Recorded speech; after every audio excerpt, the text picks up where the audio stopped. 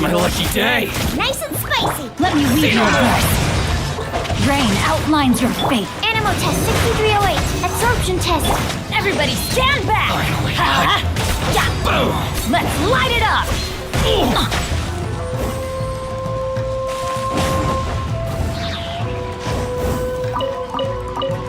Off we go! Out of the frying pan, into the fire!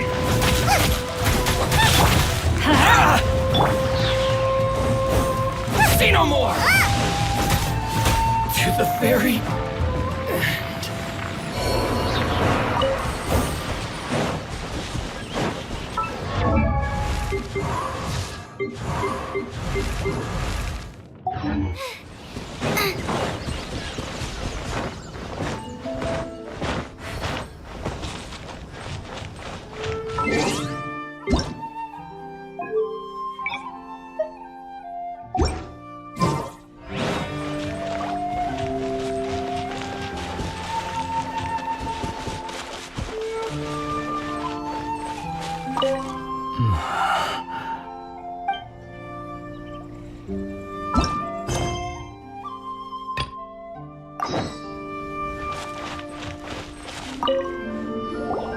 This looks like Teijima's diary, all right. Let's see what we have here. Today, the villagers and I got together to cook dry braised salted fish. I messed up and burned mine a little, so I had to pretend that it was black snakehead instead. Today, I helped rescue a kid who had fallen in the water. After I pulled him out, he told me that his best friend Bamboo was still in the water. I searched the water the whole afternoon before finding out that Bamboo was the name of his pet crab. I went kite flying today. The string broke, so I chased after it as fast as I could. I soon realized I was never going to get it back, so I just found somewhere to sit and watch as it flew away into the distance. Seems like your average diary of daily village life. Huh? Wait, there's more! I went to pray at the shrine again. I stayed there a while. The Omamori you gave me has faded a little, but it is still my most treasured possession. Now that's the kind of info we're looking for. Time to pay a visit to the shrine.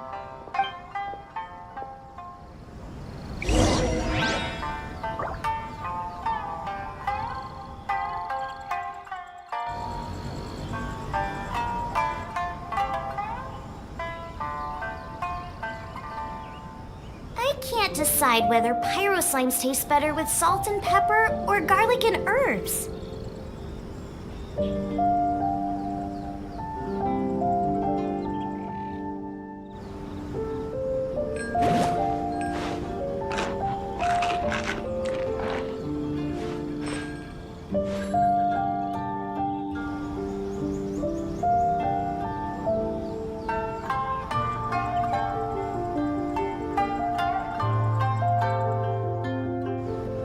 If there's nothing better to do, we could go foraging for ingredients.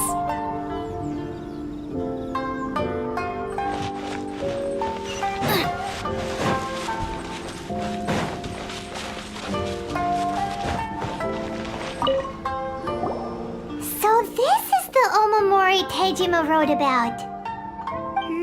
Interesting.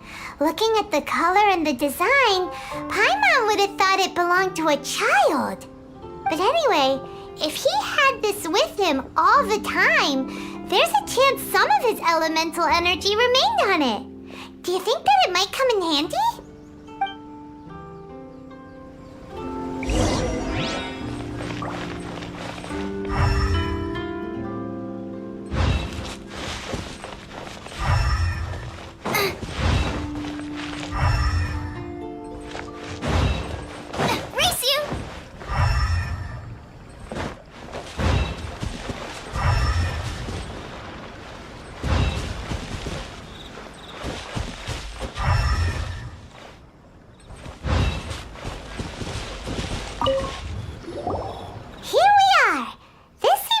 Somewhere that Tejima visited a lot.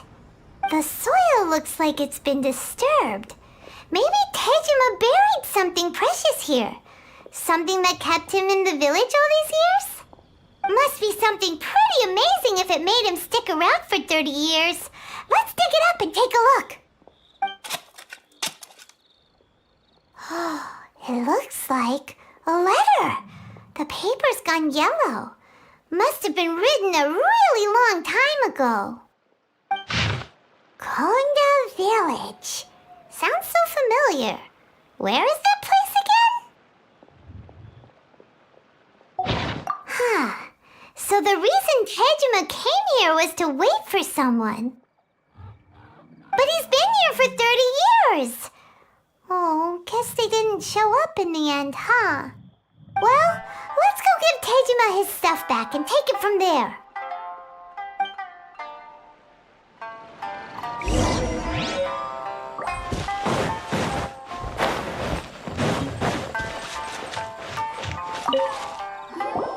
Well, I'll be. That's certainly my handwriting. And I guess the Omamorian letter belonged to me too. But I have no memory of anything that's written in this diary. Still, it's clear that I was waiting for someone here, and that I chose to wait for 30 years. Over the years, I must have made a note of anything interesting, anything that I could share with her when we were finally reunited. And just look at all the things that did happen over the years. The time has flown by so quickly. 30 years feels like the blink of an eye. How could I have forgotten something so important to me?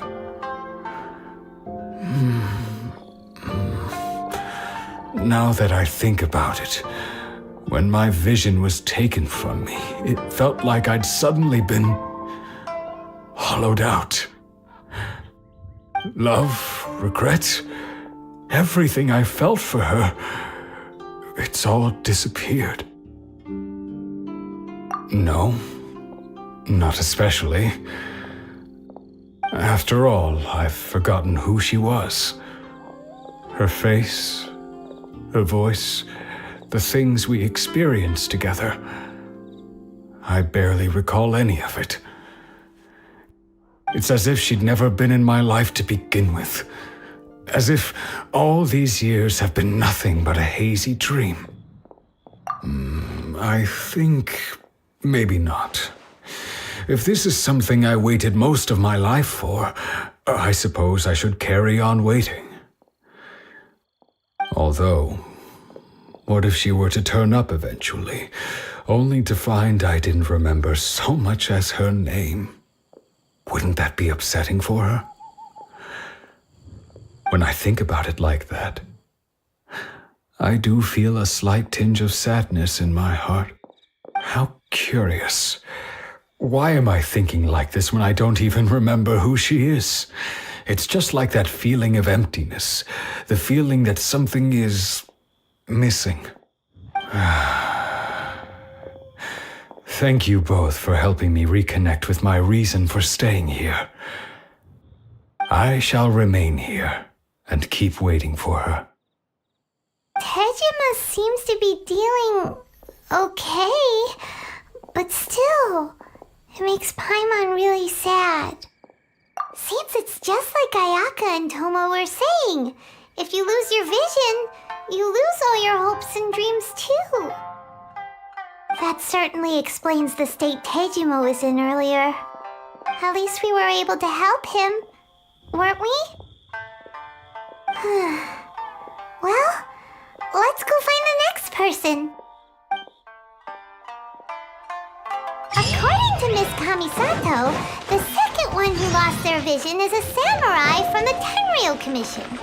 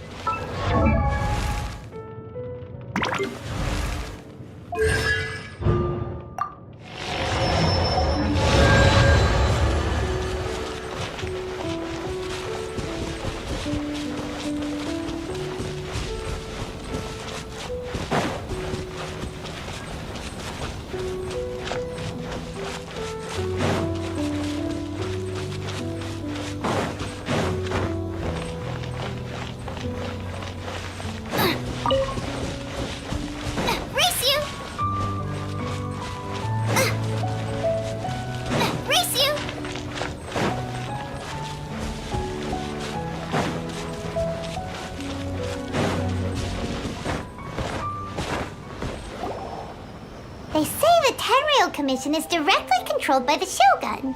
They're the ones responsible for maintaining law and order in Inazuma, the ones actually enforcing the Vision Hunt decree. But why would they take action against one of their own? Paimon doesn't get it. Huh? There seems to be some commotion over there. Let's go see what's happening. I'll ask one more time. Do you intend to withhold this month's emergency provisions? The entire clan is counting on that food. We demand an explanation. How many times do I have to say it? I don't know anything about emergency provisions. You dare deceive us? Those provisions are essential. Do you understand? Not some goods to be pocketed by greedy samurai. You samurai think you can just do whatever you please? The Tenryou Commission will hear of this! Oh, huh? And who are you? One of Kurosawa's gang, no doubt. What? We just happened to be passing by. We heard the commotion and came to see what the matter was. I see. You seem to have come just at the right time. Perhaps you can help us settle this matter. This is Kurosawa. He's a samurai and a member of the Shogun's army. They issue emergency provisions to the area, and he's the one responsible for distribution. In the past, we'd simply ask him for provisions and everything would be delivered. Now, he suddenly refuses to give us anything. He's keeping the provisions for himself, I just know it. We'll starve without them. No one seems to care about us. We used to think Kurosawa was a kind man, but he's shown his true colors. He's the same as all the other samurai. It's no wonder all the visions have been confiscated. The Raiden Shogun doesn't need people like him helping her rule the nation. This must be one of the people Ayaka asked us to help. But why would she ever want us to help someone like him? Maybe we should talk to Kurosawa and see what he has to say.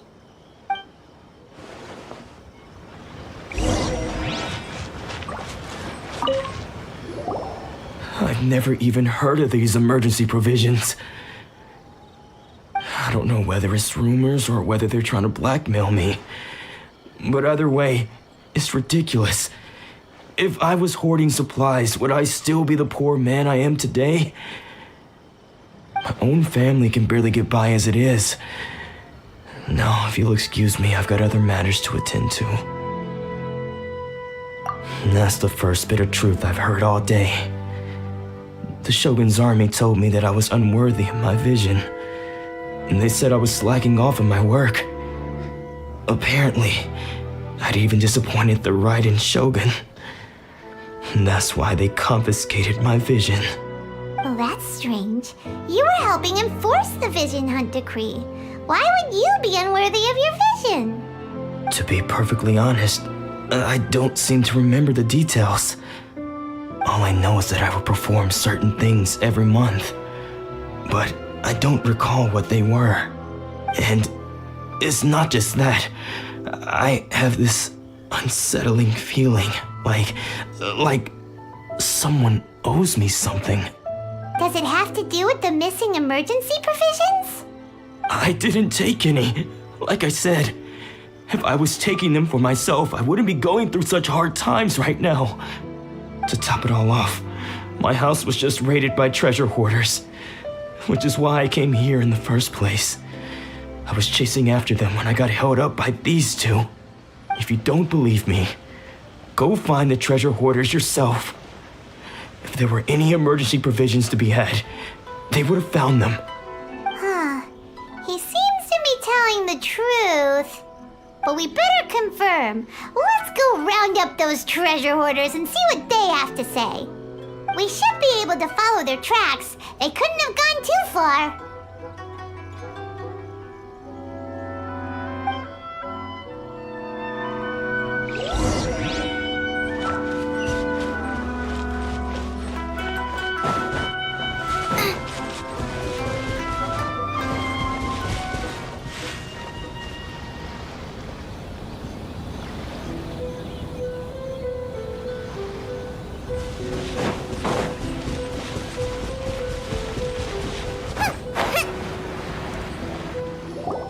We really outdid ourselves this time.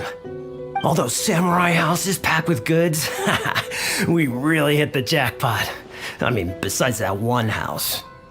You haven't seen anything yet. There'll be a lot more where this came from. Today's just the beginning. I'll be leading you all on an epic journey of pillage and plunder that will go down in hoarder history. You demand, boss! These seem like the treasure hoarders we're after. Let's teach them a lesson.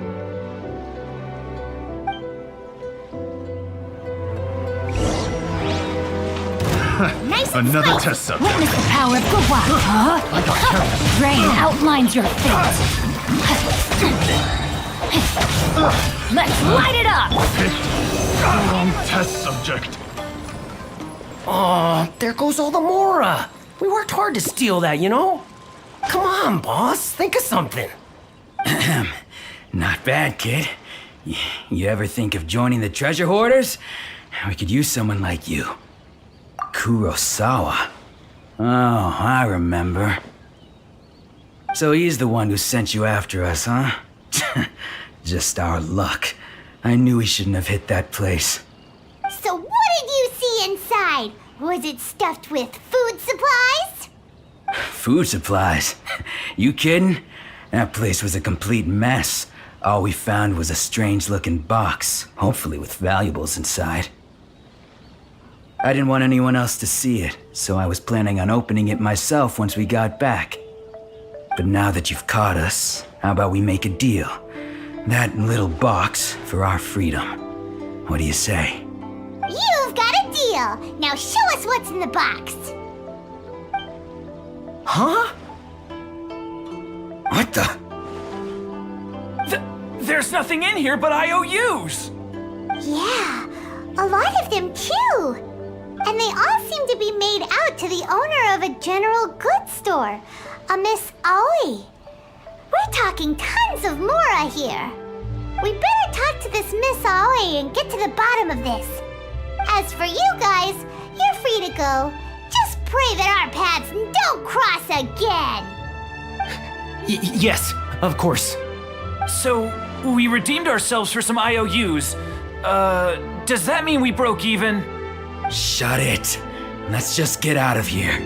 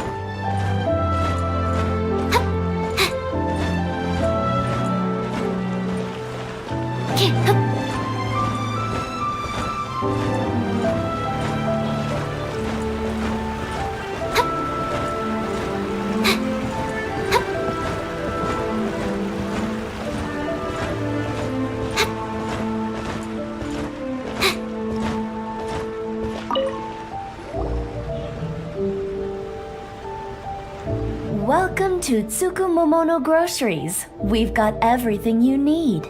Can I help you find something? Or perhaps there's something you want to inquire about? Ah, so you're friends of Kurosawa, I take it? Perhaps you're here to pay off his debts. Whoa! Let's not get ahead of ourselves.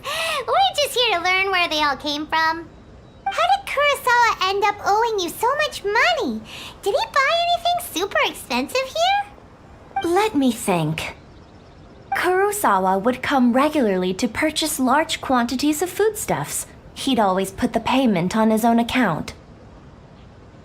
However, the price of provisions began to skyrocket recently, and his salary was no longer enough to cover the cost. So, he started writing out IOUs to cover whatever he couldn't afford of the usual amount. So that's how he was getting those emergency provisions. But why did he have to purchase a usual amount? If the prices increased, couldn't he just buy less? Well, if you think about it, the citizens receiving the emergency provisions must have been carefully calculating how much they needed to sustain them each time. Kurosawa thought that it would be quite the disappointment for them if they found they didn't have enough, especially after such long and careful planning.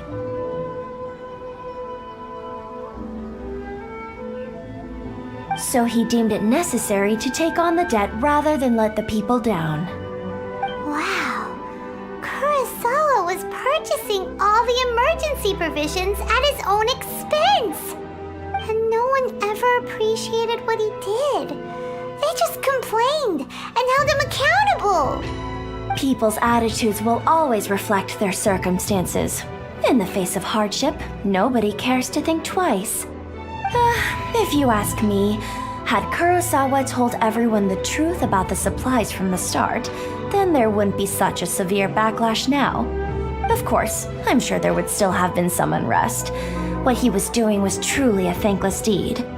As for why he chose to spend his own money on emergency provisions and never tell anyone, I'm still not too clear myself. If you're still curious, why don't you go ask him yourself? I see.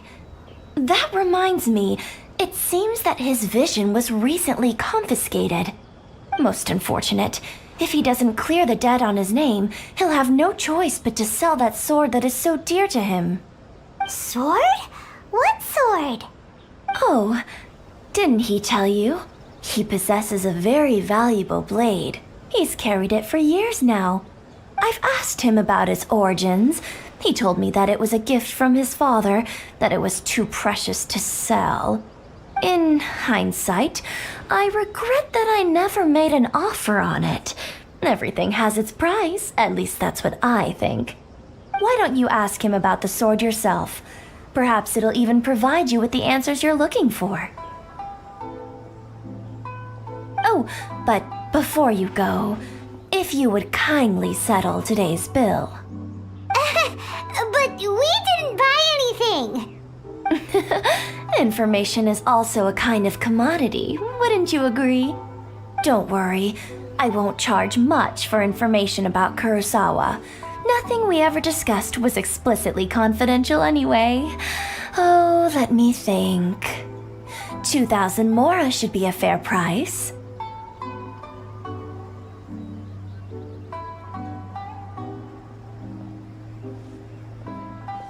At least we now know where the emergency provisions are coming from. Plus, we found out that Kurosawa has a priceless sword in his possession. Let's go talk to Kurosawa again and see if he can remember anything.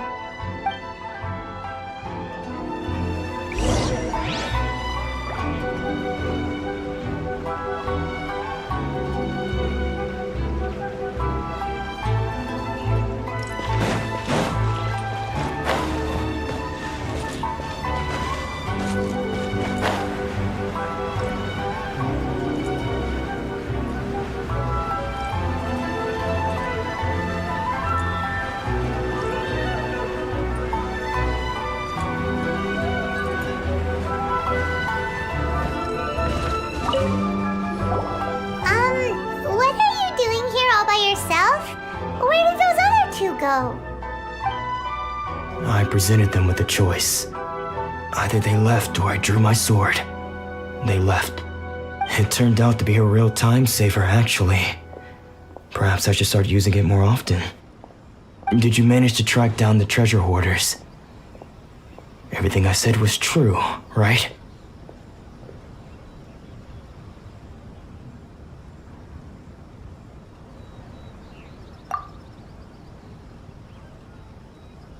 That just about sums it up. It turns out that you really were distributing emergency provisions, but they were all purchased at your own expense. Strange. Is that really the kind of person I was? I don't really have any such recollection. Even after all you've told me, I still don't remember anything. Why was I purchasing emergency provisions for everyone? And why would I put myself in such a difficult situation? I really don't understand. But I cannot deny that when I brandished my sword to scare those two away, I could sense that my body was somehow reluctant to do so.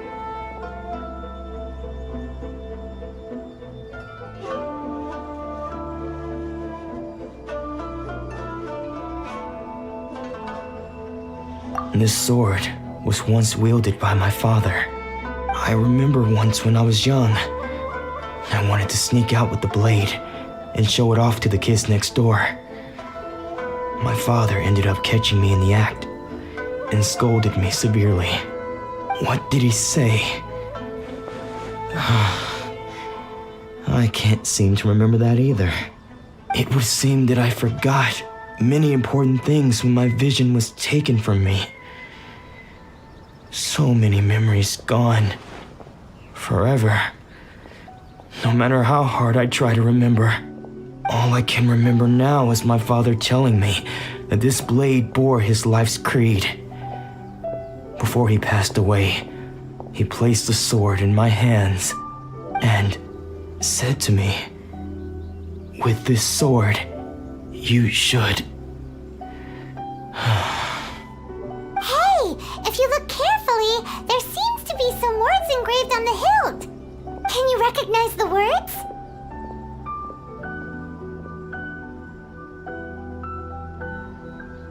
Virtue and justice? Somehow those two words seem to explain everything now. Taking on seemingly endless debts to make others happy. I guess that must have been my greatest ambition after all. But what use of virtue and justice? I purchased the provisions for those in need, and look how things ended up. The Tenryo Commission seized my vision, and the very people I was so desperately trying to help refused to understand me. And the irony of all of it is, I somehow still felt sorry when threatening them with my blade. I'm incapable of being a good person, yet I'm equally unable to be bad. I don't know what to do with myself. Yet another troubled soul. When we get the chance, let's speak to Toma about Kurosawa's debt. The Yashiro Commission would surely help cover his expenses. In any case, we must never let him sell off that sword.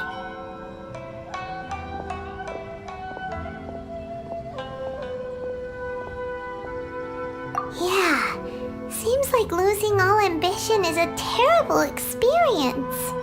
Fortunately for us, you don't have a vision. Let's go find the next poor soul.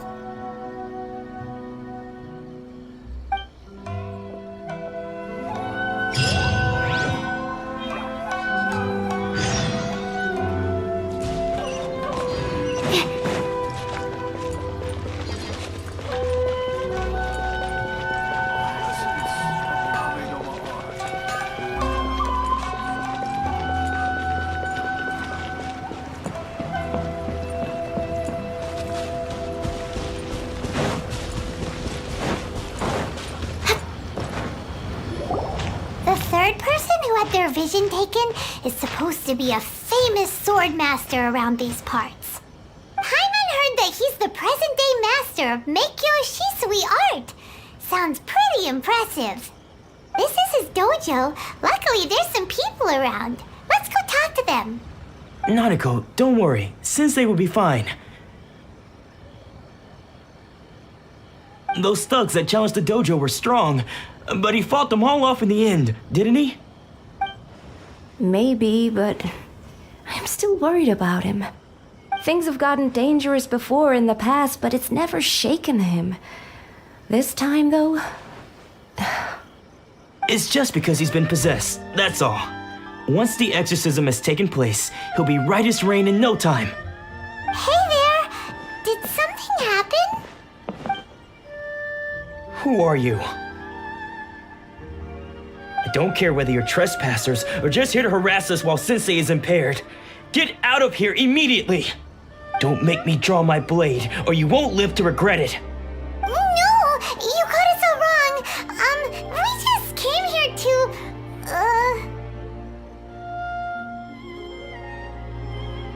Disciples? Yep. We've heard all about the mighty master of Meikyo Shisui art. It's the whole reason we came all this way, to seek him out and ask him to train us. But then we got here and overheard you talking about how he got possessed or something?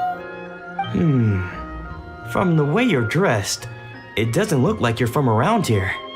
Please, accept my apologies. We've had so many people trying to cause us trouble recently that we're on high alert.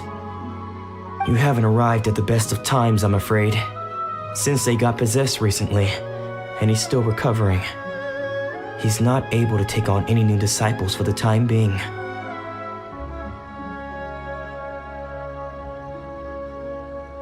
I see you are earnest in your pursuit. Okay, how about this? My fellow disciple Nanako and I will explain Sensei's situation to you in a little more detail. Then you can decide whether to stay or to leave.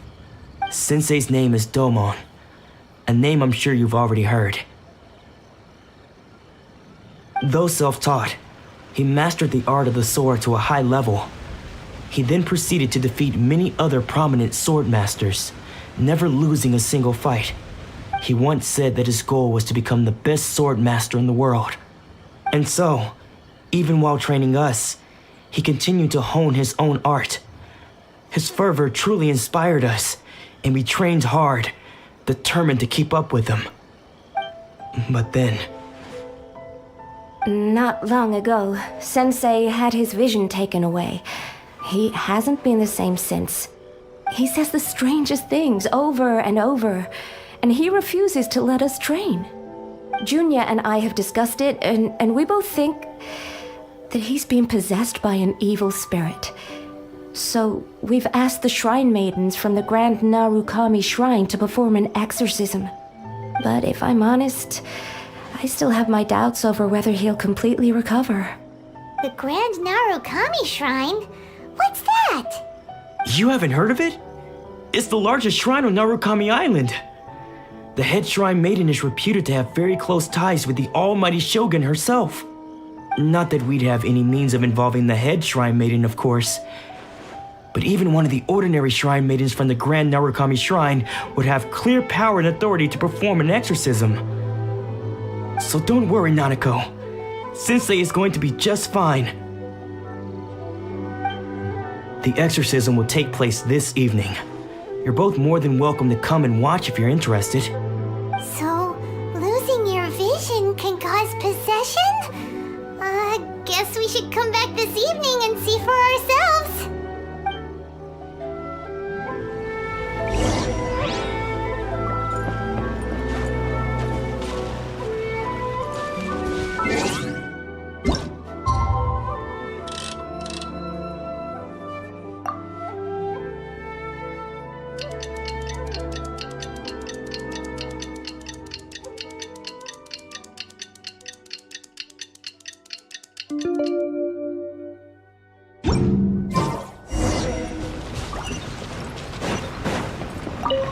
Shh.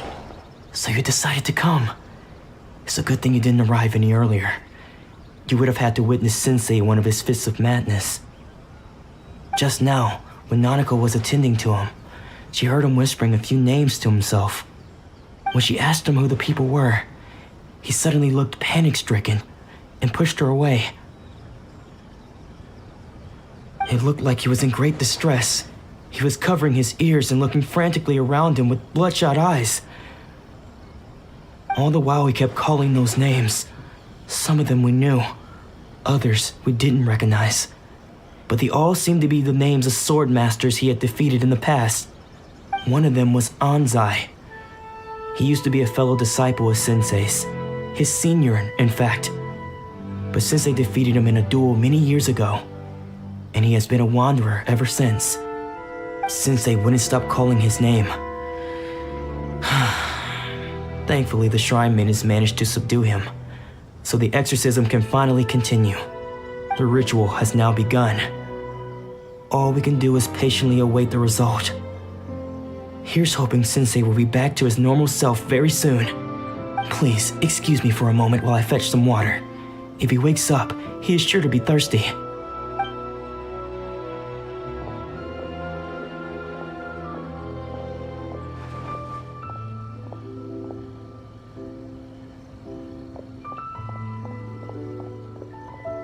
Huh? Who's that sneaking around? Uh-oh. Could they be here to mess up the exorcism? We won't let them get away with it. Come on, let's go after them.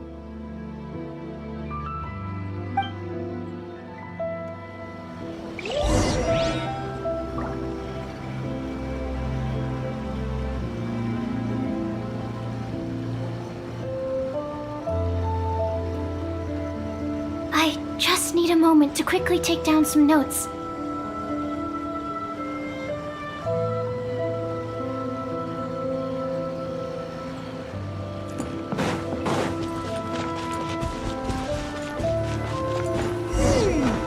Seems they aren't here. Should we keep going further up?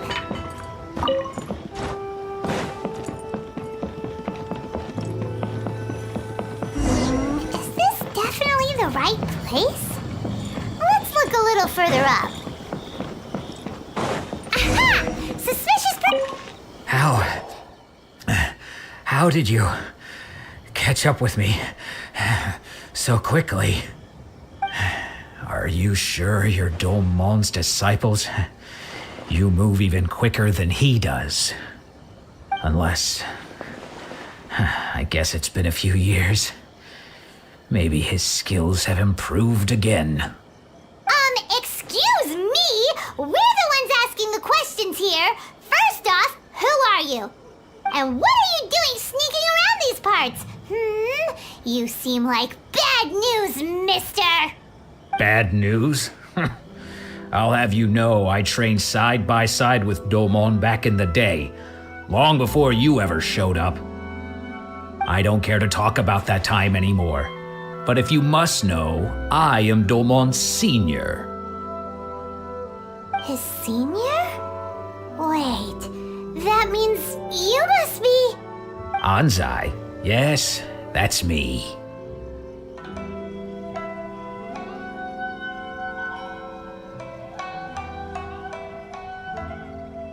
Because I don't wish to see Domon or anyone else associated with him ever again. When we were young, we trained under the same sword master, studying Make-Yoshi Sui art together. I had begun training 5 years before him, and everyone looked up to me as a steady and dependable older disciple. Practitioners of Make-Yoshi Sui art seek to achieve stillness of mind, freedom from all agitation. So the majority of disciples are indifferent to rank and reward. I was no exception. But Domon was different. The first thing he did when he joined was go straight to our sensei and ask him, with a beaming smile on his face, how to become the best in the world. Sensei scolded him and told him that the art of the sword should not be used for such vain ends. Sensei said that coveting the title of the best sword master, barely days into his training, showed that he had a fickle mind, and that this would impede him from ever mastering the blade. I thought so too at the time, but Domon began making swift progress in his training and even started catching up with me. Only then did I realize that it was Domon who had long since freed his mind from all agitation. He was consumed by his singular desire to become the best in the world. He sought nothing less than perfection in the art of the sword, and nothing could deter him from this goal, no matter what stood in his way. Sure sounds like he meant business. So how come you don't want to ever see him again? Because until he arrived, I was convinced that I would succeed our sensei as the master of Meikyo Shisui art. Of all the disciples, I was the most gifted. I had trained the longest. Everyone had high expectations for me. Domon's arrival changed everything. When we sparred, I lost not just the match, but my pride and my status too. I fled the dojo that day and never looked back. Later, I heard that he sparred with Sensei too. Sensei was advanced in years by then, and unfortunately that match used up every last ounce of energy in his body. After that, I wanted nothing further to do with him. Deep down, though, I still respected his mastery of the blade and his commitment to the art of the sword. So, when I heard rumors that he had lost his mind, my first reaction was to dismiss them as false. How could he, of all people, have lost his mind? His mind was the sharpest of them all. He had practiced Meikyo Shisui art to perfection. I decided to quietly come and see if it were true. Then, to my complete astonishment, I heard him call my name. I thought mine was a name he had long since forgotten. So you see, I came here not to cause him any harm. I just wanted to see for myself. Okay, you've heard my story. You should get back now. The exorcism is probably finishing. Seems like we got it wrong this time. He wasn't here to mess up the exorcism at all. Still, Paimon's not sure we should bring him back with us. Let's go see how the exorcism's coming along.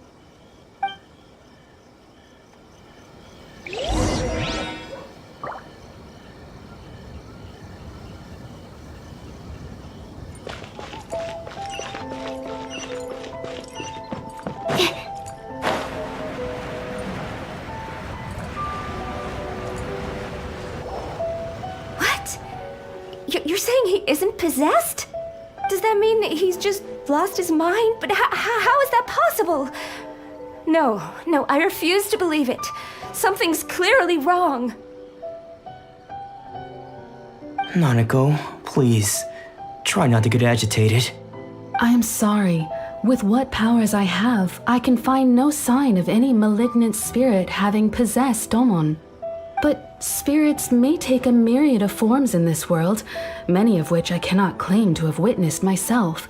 Thus, I dare not rule out possession with complete certainty.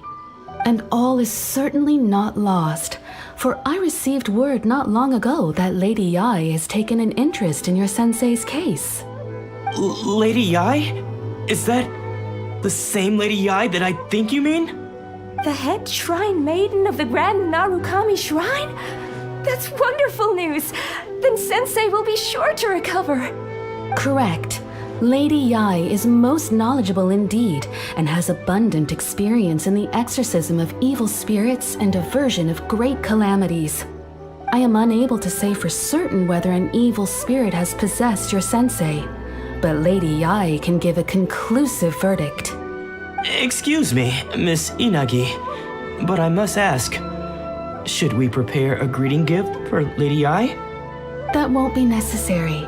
All that is required of you is your timely arrival at the Grand Narukami Shrine. Lady Yai does not like to be kept waiting. I must leave now, but we will meet soon at the shrine. I wish Domon a full and speedy recovery. Who'd have thought Lady Yai herself would have taken notice of our sensei's case? Do you mean to say that Sensei isn't renowned enough to deserve Lady Yai's attention? No, that's not what I meant at all. You misunderstand me. I just mean this is Lady Yai, The head shrine maiden. She has direct and close contact with the almighty Shogun herself. Anyway, you should join us too, tomorrow. Given that you've traveled all this way just to meet our sensei, we, the disciples of Meikyo Shisui Art, will do our best to help you.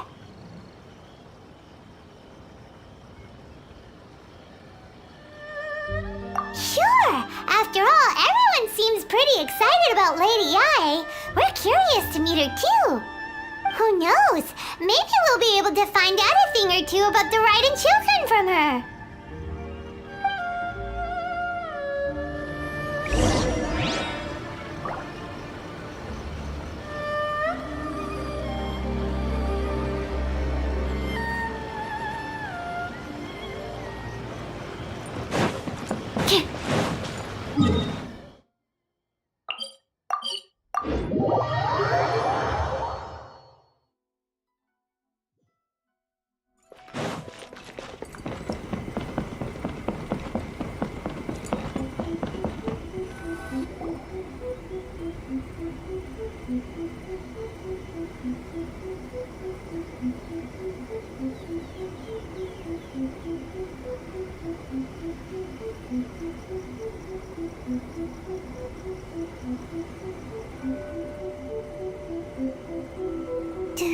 Do you think that's Lady Ai? Oh, no wonder Junyo is so excited. She has a really striking presence. Also, is it just Paimon? Or did she look right at us just now? It was probably nothing. It's not like she's ever seen us before. Keep away. Keep away from me. I gave up the art of the sword. Please, let me go, I beg you. As you can see, Lady Ai, Domon has persisted in this state for some time now. He appears to see those who have lost to him in duels past, gathered all around him to persecute him. Lady Ai, it must be a possession, right? This is nothing like him at all. In the past, no matter what came his way, he would always face it with a confident smile. I'm sorry. It is clear to me that your sensei is not possessed by any evil spirit. But then does that mean he... Yes. This is a change in the person himself. Unable to cope with the tremendous pressure he was under, he suffered a spiritual collapse. With his wits impaired, he finally descended into madness. As one who is thrown into the sea, though he fights back desperately against his predicament, it does nothing to prevent his descent into the depths. As for what has triggered this change, I believe it must be the loss of his vision. For to be stripped of one's vision is to be stripped of one's ambition. Stripped of his ambition?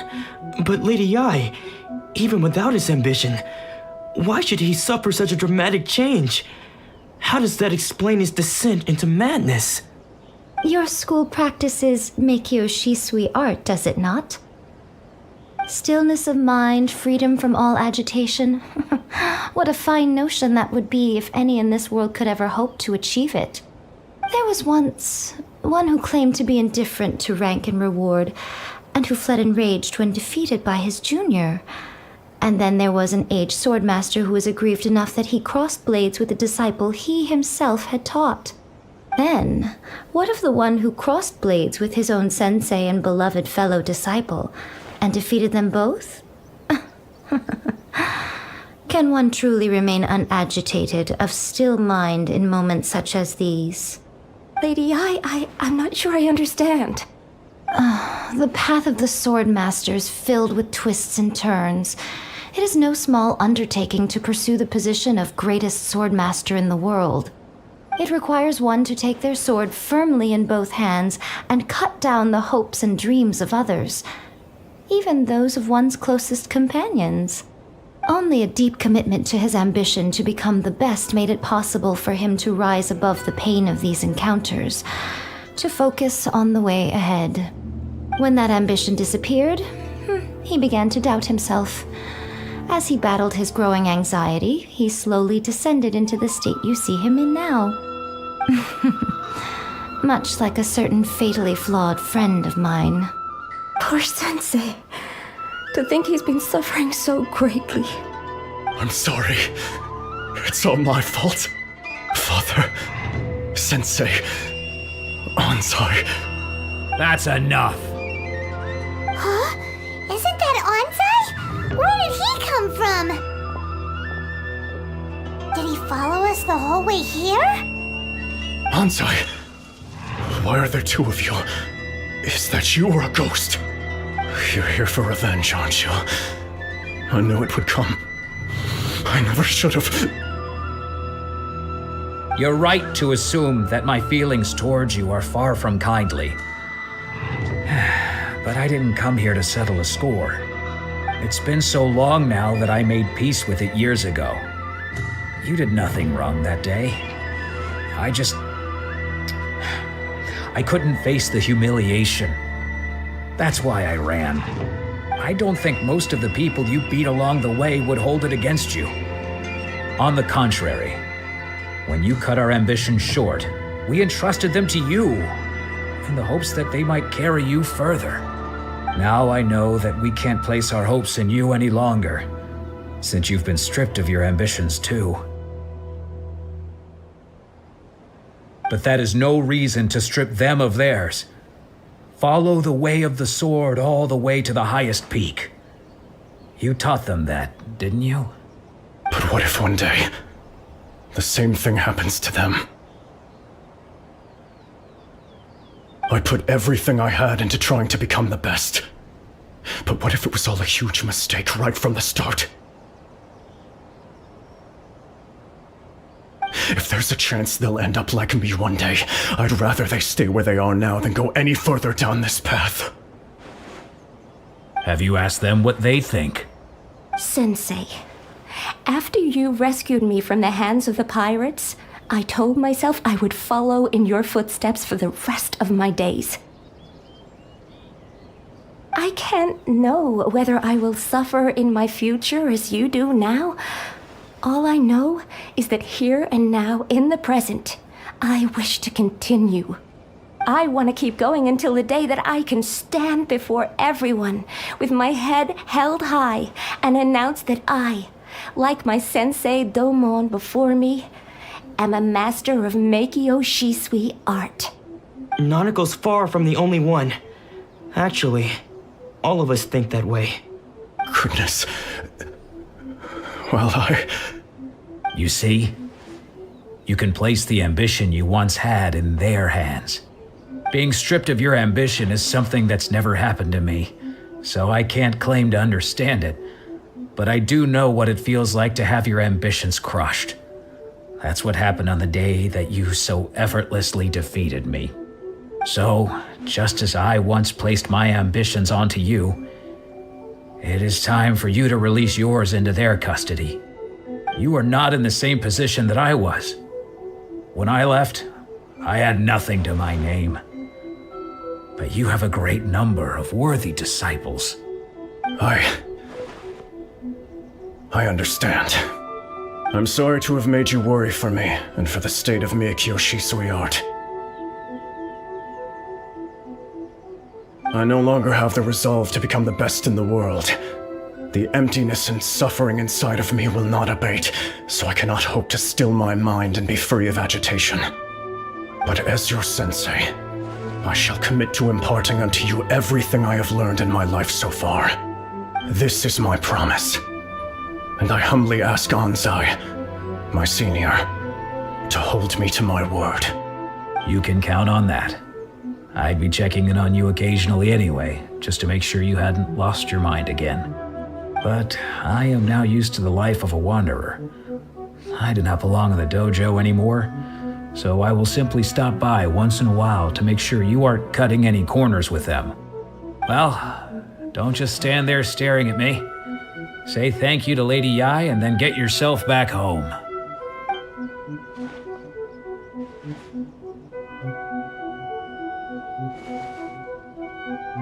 So even though his ambition was taken away, his disciples can take it over on his behalf. Guess that sort of solves this one, huh?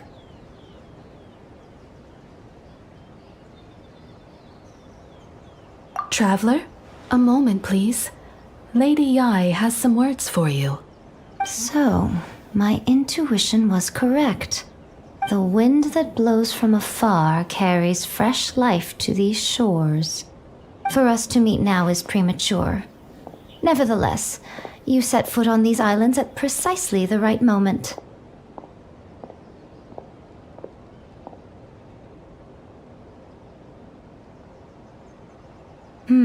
I have high hopes for you, child. Don't disappoint me.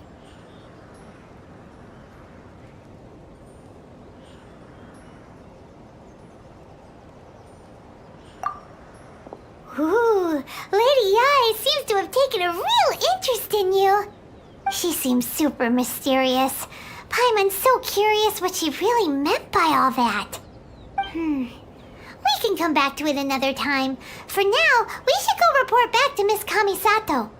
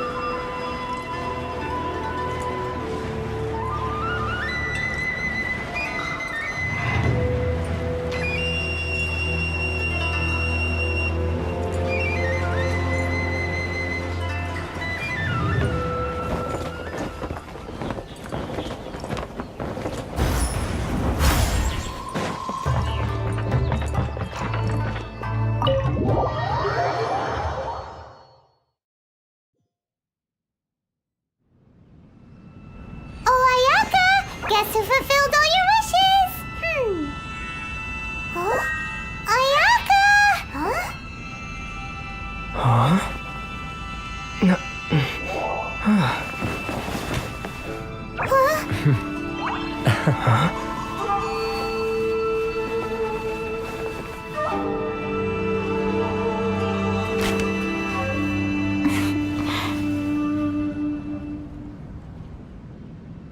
Traveler, Paimon, it is a pleasure to finally meet you both face to face.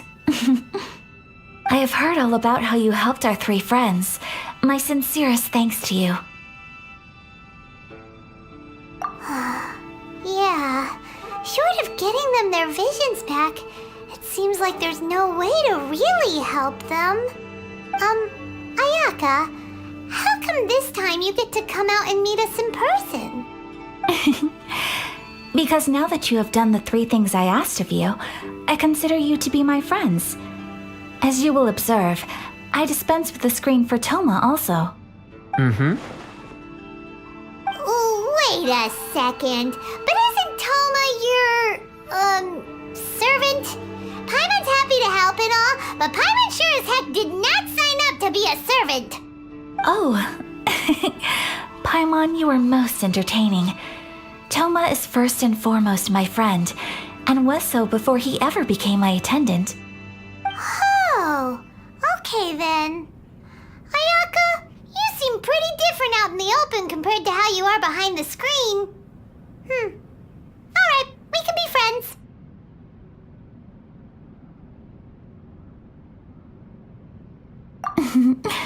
Thank you both kindly. Back to the matter at hand. You have now witnessed the pain of those deprived of their visions. What are your feelings on what you have seen?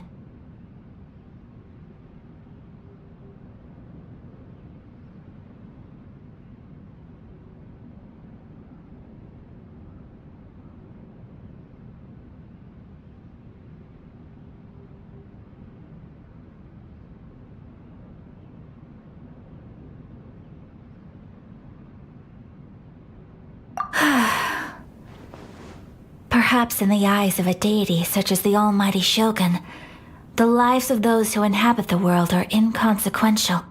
Thunders roar, lightnings flash, the winds assault, and the rains descent. All these things take place with no regard for the feelings of the common people. But I believe that surely you understand what they must endure.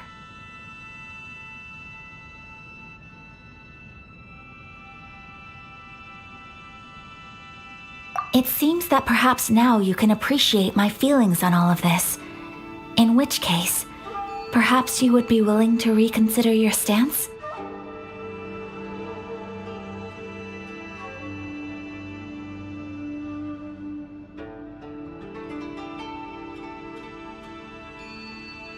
You will? Really?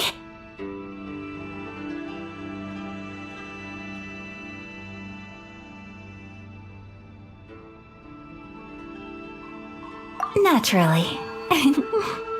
All right, bravo, my lady. You were right all along. See? I told you he wouldn't reject them. I'd place my trust in the right person after all. Now then, given that the remainder of our discussion pertains to matters of a more confidential nature, perhaps we could move to the Komori Tea House? We ought not to involve other members of the Yashiro Commission.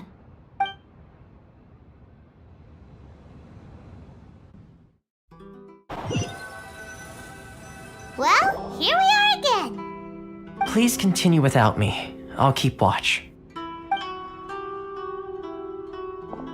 So, what's the deal with this place anyway? What makes it your favorite meeting spot? This is land that was gifted to the Yashiro Commission by the Shogun.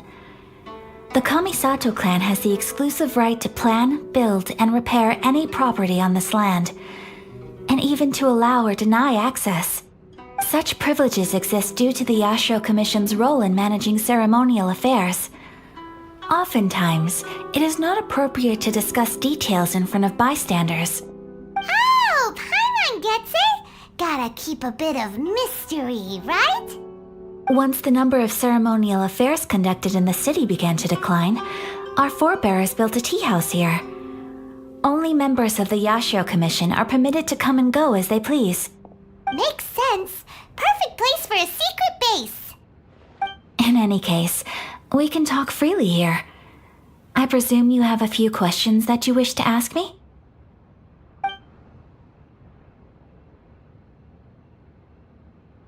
Of course. We have tried on numerous occasions.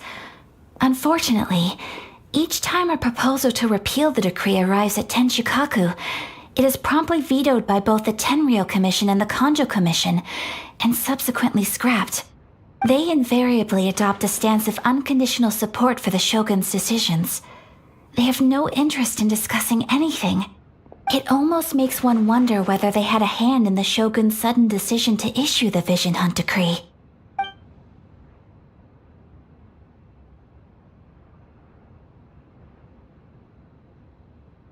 The issue is this. For the vast majority of people, the Vision Hunt Decree is something that has no implications whatsoever. After all, it is but a tiny minority of people who receive visions. Moreover, it is not unknown for visions to spark jealousy in others. Because of this, the attitude of most people towards the Vision Hunt Decree is one of indifference. How can they be like that? Paimon's getting mad. Nevertheless, in addition to us, there is also the resistance on Watatsumi Island. Resistance? You mean like an army fighting against the decree? Yes. Many who have lost or fear losing their visions have rallied together under Sango no Miya on Watatsumi Island to form a resistance group. To say a little more about Sango no Miya, historically, there has always been some conflict between them and the shogunate of Narukami Island due to their different belief systems. But I do wonder whether there may be some other agenda behind their resistance movement, beyond merely fighting the Vision Hunt Decree.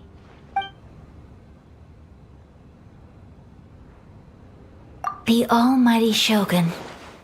I've seen her on but only a few occasions, most of them formal ceremonies. She inspires awe, commands respect, and exudes a sense of absolute authority. But as I recall, there was something else about her that struck me even more deeply. It was her almost complete lack of any emotion. In that sense, she appeared to me to be less of a ruler and more of, well, an executive official, I suppose, focused exclusively on her single goal of implementing eternity, acting accordingly without feeling.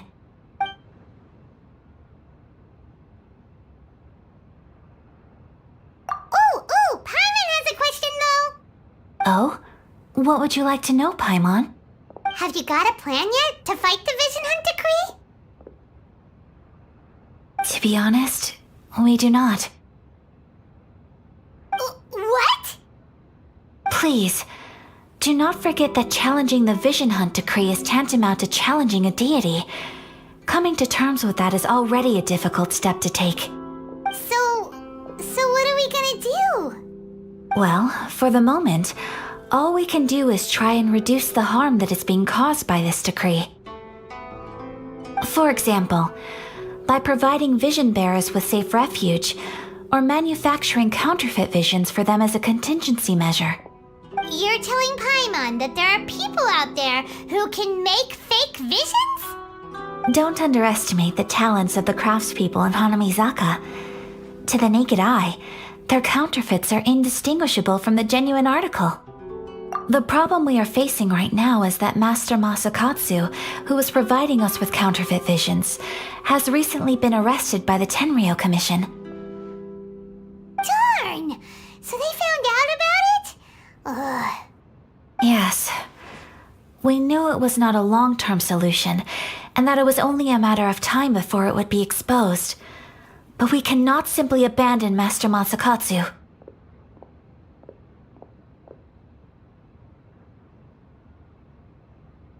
Exactly. I feel the same way. But given mine and Toma's identities as part of the Yashiro Commission, breaking him out of prison would risk dragging down the reputation of the entire Kamisato clan should we be caught. That would only serve to cast suspicion on any future activity we might seek to attempt.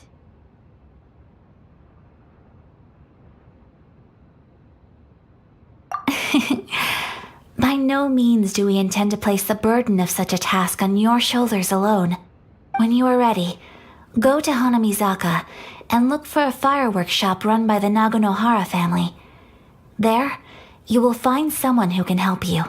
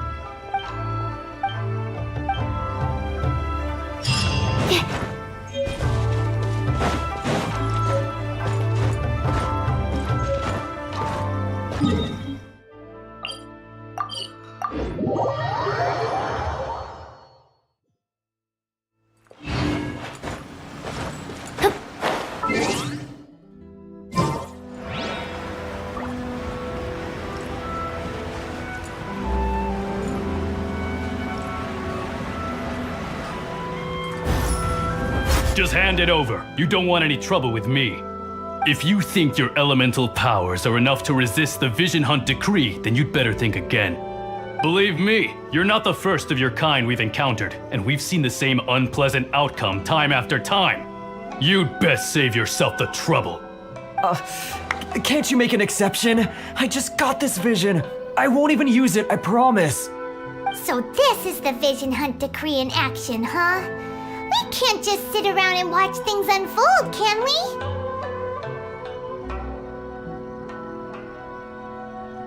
Psst! Hey, wait! Huh? There's someone trying to get our attention. Come on, this way. What's going on? Can't you see we need to go help? Shh, quiet. Just sit tight and watch for a moment. Hey, this isn't right, you know. Just because you don't have a vision doesn't mean you can sit back and watch others in trouble. Huh? Hey, wait! You do have a vision! Shh. If you don't keep your voice down, I won't have one much longer. All right. Here, take it. Wise choice. All right, let's go. What should we do now? He's already given up his vision. Doesn't he know what could happen to him after losing it? This is your fault. You're the one who stopped us from interfering. Many thanks, Miss Yoimiya. If you hadn't swapped me a fake just now, I'm sure I would have lost it. No worries. You put on quite the convincing performance. Oh, so that's what's going on here. And to think Paimon was about to unleash Paimonial wrath on Miss Yoimiya. Sorry about that. Think nothing of it. I could tell from your reaction we were on the same side. You just didn't know it, you know? Oh, right. Allow me to introduce myself. I'm Yoimiya, the current owner of Naganohara Fireworks. It ain't much, but it's honest work. Great to meet ya. Practically everyone on Hanamizaka knows Yoimiya. She's the queen of the summer festival. Without her and her fireworks, summer on Narukami Island just wouldn't be the same. Whoa, that's quite the introduction. Paimon loves fireworks. It's nice to meet you. Stop it, Hanjiro. You'll embarrass me. As for thanking me, you'd be better off thanking Master Masakatsu. He's the one that gave me the fake visions in the first place. His handiwork allowed me to keep my own vision. Whew, I can't even imagine trying to run the business without it. Ugh. Yes, Master Masakatsu is a good man. It's too bad good people seldom get the recognition they deserve. Master Matsukatsu? Huh? Do you guys know him too?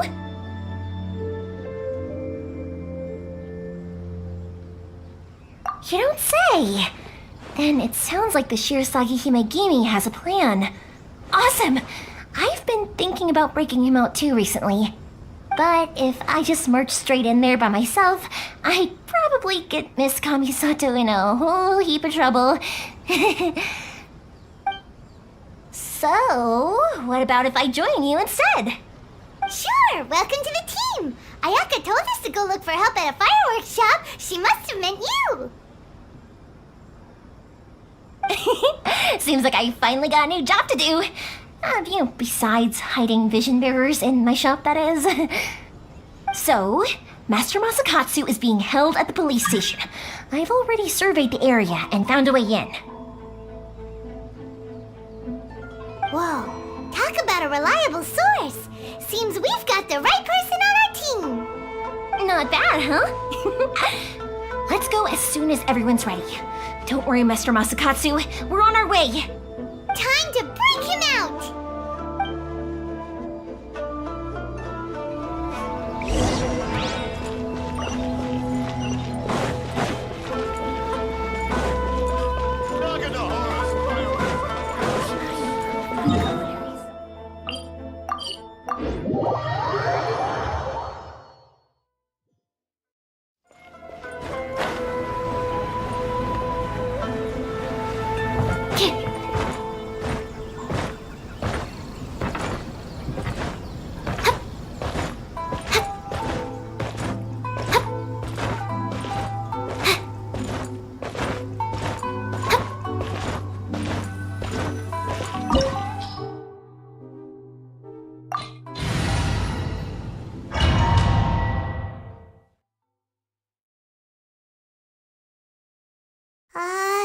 Now that we're inside, this place is a whole lot creepier imagined.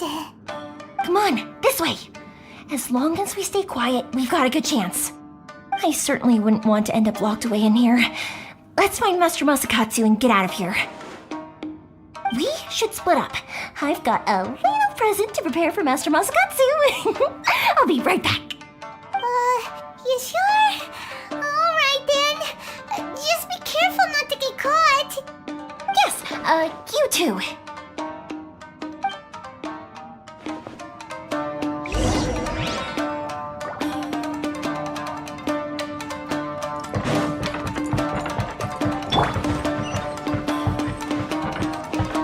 Race you! Ring cutter! No, my sword!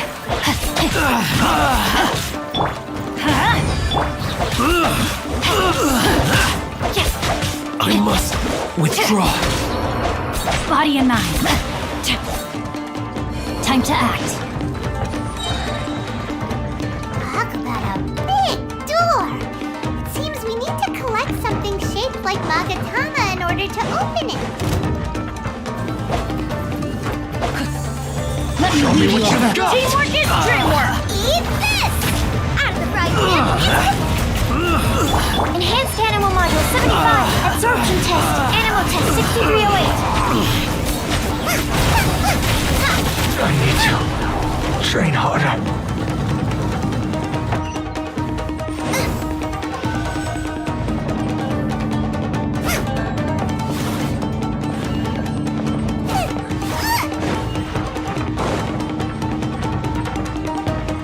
Battle formation! This wall looks a bit odd. Maybe there's some special trick to it. These guys seem a lot tougher than usual. Paimon wonders if that armor over there has anything to do with the source of their strength. Who's this? Soldiers, quick! Let's light it up! Rain outlines your fate. Stand clear. You must get this. Get them! Witness the power of Gugwa. Rested.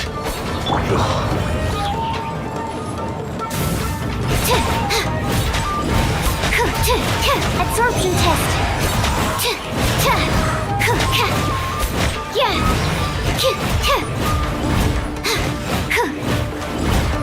Animal Test 6308. Train harder. Race you!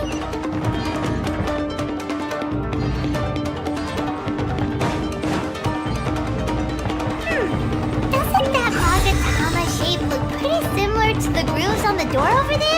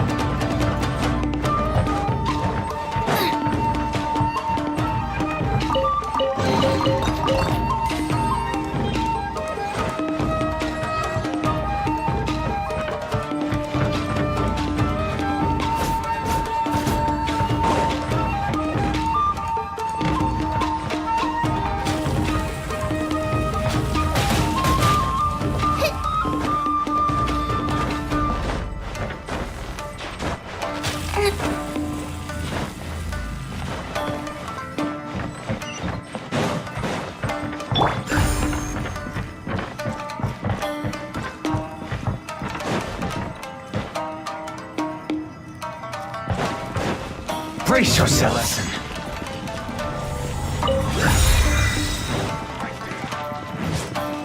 I'm going in! Nice and spicy! Show me what you got. It really hurt!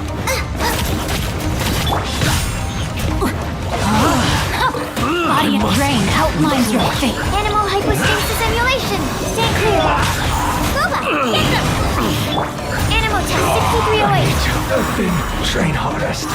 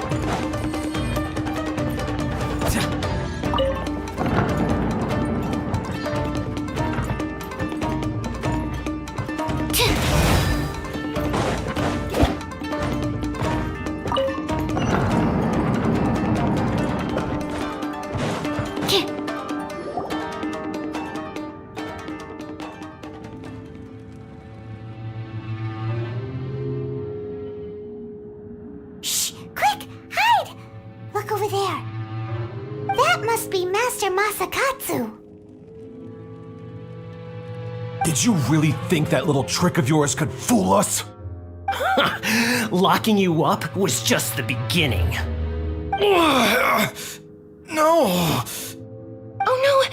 Those Tenryou Commission brutes are torturing him! If we don't come up with a way to break him out fast, then... Huh?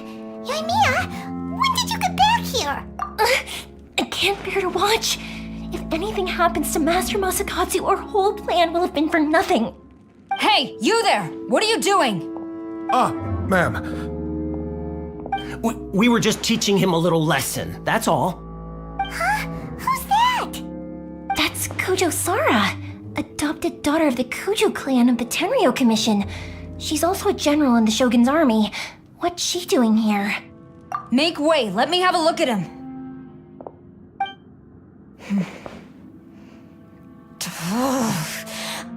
I'm sure you're well aware that torture is strictly against military regulations. Yes, ma'am. If you are unashamed of such disgraceful action, then you are also unworthy of the Tenryou Commission itself. Do I make myself clear? Yes, ma'am. It won't happen again. Oh, Paimon sure wouldn't want to get on her bad side. Hey, this is our chance. Let's move. Yoimiya, are you sure now's the right time? Who is that? Quick, go and investigate. Yes, ma'am.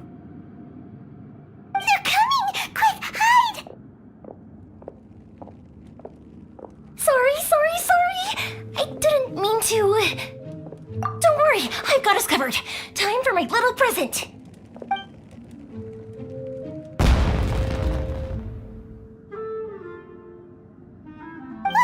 Fireworks! Huh? Was that an explosion? It sounded like fireworks. Quick, let's hurry!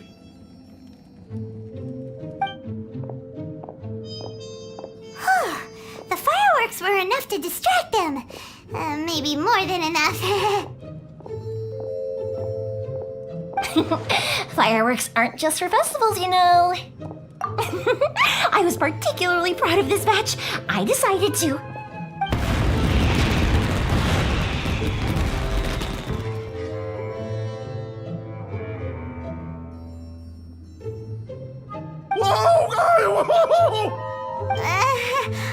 Yoimiya, this is turning into a bit of a fireworks display. Well, fireworks are my craft after all. Every batch has to be spectacular. Look, the coast is clear. Now's our chance.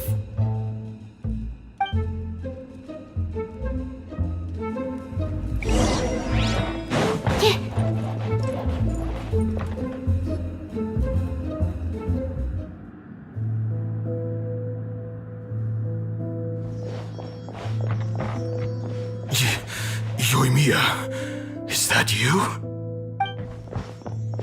Master Masakatsu! Sorry we took so long. Oh, those awful guards. Come on! We've got no time to lose! They could be back any minute!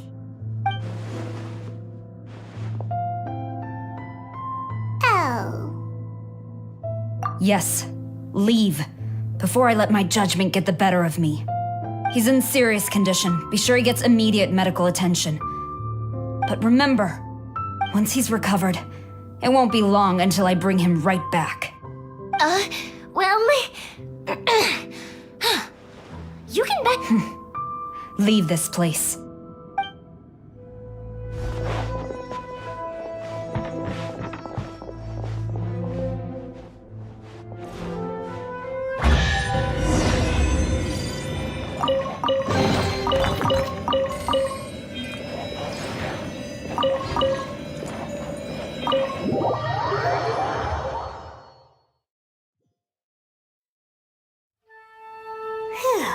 We're finally out of that creepy place. Yes. Finally, I've made it out of there. Master Masakatsu, how do you feel? Can you hold on? Don't worry. I think I can make it to the infirmary without keeling over. Thank you. All of you. I'll take him to get treated. I'll treat you to a round of drinks once this is all over. Don't worry about us. Just take care of Master Masakatsu.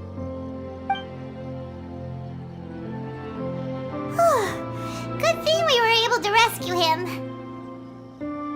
Right, Kujosara. Do you think she was making up for how the guards were treating him? It seems as though there are some okay people among the ranks of the Tenryou Commission. Though Paimon would never agree with their actions in the Vision Hunt Decree, of course. How about we go tell Ayaka and the others the good news?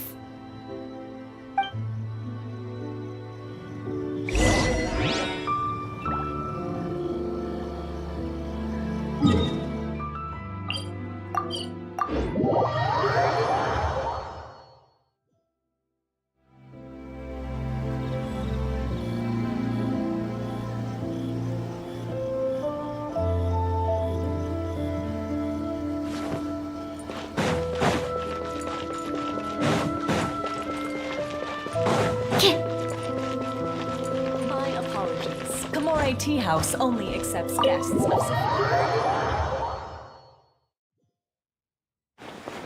I see. So Kujo-Sara stayed her hand. It would appear she still has some honor to her. I wonder if we should try establishing contact with her. Perhaps we could coax out some information. Unlikely. Don't forget, Kujo-Sara is also carrying out the Vision Hunt Decree. She obeys the orders of the Raiden Shogun without question. In her eyes, Master Masakatsu is of no threat to the decree. This is why she was so willing to allow his escape. If our true motives were ever divulged, she would act against us without a second thought. True. Though if you ask me, Master Masakatsu's release is an unexpected blessing. We are now one step closer to victory. And we couldn't have done it without Yoimiya and the Traveler. You're turning out to be even more reliable than we expected. Don't mention it. Indeed. Things may have turned out very differently this time without the help of the Traveler. But if we wish to mount any sizable resistance against the Vision Hunt Decree, there is still much to be done. It is time we make ready our next set of plans. There's no need to rush, my lady. Things seem to have taken a turn for the better, at least. Not only have we rescued Master Masakatsu, but our list of allies appears to be growing. Yes, which reminds me. The Tenryou Commission seems to be making preparations for a celebration. They call it a ceremony of sorts. And the number of samurai out enforcing the Vision Hunt Decree seems to be waning. The days ahead may be more peaceful than usual. A ceremony, you say? Why would such a task be left to the Tenryou Commission? I don't know, but I'm sure it has nothing to do with us. Anyway, with the Tenryou Commission busy with preparations, we should have a little more breathing room than usual. You do present a good point. Being in a constant state of alert will only tire us further. Perhaps a period of rest is in order. Toma, what would you suggest? I'd say a celebratory feast is in order. Might I suggest an evening of hot pot together? Funny enough, I learned a new hot pot game recently. I'm sure you'll find it quite amusing. A hot pot game? What's that? Well, as long as it has to do with eating. Simply put, every person prepares an ingredient to add to the hot pot. Once the meal begins, we add all the ingredients together. Then we take it in turns to close our eyes, pick an ingredient out of the pot, taste it, and guess whose ingredient it was. Anyone who guesses correctly can go again, and whoever finishes the meal with the most points is declared the winner. Tradition even has it that the winner receives blessings from the god of hot pot. Don't you think it sounds like fun? I've been wanting to give it a try. In fact, I've already got my ingredients prepared. You really do want to play, huh? Well, sounds like we've got our work cut out for us. Time to gather some ingredients. But what should we choose?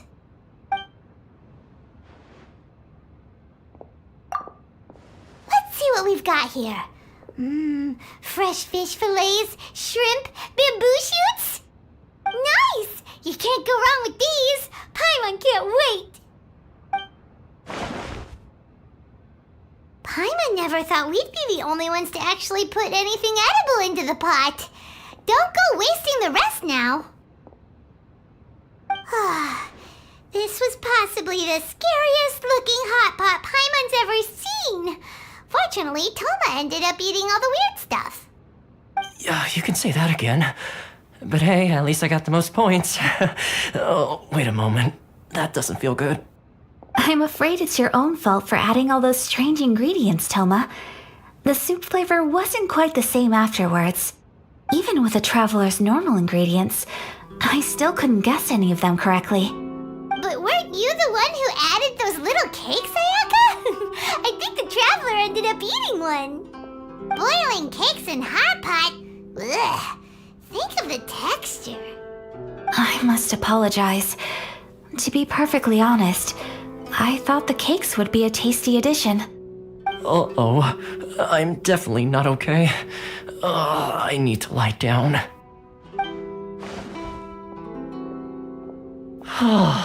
I feel like a new man. You know, Toma, all you had to do was guess wrong on purpose and it would have been someone else's turn. Talk about being competitive. Guess I've been feeling unlucky recently and wanted the God of Hot Pot's blessing. Perhaps I did get a little carried away. Still, I couldn't be beaten at my own game first time around. I think my luck has already taken a turn for the better. I can sense it. So without further ado, I hereby declare that the winner of today's Hot Pot Challenge is me. Oh, brother. Good effort, team. Another important job taken care of. Next on the agenda, some well-earned rest and relaxation. Yes, if the Tenryo Commission truly is as busy with preparations as Toma claims, then some rest would be a welcome change of pace. And with the extra time, there are some other matters I wish to attend to.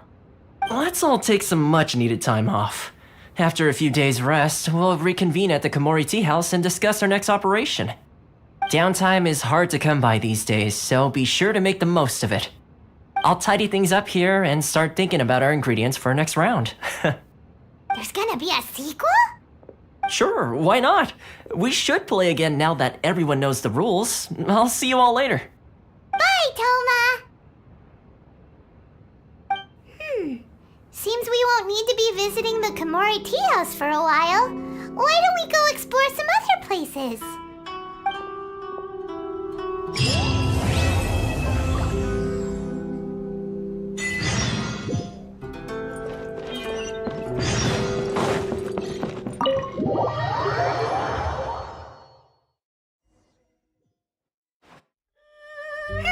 Where do we go from here? What's the plan? Traveler, Paimon, hold on! Huh? Ayaka? Something has come up, and I would like to request your assistance. But you ought not be nervous. This is not coming from the Yashiro Commission or the Kamisato clan. It is my own individual request. Individual request? You mean personal stuff? Correct. It concerns my mother. This may seem a little sudden, but in my view, you are the only person I can entrust this to. A few days ago, I was sorting through some old family belongings when I found a notebook that belonged to my mother. She wrote about all kinds of things, mostly of little consequence. But what drew my attention was a name. It is one that I have never heard before, so the fact that she mentions it so frequently, it makes it difficult for me to ignore. Probably your mom's best buddy, right? Never. And although my mother and father passed away many years ago, both my brother and I are familiar with the vast majority of their acquaintances. So, I am very curious about this mysterious individual. I would very much like to meet them.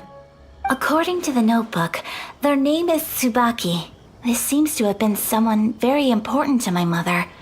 Someone with a lot of personality, who liked to have fun. Paimon thinks it sounds like a girl's name. That's what I thought too. So what do you want us to do? Do you need us to find her for you? No. Her address is given in the notebook. We can head straight there. I wanted you to assist me with the preparation of greeting gifts. Please keep everything I have told you in strict confidence. The proper course of action would be to involve my brother and visit her together. But he is terribly busy at present, and on a more selfish note, I don't wish to involve anybody else from Inazuma in this matter. Exactly. That, and you are also a kind, well-mannered person with a genuine concern for other people. Not to mention trustworthy. I would not feel comfortable with anyone else in this situation. You can count on us. We've done greeting gifts before, so we should be able to help. In terms of payment, just treat us to some delicious food and we'll be more than happy. Wonderful. In fact, I was hoping to take this opportunity to show you both around, if you don't mind, of course. Oh, we don't mind. We don't mind at all. Do we? Thank you kindly. Shall we head off then? Ogura Textiles and Kimonos is our first stop. All right, sounds great.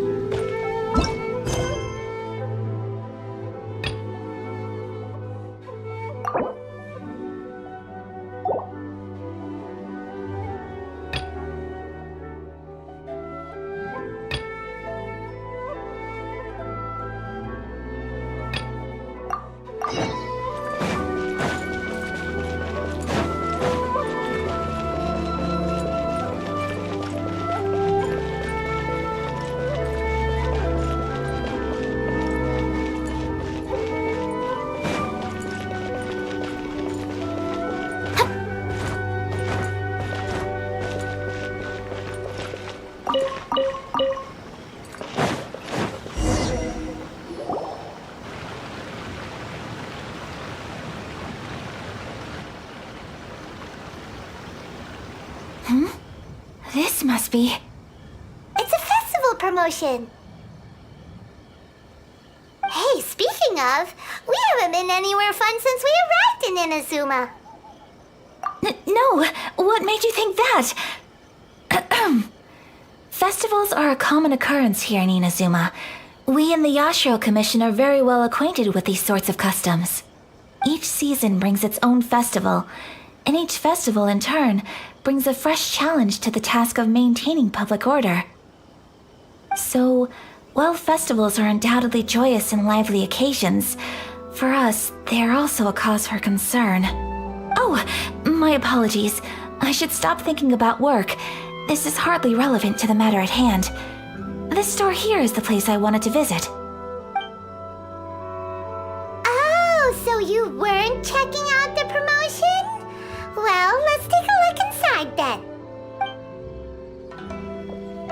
Welcome. I have all the latest styles. Please take a look. Oh, it's Miss Kamisato with guests from overseas. Welcome to Ogura Textiles and Kimonos. Are you here to purchase fabric or for tailored garments? Oh, greetings to you too. I have a design here for a garment. Would you be so kind as to take a look? Oh, Ayaka came prepared. Let me see. This could be... It could be... Oh, it's a very fine design. Miss Kamisato, you'd like us to make a kimono following this design, yes? Please, if you could. I'm honored that you'd choose Ogura Textiles and Kimonos for your tailoring needs. However, there is one rather difficult problem. Based on the design, this kind of kimono would require silk made from the silk flower. The majority of Inazuma's silk is imported from Liyue Harbor, but given the current climate... As you well know, Inazuma is currently under a strict lockdown. In all honesty, the impact on the textiles industry has been quite significant. We're struggling to import high-grade fabrics. So much of our tailoring business has been put on hold indefinitely. But of course, where our customers are able to provide the fabric themselves, we can still be of service. So you're saying we need to go and buy some silk first? If even Ogura textiles and kimonos can't get a hold of high-grade fabric, where would we buy it from? You could try the International Trade Association. They are a little better connected than we are. After all, the association brings together merchants from all over the world. The only thing is their prices. They're not the cheapest. In times like these, though, we're lucky to even have an option of getting a hold of the things we want in the first place. Huh. So even just getting clothes made is an ordeal in Inazuma. Wait, the International Trade Association? That's Kurisu's thing, right? We haven't been to Rito in a while. It looks like that will be our next stop. Thank you ever so much. We will be back once we've acquired the fabric. Oh, in the meantime, I have one other very small request. Could you?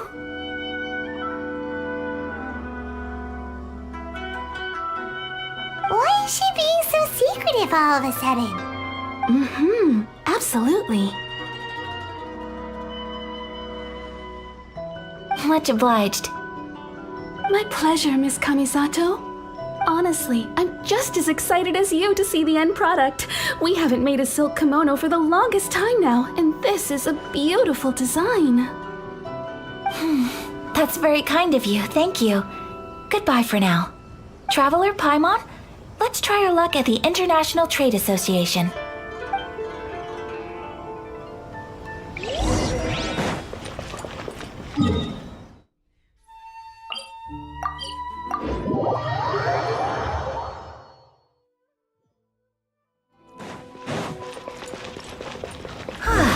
This is it. The International Trade Association. Okay then, we need to talk to Kurisu, right? Huh, doesn't look like he's here. Let's look around.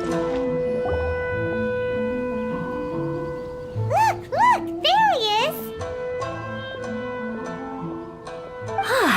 Looks like we found him.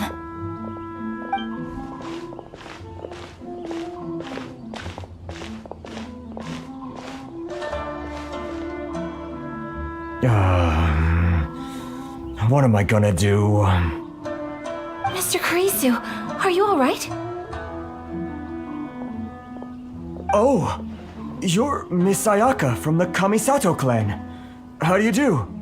Better than you, it appears. Oh, and if it isn't the Traveler, I haven't seen you in a while. I take it you've been out of Rito?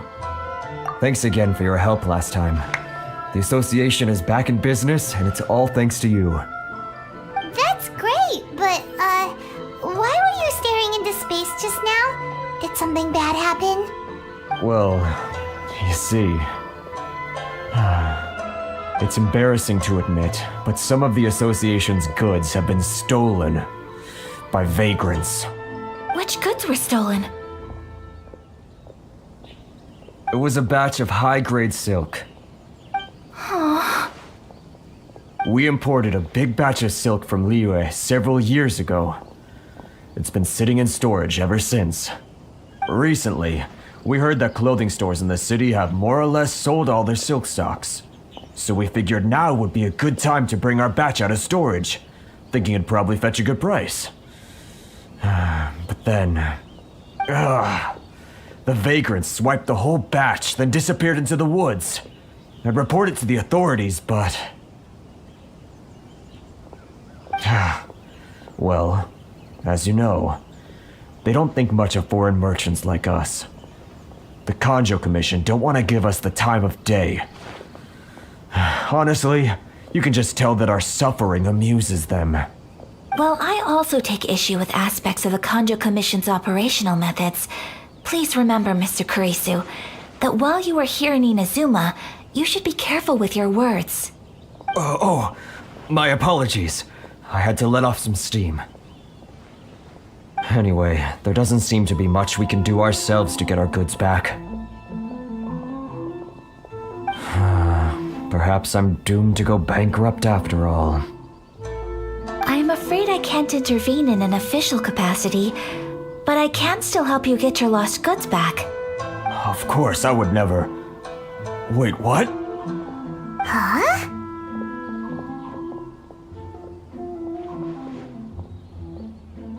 Yes, acting in my own capacity, mind you. Even then, there is no escaping the fact that my every action and word will be seen to reflect on the Yashiro Commission and the Kamisato clan. I do so not without reservations, so I hope that you will treat this matter as confidential. That aside, as I'm sure you're aware, I'm afraid that I won't always be able to help you in such circumstances. Given your position and that of the International Trade Association, please try to exercise more caution in the future. You do not want to incur further unnecessary losses. We will. We certainly will. But, are you sure this isn't gonna cause any issues for you? What if someone high up in the Kanjo Commission sees what you're doing and doesn't like it? You're a highly respected member of society. Surely putting your neck on the line for small-timers like me can't be worth the risk. Very humorous. Let's not forget that I am the eldest daughter of the Kamisato clan. I would be very surprised indeed if anybody in the Kanjo Commission felt that I was accountable to them for my actions.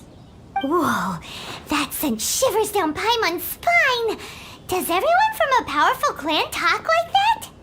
Mr. Kurisu, I need to know the exact time and location of the theft, and anything that stood out about the perpetrator's appearance.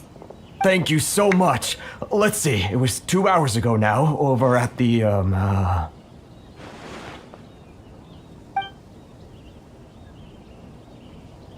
Everyone, please follow me to the scene of the crime. The investigation starts there. All right, off we go!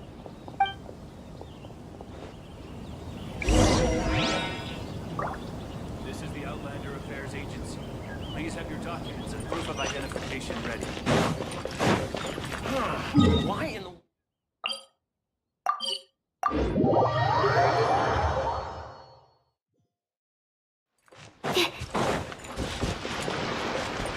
Here we are. This is where we were robbed. Hey, look on the ground! What are those? Huh? Footprints.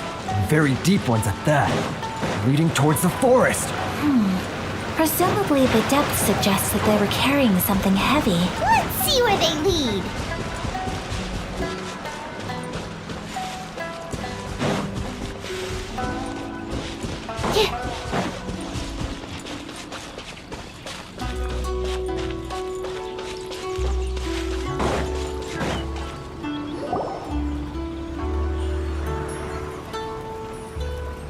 Stop, thief! You think you can get your stuff back with this bunch? You must be dreaming. Why, you better hope you have the courage of your convictions. Why wouldn't I, old man? Answer me this. You're one of those Outlander merchants, right? You trade association types are worms, coming over to our land, leeching off our people. Who's gonna leap to your defense, huh? Tell me, who's gonna stick their neck out for the likes of you?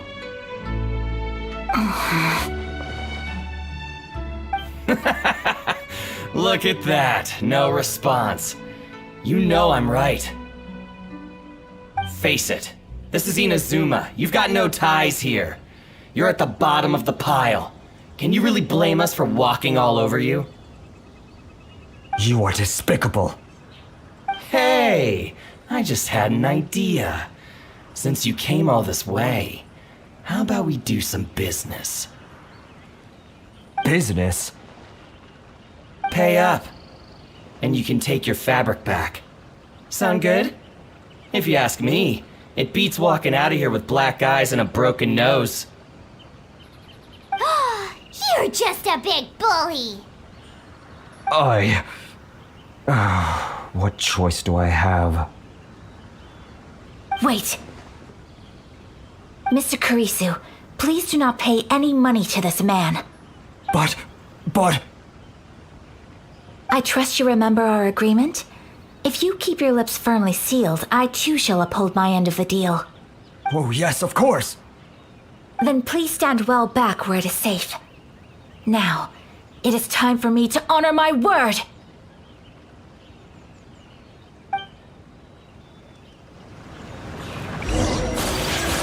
Today's my lucky day. Whirling snow.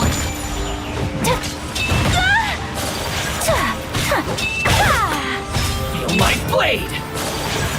Take flight.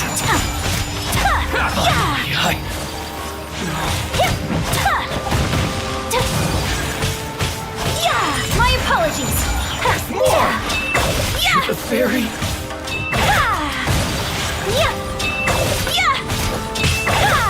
Finally, No. Want a taste of my hammer? Take flight. Kamisato art. Sometsu.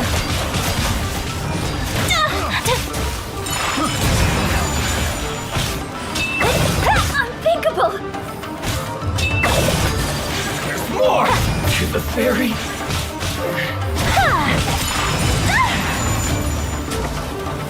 Teamwork is dreamwork. My blade. Whirling. Well, that's resolved then. No, please, It was nothing. I was simply doing my duty. Miss Kamisato! Traveler! Are you hurt? Don't worry, we're fine. The vagrants left in quite a hurry. It would seem they didn't have time to take anything with them. I believe your stolen goods should all be here. Thank you. Thank you so much. You'd best do a count. 6, 8, 10. Yep, it's all here. Great! Now we can finally buy some silk. Buy silk? You mean you need some of the silk here? This was indeed our intent. Don't get us wrong, though. That's not the reason we helped you out. Even if it were just a few carrots or cabbages, chances are we still would have helped you get them back. Paimon thinks we're pretty lucky. If we arrived any later, our chances of getting silk in Inazuma would have been 0. I honestly can't thank you all enough. Please, say no more. You need silk? I'll pick out a piece for you right away.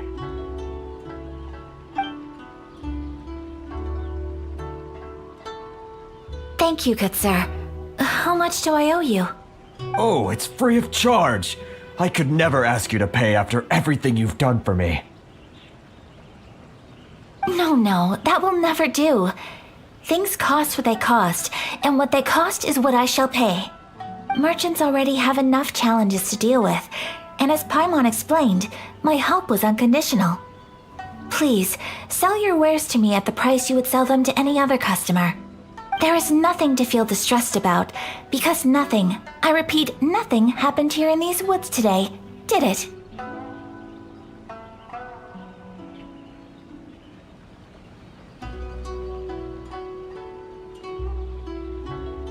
Thank you. I don't think I could ever repay you. You have helped me greatly, and I will never forget it. I'm afraid we must part ways. I must get these goods back to the association. If you ever need anything at all, just come to the International Trade Association and ask for Kurisu. Very well.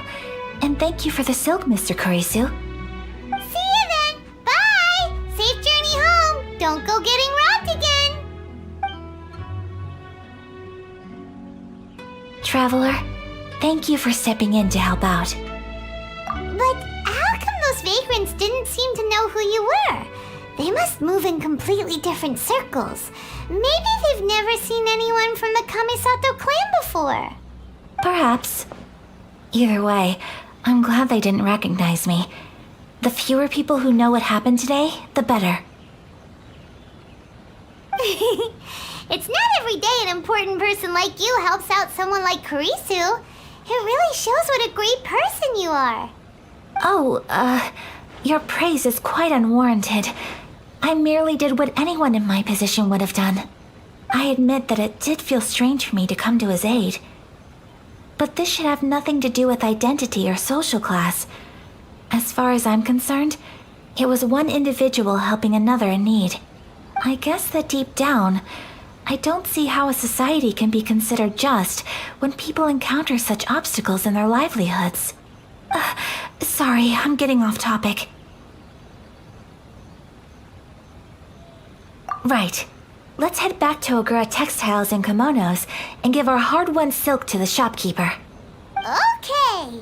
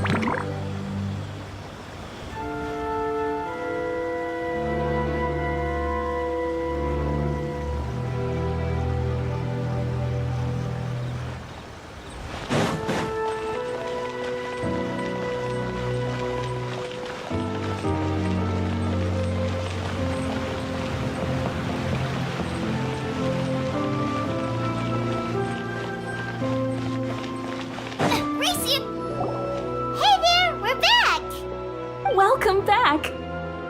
So, any luck at the International Trade Association? Did they have any silk in stock?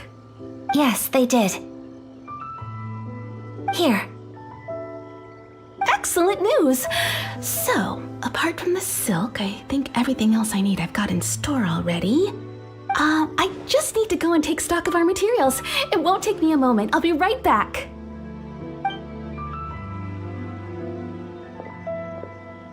They better all be there. I do hope nothing else is missing. Traveler, on the subject of garments, I've been meaning to acquire a new outfit for you, too. It's just, I wasn't sure how you'd feel about the idea of dressing in Inazuman attire. Oh, are you sure? Is that so? Impressive. So travelers of your stature hold themselves to a dress code as well as a code of conduct. More like when you're away from home, you've gotta live by certain rules to survive, whether you like it or not. But Paimon would still love to check out some Inazuman outfits. Just what is that supposed to mean? They make them in whatever size the customer asks for. Your interactions are so adorable to watch. I can certainly find someone to tailor a Paimon-size outfit if Paimon so wishes. Well, if you're sure, as you wish. Something else I've been wondering is, how do people in other nations dress? They sure do. Each nation has its own unique style. Traditional, fancy schmancy, casual, all very different, but each style is suited to its region. The study of clothing is a profound discipline, and I still have much to learn. When clothing becomes part of the expression of one's personality, even an extension of one's body, that is quite a wonderful thing. So I am not against dressing up. Far from it. Paimon agrees. You couldn't have put it any better. Paimon, you're so adorable that you could wear anything and it would look lovely on you. Wow! Paimon just got a compliment. Sorry to keep you waiting. I've checked my inventory. Thank you. Is there anything else you're missing? Fortunately not. I have all the materials I need. As for the size, would you like me to go by the dimensions given on the design? Yes, please. Understood. I'll get to work shortly. In total, that'll be this much. Here you go. Is it possible to treat this as an urgent order? Well, luckily, we don't have any other urgents at the moment, so I can begin work right away. It will still take me some time, though, so please come and collect it later. Until then, I'm sure you'll find somewhere nearby to pass the time. Good idea! Let's check out the whole area. We don't want to leave any loose ends. There will be no loose ends while you're in my company. I already decided where to go while we wait. For our next stop, I'd like to take you both for a meal. Food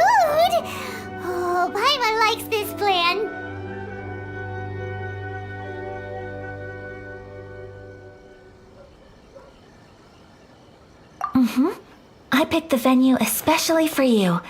A humble local eatery called Kiminami Restaurant. I thought that the relaxed atmosphere there would suit our day much better than the prohibitively formal one of a high-end restaurant. Shall we head off?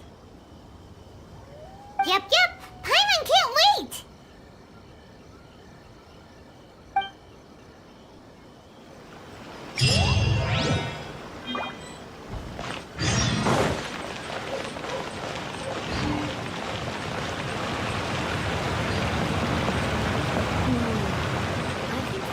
Try some creative cooking.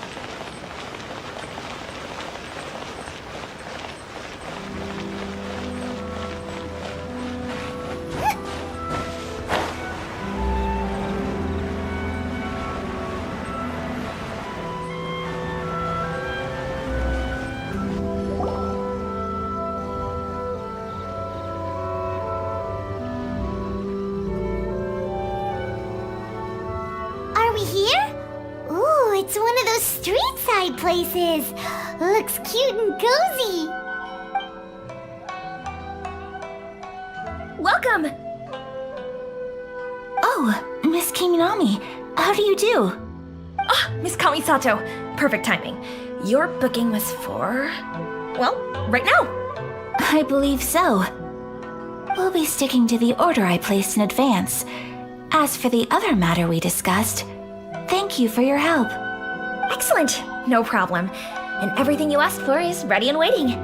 Traveler, tiny customer, please wait here for a moment while I prepare your food. Go ahead and take a seat. There is something I need to take care of, but I'll be back momentarily. It's nothing of that sort.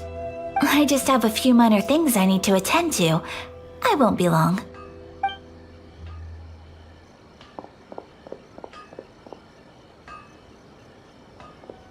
She sure left in a hurry. Whatever it is, it must be pretty urgent. So you two are Miss Kamisato's friends? Well, we serve all the classics. Sure, there are fancier looking places out there, but the food here speaks for itself. Hope you enjoy it. Over the years we've been in business, we've gotten to know the Kamisato clan quite well. Miss Kamisato and her brother are both fond of our food. They're always sending staff down here to order something and take it back to them. Her table booking surprised me, not least because it was a group reservation. This is the first time I've ever heard of Miss Kamisato going out for dinner with friends. The first time ever? Whoa. Guess that makes us pretty important people, huh? Sure does. And I'm probably crossing the line here, but I'm just telling you what others have told me. Apparently, Miss Kamisato doesn't have a lot of friends. How is that possible? She's so kind and polite to everyone. Paimon would have thought that would make her really popular. That's what I used to think too. But it turns out the rules of social interaction are a bit more complicated than that. Nobody in the neighborhood has a bad word to say about her. They all say she's beautiful, elegant, graceful, not to mention that she belongs to one of the most illustrious clans in the land. In short, they see her as a model young lady. But that's just it. People look at her and they see a model of perfection, and they don't feel like that's something they can relate to. So the majority of kids from our ordinary families don't even try to talk to her. So you see, on paper, she sounds like a girl everyone would want to get to know. But in practice, she finds it difficult to make friends. Huh. Paimon never would have guessed. We don't speak all that much, but we do go quite a way back. I've always admired her for taking on so many responsibilities at such a young age. So it makes me really happy to see her here with friends today. Anyway, relax, enjoy your meal, and please talk to her as much as possible. I know she'll appreciate it. Consider it a favor for the whole neighborhood. Look after her for us. Huh? That sounded like Ayaka.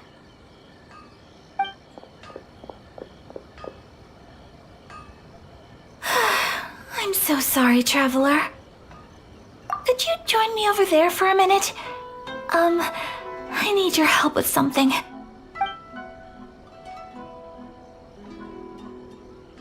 I'm sorry. I didn't want to drag you away all of a sudden.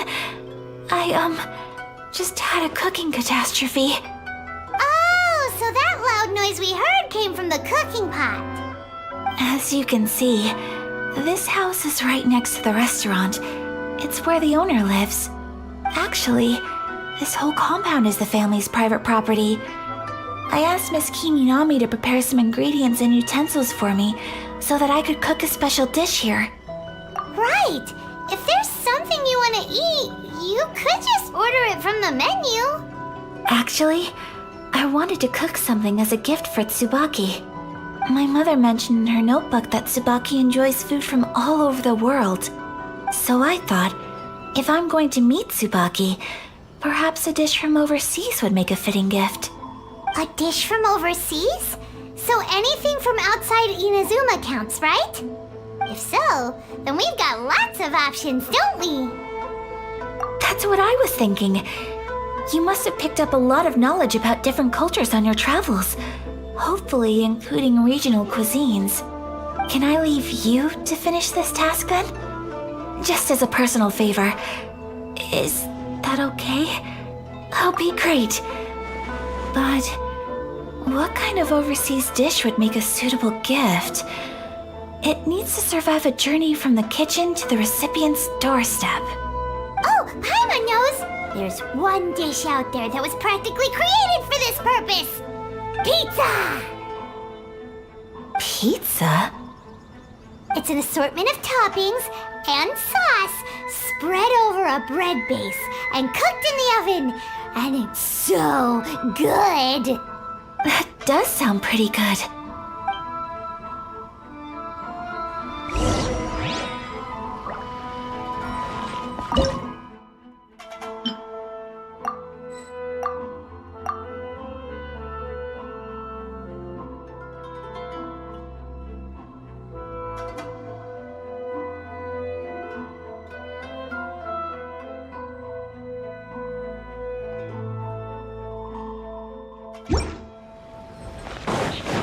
Please speak to President Song. Hi, Traveler. So strange.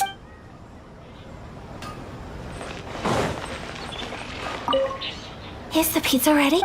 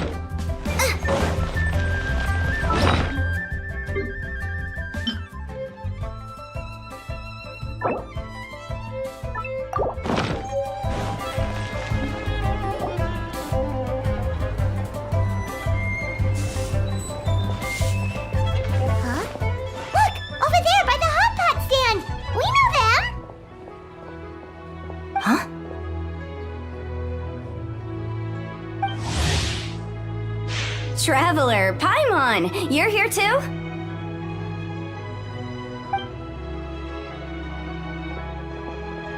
Shinobu! Here for some hot pot, huh? What's the occasion? No, it's nothing like that. Wanmin Restaurant's just closed for a couple of days. But it's nice to try somewhere different for a change. Su Arnyang's hot pot is pretty good, and you can't get it at Wanmin Restaurant. Wanmin's closed? Why? What happened? Well, it was partly our fault. Recently, some old classmates from the Tongwen Academy got in touch and said they were organizing a get-together. Yanfei's the most senior among us, since she's the most qualified, so she got to pick the location. And she booked Wanmin Restaurant. The turnout was a lot higher than expected, and in the space of 2 days, we somehow got through all of the restaurant's stock for the week ahead. Boss's enormous appetite was also a significant contributing factor. He went a little crazy. Chef Mao was pretty wiped out by the end, but he had a huge smile on his face. It was the best business he's had in months. The only thing is, it'll take him at least a couple days to fully restock. Bullchucker's here too? Ah, Paimon's surprised we haven't seen him. Those horns stick out like two sore thumbs. Yeah, when he heard I was meeting up with some old classmates, he got very excited and decided he was coming with me. His logic was, and I quote, "Any classmate of Shinobu's is a classmate of mine." Notwithstanding the fact that Boss has never studied a day in his life, I think he just feels that he didn't get enough chances to indulge his taste buds last time he was in Liyue. That other kid you guys brought with you, though, what was his name again? Oh yeah, Grandmaster Hanakato. He seems like a smart cookie. You probably didn't notice because you were busy chatting to your classmates at the time, but he was helping Chef Mao out in the kitchen, trying to pick up some Liyue cooking skills. I suspect he just wanted to learn how to make some new dishes to feed to his Onikabuto and make them stronger. Grandmaster Hanakato? Where do we know that name from? That's right. Good memory, Paimon. After the near catastrophe that was the Beetle Brawl, Hanakato became an ally of the Arataki gang. He and Boss regularly hang out to have practice matches and discuss Onikabuto rearing strategies. But to his credit, a lot of the things he ropes Boss into doing in the name of beetle brawling actually result in Boss doing some real work for a change. It's made things a lot easier for me. For instance, they've decided to spend a few days helping Chef Mao restock the kitchen. Partly to thank him for the epic feast. And partly because they would like to use the opportunity to look for new ingredients to boost their Onikabuto's performance. I think they're out looking for crabs at Guyun Stone Forest right now, with Miss Shangling and Mr. Guoba. They all seem to get along great. Guoba's already made friends with Crimson Staff, as Ito calls it, and, something Beetle King, or whatever Hanakato's is called. They've been out for quite a while, though. Shouldn't they be back by now? Unless something put them in a playful mood. In which case, it's anyone's guess what kind of mess they might be in by now. Well, now Paimon wants to join in the fun. Crabs from Guyun Stone Forest? Paimon bets they taste great! Why don't we go see if they need our help? The sooner Wanmi restaurant is fully stocked, the sooner we get to eat there again! And while we're at it, we can see what Bullchucker and Grandmaster Hanakato are really up to over there. So you two are gonna head over? I think that's a great idea. The Traveler, Paimon, and Ito make a good team. Not everyone can get through to him, but he usually listens to you two. You make a good point. Well, thanks for checking up on them, you two.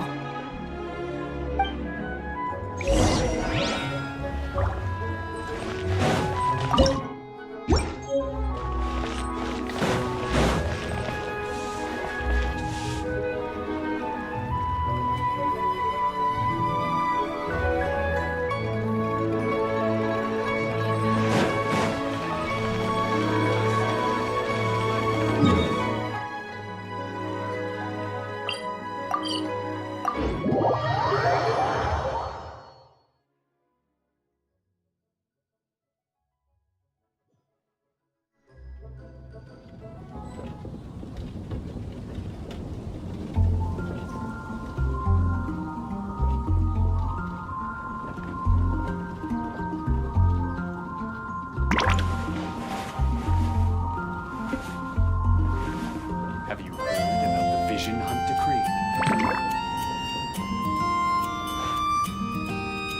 The Vision Hunt decree. Did something bad happen again?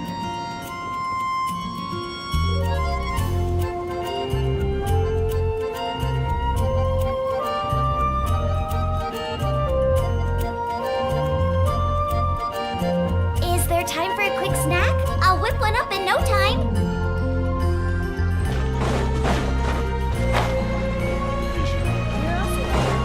Race you!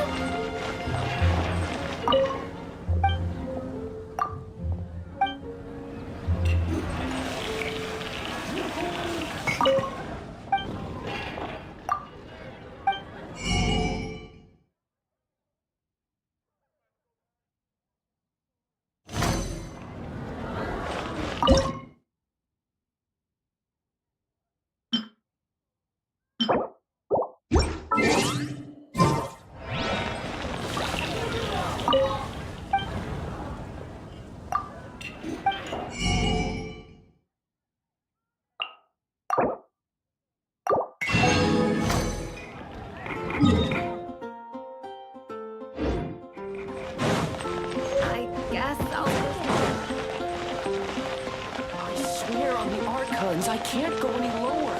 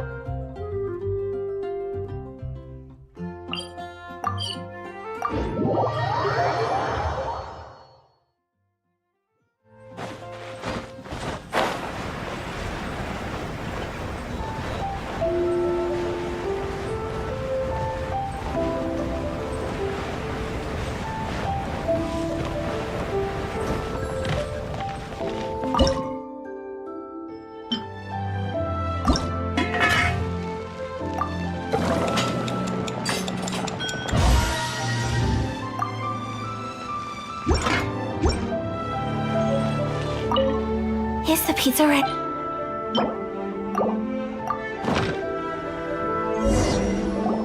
Oh, it's ready. It smells delicious. You're an excellent cook, Traveler. I would love to be able to master dishes from all over the world. Well, all you need to learn is a recipe. We can bring you some more recipes in the future if you like. Great. I look forward to learning from your culinary expertise. How are you all doing? Whoa, is this... Miss Kamisato, this must be the dish you were talking about. Yes, an overseas dish cooked by the Traveler. Could I trouble you to package it for me? Sure, no problem.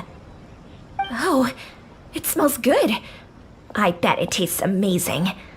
Oh, now I really want to put something like this on our menu. Want us to teach you how to make it? Oh, could you?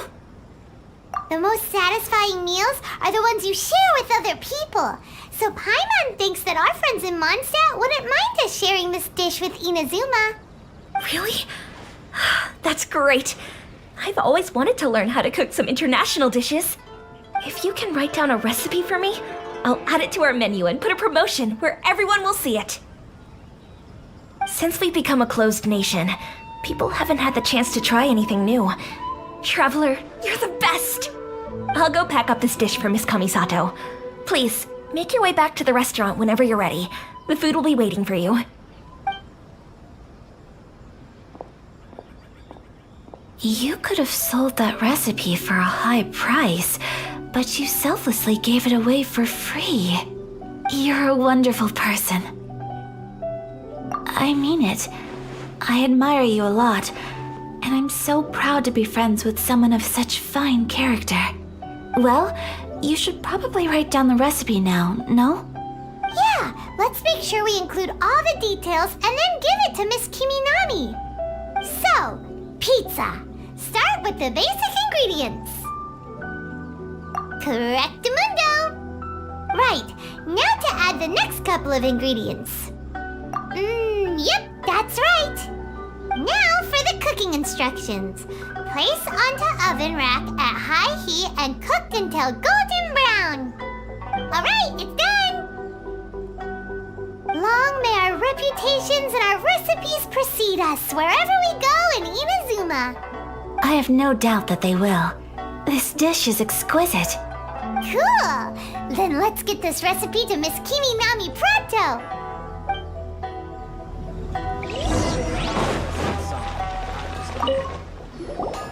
Hey! Have you written out the recipe?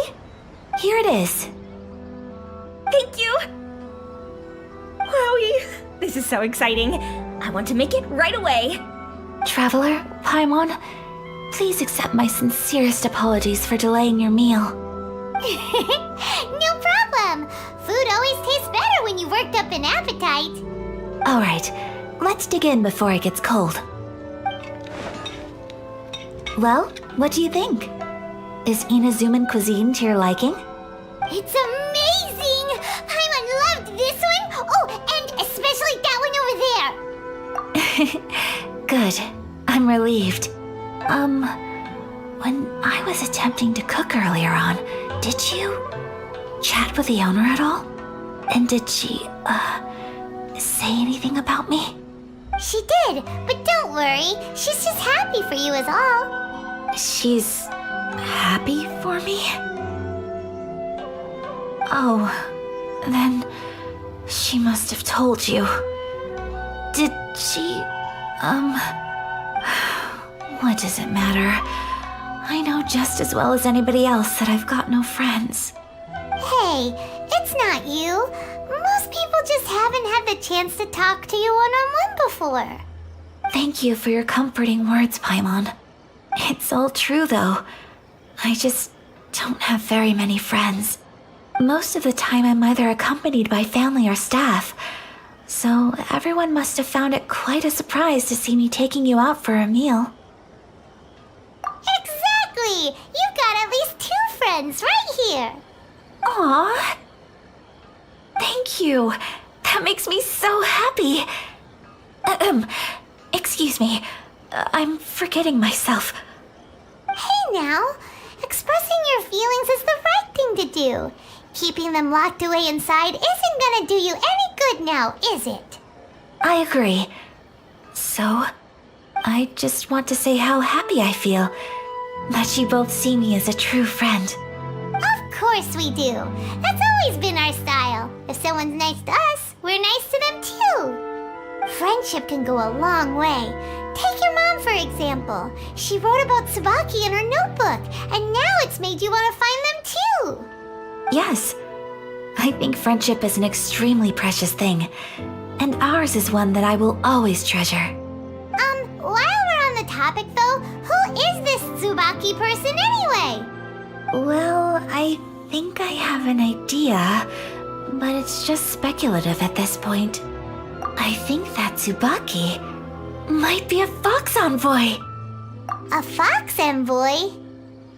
Yes, that's what I think. Even I, my mother's own daughter, had never even heard of this friend before. It just seems so mysterious. So I think it must be someone with transcendent abilities who doesn't show themselves very often. And fox envoys are nothing new. Stories have been told about them in Inazuma since ancient times. You must have met Kuji Yae before. Well, she's a fox envoy. That got me thinking. Maybe there are fox envoys out there in Inazuma that people just don't know about. And maybe Tsubaki is one of them. Whoa! So Inazuma also has supernatural beings? When you say also... Well, before Inazuma, we spent some time in Liyue. They have lots of supernatural beings there, like the Adepti. All kinds of them too. Up in the sky, down below the ground, in the water. Really? I've come across such things being asserted in books, but to hear someone talk about it from first-hand experience is extremely surprising. So Liyue lives up to its reputation. Its culture has a long history and gives rise to the most beautiful legends. Quite captivating. You should come visit Liyue with us sometime. The best part is they have loads and loads of delicious delicacies. Really? I would love that. Speaking of delicacies, Traveler, Paimon, have you eaten your fill? Oh, Paimon has. Excellent. Then let's collect the kimono. Then we can pay a visit to my mother's mysterious and transcendent friend.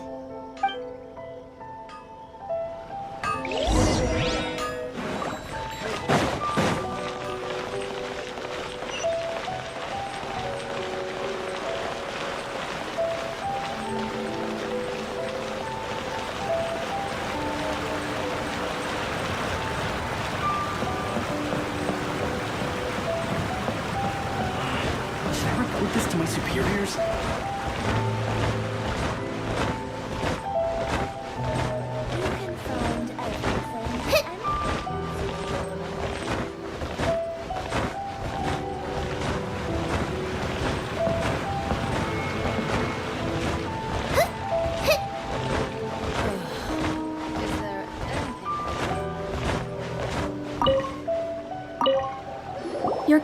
is ready, Miss Kamisato. I've folded and packaged it for you. Oh, and the other item we discussed? That's ready too. Thank you very much. No, thank you. It is a beautiful piece of clothing, and it was a pleasure to work on. See you again next time.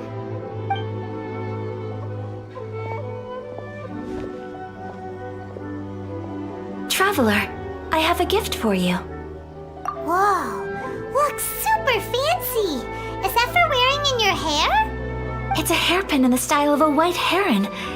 As well as a hair accessory, you can also use it as an ornament. I couldn't ask for your help and offer nothing at all in return, so this is my gift to you.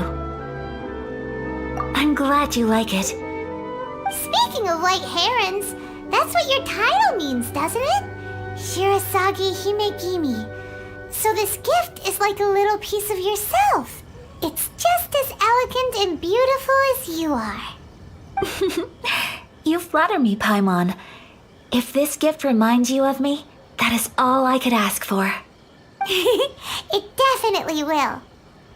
Alright, well, now we've got what we came for, we can set off. Time to go meet Tsubaki.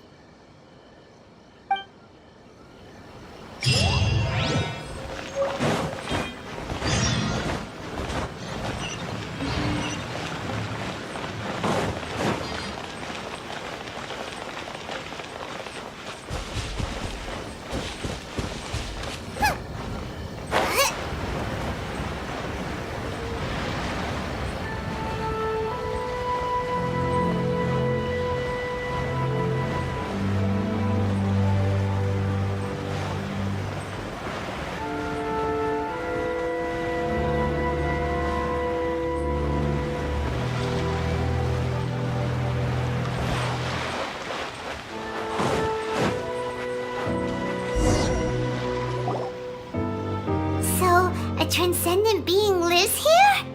Ugh. If someone lives here, then why is it so chilly? I'm asking myself the same question. How strange. I'm quite sure that this is the location my mother wrote about, but surely... I'm starting to have second thoughts. But since we're here, I still think we should go inside and explore in full. Yeah, makes sense. Who knows? Maybe there's a surprise waiting in there for us. So, what does the notebook say exactly? Let me think. A crane brings one fresh flower in its beak to decorate my hair, while a white rabbit sews a hemline from 4 rays of moonlight. Dressed appropriately, I face eastward and call out Tsubaki's name 7 times. In the blink of an eye, I'm standing on the path that leads to her house. Sounds like a fairy tale. So your mom would do a little ritual, and just like that, Tsubaki would come to meet her? I have a feeling that it could be some sort of code. Let's get a little closer before coming to any conclusions. Good idea.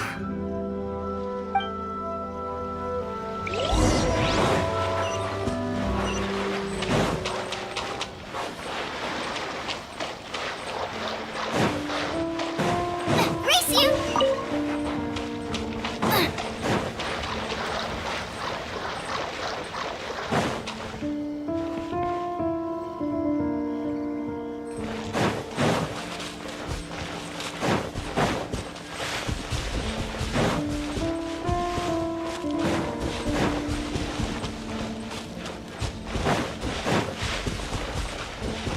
There are some bushes on the rocks in here.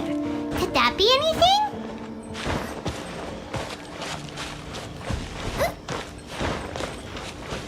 Race you!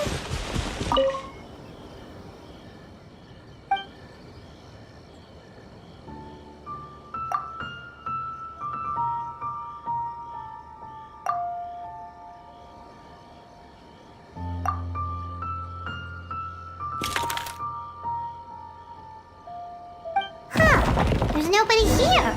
Just this box. Let's see. Did Inazuma Deptus leave any treasure here? What's this? Huh. Looks like a book. It seems to be another notebook. Could it be Tsubaki's notebook? Let's step back outside now. The atmosphere here is different than I'd imagined. Somehow, it makes me a little reluctant to open the notebook. Paimon knows what you mean. Reading in low light is really bad for your eyes. Come on, let's get back outside.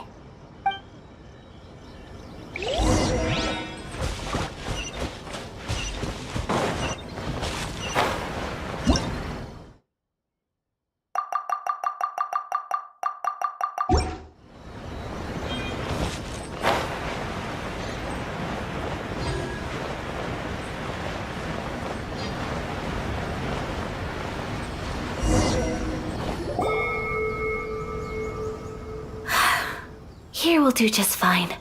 Alright, let's see what the notebook says. Oh, ooh, Paimon bets it's all about mysterious treasure! Ah, so exciting!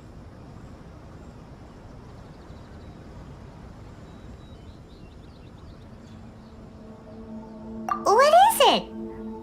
Why are you whispering all of a sudden? You're making Paimon nervous.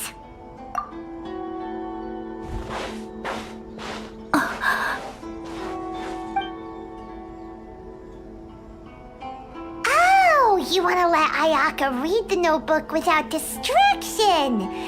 Seems whatever's written in there must be pretty major after all. But, based on her expression, probably not a treasure map. What could it be?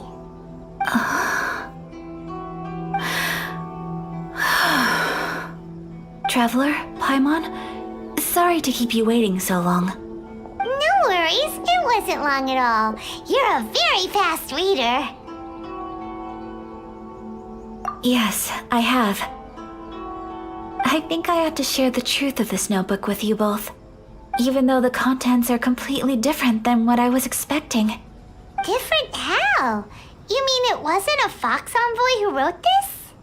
Not a Fox Envoy, no. It turns out that Tsubaki's real identity is my mother herself. Huh? Surprised? Me too. But that's what it says at the very beginning of the notebook. Tsubaki and I are the same person, and yet we are different. When I become Tsubaki, I stop being Kamisato Kayo and become the most ordinary woman in the world. What follows in these pages is the ordinary, everyday life of a regular person. Nothing more, nothing less. This notebook is, for the most part, a collection of my mother's musings, both private and trivial. All of the things we thought were about Tsubaki were in fact about my mother herself. So that means that the kimono design and the international dishes are things that my mother wished to try, yes. I'm sure this all sounds utterly bizarre to you, but to me at least, my mother's behavior is completely understandable. Or to put it another way, I actually have another side to myself as well. I was at a loss for words when I started reading the contents of the notebook. It almost felt like someone had looked inside my mind, examined my thoughts, and then written them all down on paper. Ayaka. From the moment my mother married my father, she became the mother of the Kamisato household, and with that came all sorts of duties. At the same time, the prestige of the Yashiro Commission brought its own share of responsibility. On top of that, every action she ever took was seen as representing the Kamisato clan. People were always watching her. Under such circumstances, she never had much time to do the things she really wanted to do. After my parents passed away, Ayato and I took over responsibility for the affairs of the clan. We ran into all sorts of difficulties during that time. I'm not sure if people outside the clan could ever imagine what it was like. Every time I found myself up against a difficult issue, I'd ask myself, did my mother go through this too? What would she have done in this situation? Maybe it's because it had been so long since I last saw her, but somehow, all that was left of her in my mind was the sight of her that inspired awe and commanded respect. But my image of her was incorrect. When I read this notebook, I realized she was just like me. Underneath whatever position she may have held, she was just an ordinary person. She liked pretty kimonos. She wanted to try food from different places. She yearned to see sights she'd never seen before. Maybe this all sounds immature to you, but I feel just the same way. I want to live life not as Kamisato Ayaka, but as an ordinary woman. Mother wrote that she'd always wanted to go to a local Inazuman festival. She said that sometimes, on a clear night, if you looked out from our house, you could see lights off in the distance. I've seen those lights too. It looks so lively with so many people, and it's so brightly lit it makes the whole sky glow. Of course, sometimes it does make me a bit anxious from a public order perspective. But for someone of my position to just show up at a festival with no warning, it could be considered improper etiquette. Especially in my parents' generation, when the Yashiro Commission didn't have a particularly close relationship with the populace. Even if no one stopped us, the idea of the Yashiro Commission going out into the crowd, it'd certainly draw some strange looks. People would probably start thinking there was trouble afoot. Mother said that she didn't want to put people on edge. She wanted everyone to enjoy the fun and freedom of the festival. Aw, so the kimono design, that must have been the outfit she planned on wearing if she ever did go to a festival, right? That's right. And sometimes, festivals sell international food. She wanted to try that too. I hope this isn't a disrespectful thing to say, but I never knew my mother was so in touch with her inner child. Well, that's not disrespectful at all. Paimon thinks your mom was the best of both. A big softie on the inside and a big sense of responsibility on the outside. Without knowing it, I've ended up fulfilling several of my mother's wishes already. But going to a festival is the one thing that I cannot do for her. Perhaps this is one thing that can simply never be. I understand. Thank you. I think I realize something now. Mother and I are so similar in so many ways. The things she faced are things that I too will go on to face. She chose to place her unfulfilled wishes onto the identity of Tsubaki. As for me, I've already decided. Oh, so you decided on an alter ego too? No, I don't plan to do anything like that. I think I will set myself a new goal. To live each day without regrets. So, Traveler, Deep breaths, Ayaka. Deep breaths. Would you be at all interested in checking out an Inazuman festival? Paimon's been dying to go ever since we saw that poster. Paimon would love to go with you, Ayaka.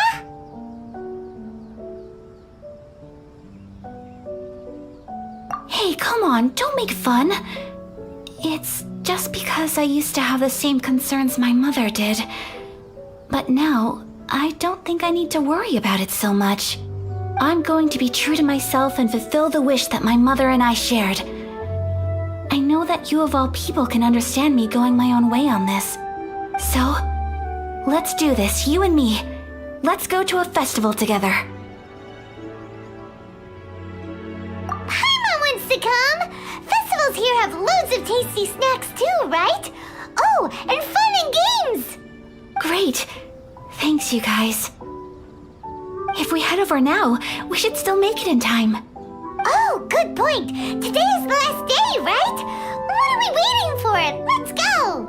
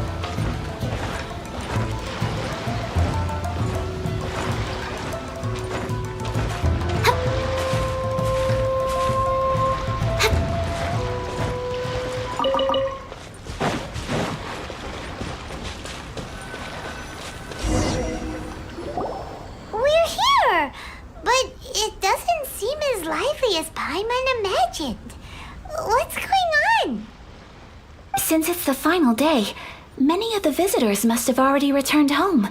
I've heard that the peddlers often close up shop earlier on the last day because there are fewer people around. I'll go and ask.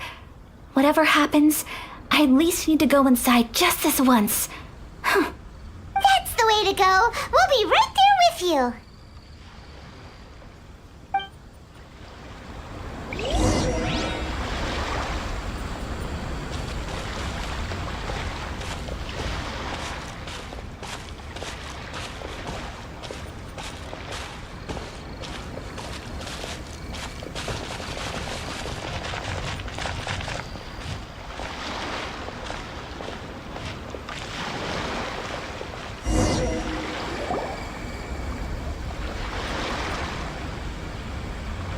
It hasn't closed yet. It's just that there aren't many people left. Let's hurry and see as much as we can. Hey, look at that stall! They have so many masks! Paimon's heard that everyone's supposed to wear a mask at these kinds of festivals. Is that rule still around nowadays, or...? That used to be the custom, yes. And today, it's still a popular way to dress up during festivals. But it's not a hard and fast rule. Hey! Is that who I think it is? Miss Kamisato, right? Oh, greetings. People seem to recognize Ayaka wherever we go. Guess that's just what it's like when you're a famous Inazuman. But of course! The Kamisato clan leads the Yashiro Commission. It's one of the most well-known clans in Inazuma. Not least because back when Master and Miss Kamisato had just taken over the family's affairs, they used to make public appearances all the time. Some of the younger generations have never even seen Miss Kamisato in person before. Being the age I am, I'm lucky enough to have seen her on many occasions over the years. You're too kind. My brother and I simply go where we must to fulfill our duties. But this is the first time I've seen anyone from your family at a festival. There must be some official business, I take it. Oh,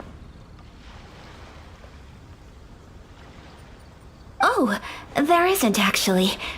Today, I'm taking my traveler friend here around to see the sights. Oh, a traveler? Huh. Now that you mention it, you do look like you've come a long way to get here. First time in Inazuma? Hope you enjoy yourself, young one. Excuse me 1 second. Hey everyone, listen up! Don't close up yet! Miss Kamisato has come to join the festival! No, it's not like that. Please, there's no need to make a fuss. We're just here to...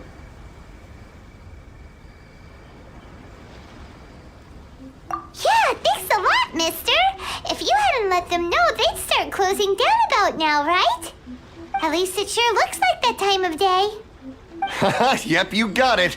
But on account of this being the first time Miss Kamisato has ever come to the festival, it seems only fair to keep things open a little longer. Oh, here's a couple of masks for you. On the house. No. You've been far too accommodating to us already. We couldn't possibly... Don't give me all that. Here you go. Here you go. It's not often that we regular folks get some attention from the Yashiro Commission, so I've got to mark the occasion somehow. Besides, it'll make me look bad if you refuse. But... Okay, I think I understand.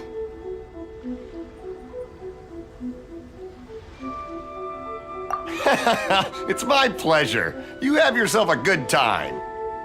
Sir, do you have anything for Paimon?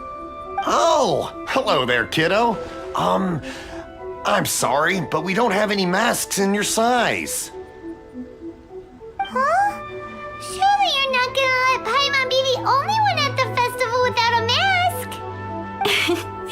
Paimon, don't worry. Wearing a mask is optional. But... Paimon doesn't want to feel left out. How about a tree leaf? That should be enough to cover up that little face of yours. What? No way! Oh, okay then. In that case, I'm afraid there's nothing I can do right now. But don't you worry, kiddo. I'll have a mini mask made specially for you when I get back. I cannot thank you enough. Aw, it's nothing. But I won't hold you up any longer. You should go and enjoy the festival while everything's still lit up. All right. Traveler, shall we?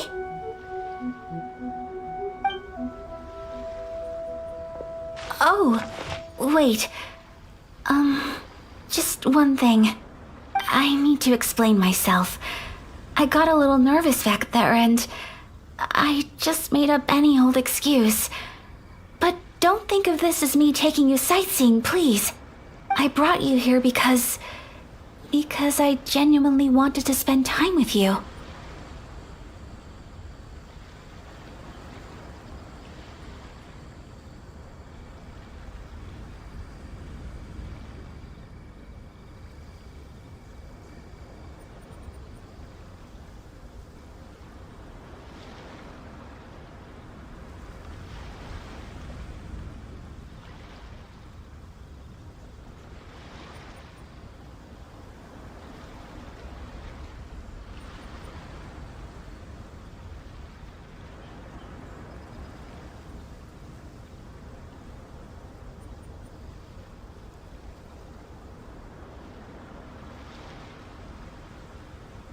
Okay, great.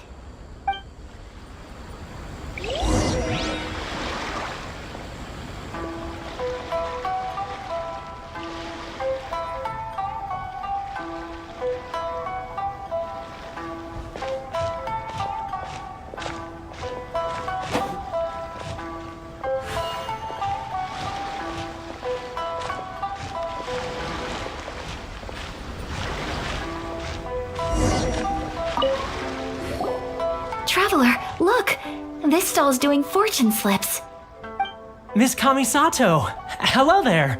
You're out with friends today? Oh, what a rare privilege. Welcome, welcome. Would you like to give it a go? Okay. How much is it per draw? I wouldn't expect you to know this, but the Yashiro Commission was very good to my uncle on my father's side at one point in time. Thinking about it, it was when your father was around. I think he dealt with it personally. So you see, how could I possibly take your money? What? Are you sure? Of course. If you like what you see, then please, be my guest. Same goes for your two friends here. Traveler? Paimon?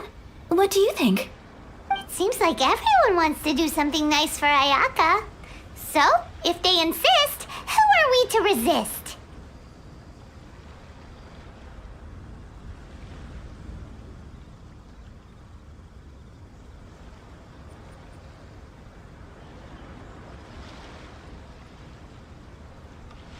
Well, if that's how you feel, then okay. We'll take you up on your kind offer, sir. Let's each do a draw. Alrighty then, whenever you're ready. Draw a slip and reveal your fortune.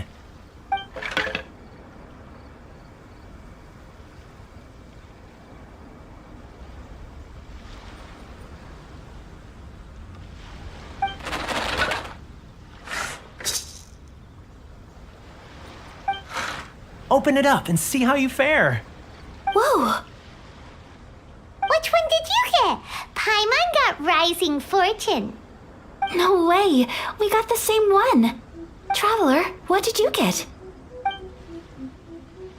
Wow, you're so lucky! Ah, congratulations are in order. Here's what great fortune from the world means. Wealth shall come to you. You shall reap a bountiful harvest, and all shall transpire in line with your wishes. In other words, your good luck isn't about to run out anytime soon. What a great sign! Good things lie ahead! Congratulations. You all have very fine fortunes lined up. With this kind of luck, you'll certainly be able to achieve anything that you wish. Well said! Here's hoping that our good luck will never run out!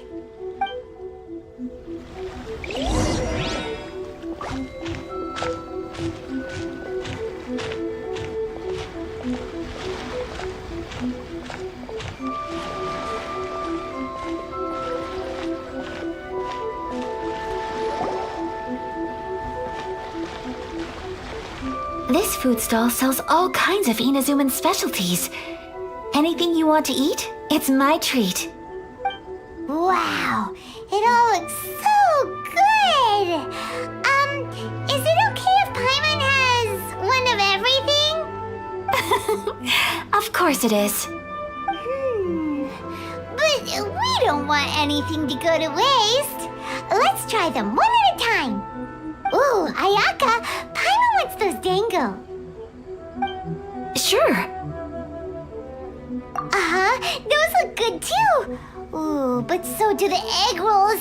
Paimon will try an egg roll too, please. All right then.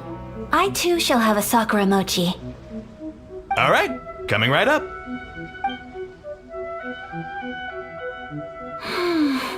This sakura mochi is just delicious. Not bad, huh? It's one of our best sellers. Oh, please, sir. Paimon would like some more.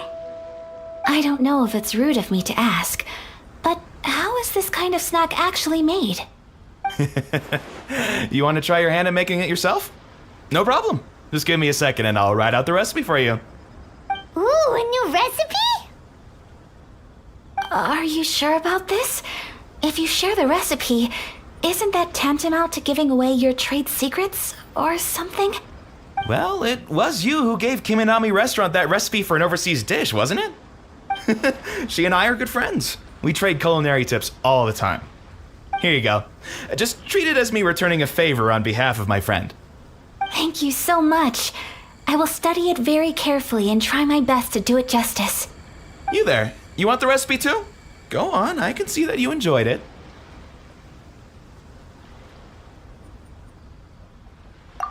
There's no greater feeling than creating delicious food with your own two hands. You should definitely give it a try.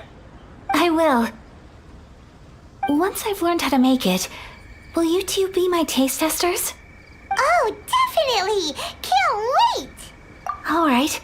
I'll do my best. Well, we may have arrived near the end of the festival, but it's still been super fun. Paimon approves. Yes, I agree. To spend the festival together with you today has been a truly wonderful experience.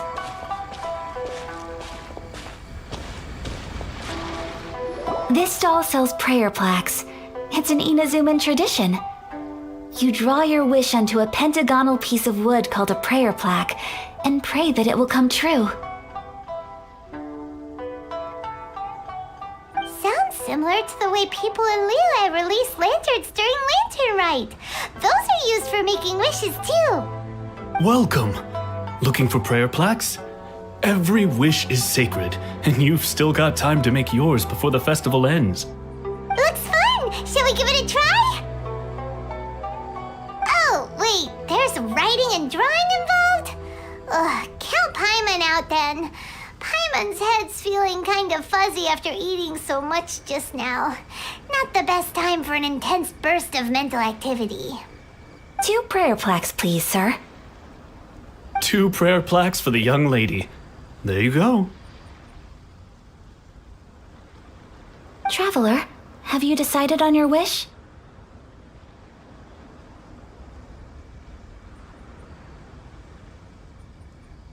Yes.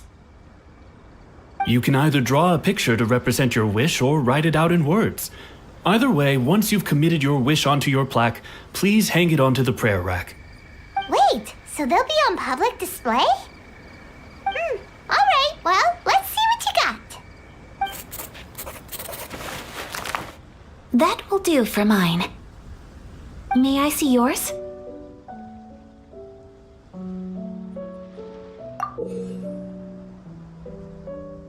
This is you and your sister, isn't it? It's lovely. You'll be back together one day. Paimon believes it, and you should too. I believe it too. Your wish will surely come true. And I will keep you in my prayers. Ayaka, what did you draw? Is that Tenshukaku? That's right. I wish for peace and happiness for everyone in Inazuma, and good health for my family and friends. I do hope that wish can come true. Thank you. That gives me hope. I think that might be all we have time for today. Aw, it's time to leave already? I'm afraid so. The festival is coming to a close. Time flies when you're having fun. It seems to flow away from you like a rushing river, as precious and short-lived as a cherry blossom dancing in the wind. It's time to leave.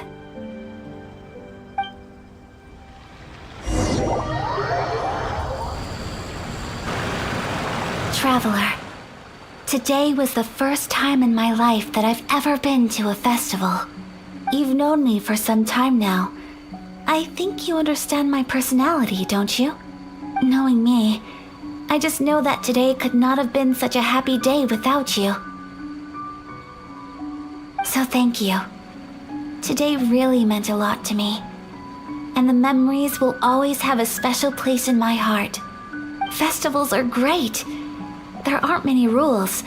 Everyone has that smile that comes from deep inside, and it's just so carefree and happy. If I ever get the chance, I want to go again. You too? Great! You know, we're kind of similar. Me with my brother, you with your sister. Sometimes I feel like I can relate to the determination you must have to get your sister back. I understand. Family bonds are inseparable. No one can break them. They are the most important roots we have in this world. You will find her. Come what may, you must never give up. I will always be here for you as your... as your friend. I will always support you.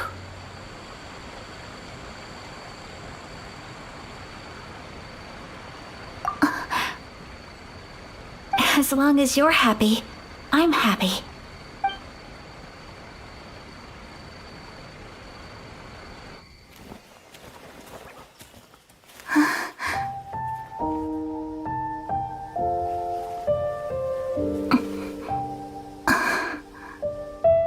Oh, Traveler. Huh? There's something that I'd like to do. If you could spare me yet another moment.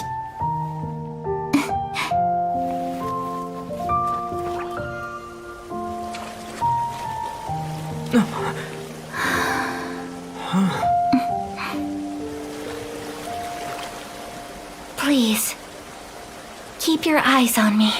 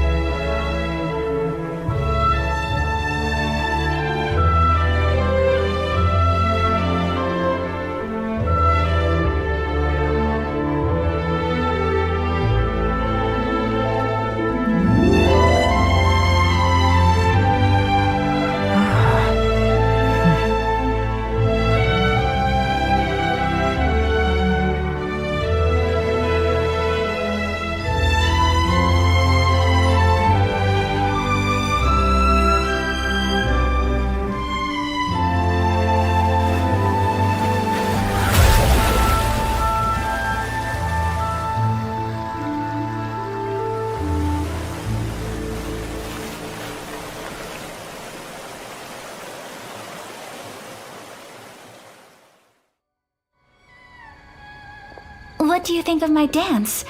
Did you like it?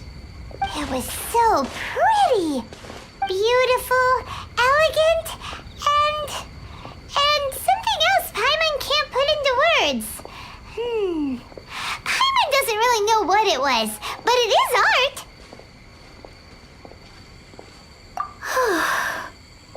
I'm not very good at this kind of dance. So, as long as I didn't embarrass myself, that's all that matters. I just had a sudden urge, and I ran with it. In a way, that sort of sums up today for me. Dancing like nobody's watching.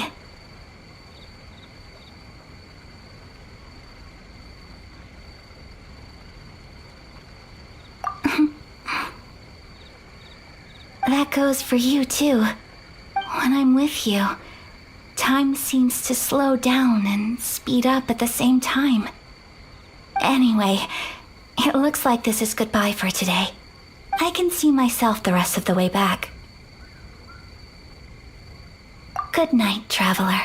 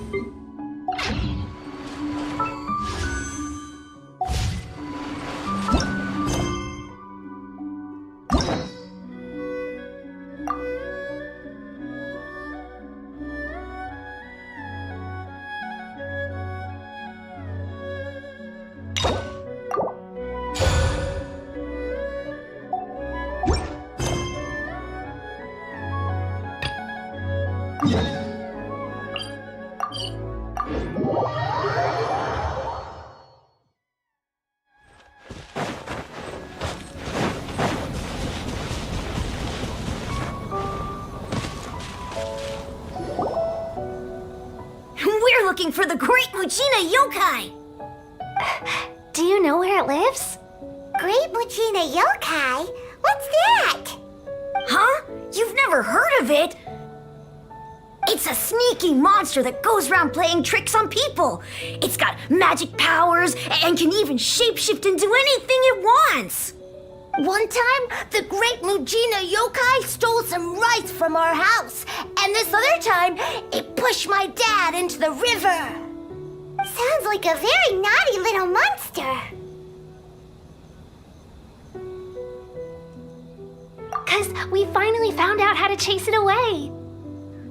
My dad said that the Great Mujina Yokai likes to play tricks on people who stay out all the time and don't come home when they're supposed to. So all we need to do is chase it away. Then we can come out and play whenever we want. This monster sounds scary, though. Aren't you guys afraid? Surely your parents must be worried about you. Oh, not really. I told my dad that I was gonna find the Great Mujina Yokai with some friends, and he didn't even say anything. So we think it must be weak right now. It's probably hiding away so it can rest. Yeah, so as long as we get home before it gets its strength back, we'll be safe. Something sounds very strange about all this, but Paimon can't say exactly what it is.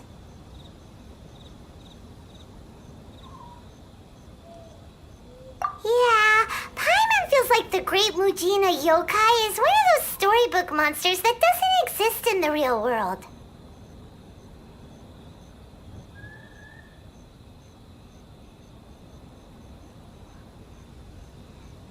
We should tell them so they don't waste all their time looking for it.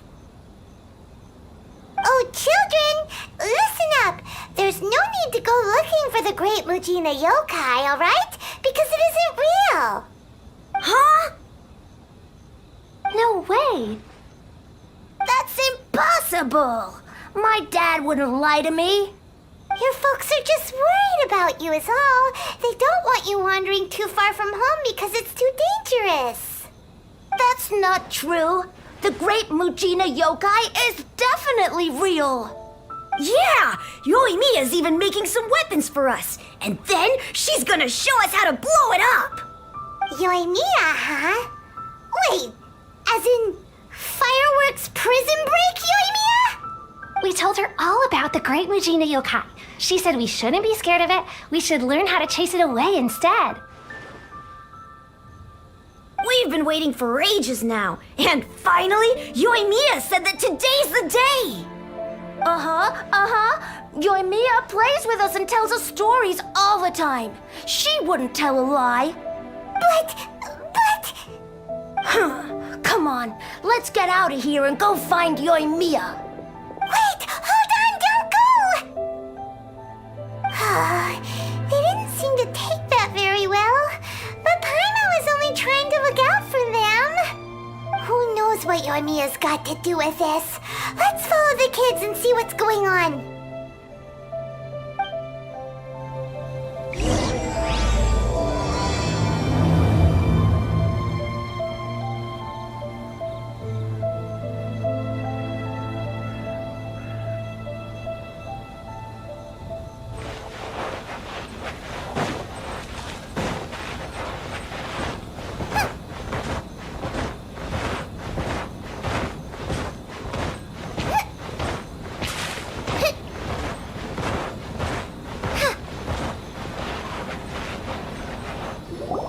Cheer up, guys. Don't be so down. He was only joking back there. How could the Great Mujina Yokai not exist, huh? But we've never seen it for ourselves. That's because the Great Mujina Yokai is extra powerful. And that's exactly why I need your help, isn't it? It's okay. Don't be discouraged. Hey, remember, if you want to be a hero, you gotta have patience. And wisdom, too. Even if you can't find it right now, it'll definitely show up before the fireworks show starts. So, remember to come and pick up your weapons from me before then, okay? No matter how powerful the Great Mujina Yokai might be, it's no match for my specially made fireworks. Just light them up and you'll scare it off no problem. It's up to you guys to protect your homes, your crops, and your folks. Got it! Thanks, Miss Yoimiya. We'll try and be more patient. Oh, yeah, hold on a sec. I have a few slips of paper for you guys, one each. Remember to give it to your parents and tell them to keep it safe. Just tell them it's from Yoimiya. They'll know what it's about. Okay, thank you, Yoimiya. We're gonna go back now. Oh, thanks, Yoimiya. Come play with us soon. Sure thing, will do. Take care on the way back, and I'll see you later.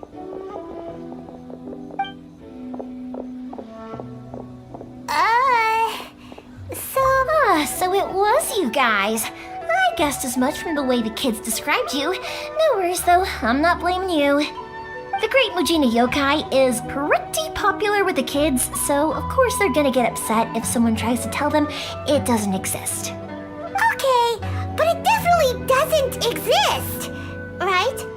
Yeah, the first time I heard about it, I knew straight away that was probably something the parents had come up with to stop the kids from running off all the time. But when the kids asked me about it, I didn't want to break it to them. I just told them that it looks cute and likes to play pranks and doesn't hurt people. So, I guess now the kids' impression of the Great Mujina Yokai is mostly influenced by me. Huh. So in a way, this monster is all a product of your creativity? Maybe so. In any case, I'm not gonna be the one who exposes it. Sure, it's likely that the parents just wanted to stop the kids from staying out all the time, but they could have easily had other reasons too. If I just go ahead and tell them that the Great Mujina Yokai doesn't exist without knowing the full story, then who knows? I might be doing more harm than good. Besides, they're just kids. They should be allowed to believe it if it makes them happy. That's more important to them than questioning what's real and what isn't. Heck, I entertain my fair share of fantasies too. The fire diamond that spins around and shoots out lights that are all the colors of the rainbow. Ooh, the mist spirits that live far off in the mountains and guide you to fairyland if you can find them. I know that they don't really exist, but I still enjoy believing in them. If someone came up to me and started telling me to stop being so stupid, they don't exist, nah. I'd give them the evil eyes and tell them to get the heck out of my face because it's just so annoying. Right? So what if it's made up? It's also really awesome and kind of magical. So it's not up to anyone else to tell me what's what. The things we believed and the experiences we had when we were young turn into our priceless treasures as we grow up. When you were kids, surely you guys believed in things like heroes who slew dragons and sacred swords that cut through darkness. It's the same thing. If we tear apart these kids' fairy tales now, what else do we have to tell them? That Inazuma's locked down? All the grim tales of the Vision Hunt Decree?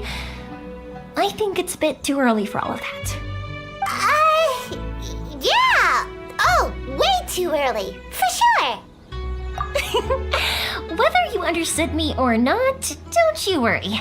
I'll take care of the kids and make sure they stay safe.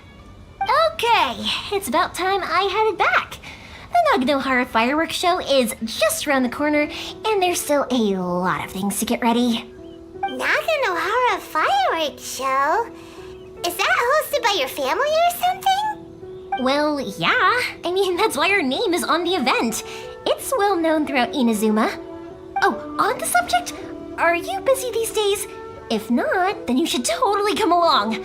I'll prepare an extra pretty firework just for you. In that case, come with me to Naganohara. We'll go see my boss. There's still a few fireworks to finish off before the show. Inazuma is home to the Yai Publishing House, and a lot of people who like to write stories too. In fact, most of what they write is based off of the kinds of fairy tales I was just talking about. A load of them have bad endings though. Like, the fire diamond will get put in a rich person's gallery where it will never be ignited again. Or, someone will see the mist spirit and not manage to catch it, but because they angered it, it'll never show itself again. The hero who slays the dragon becomes the next dragon. The sacred sword that once fought the darkness now becomes a doomsday weapon.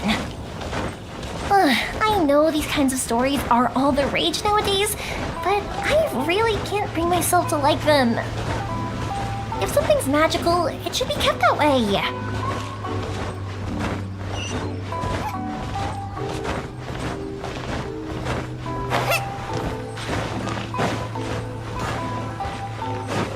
How can I improve my culinary skills?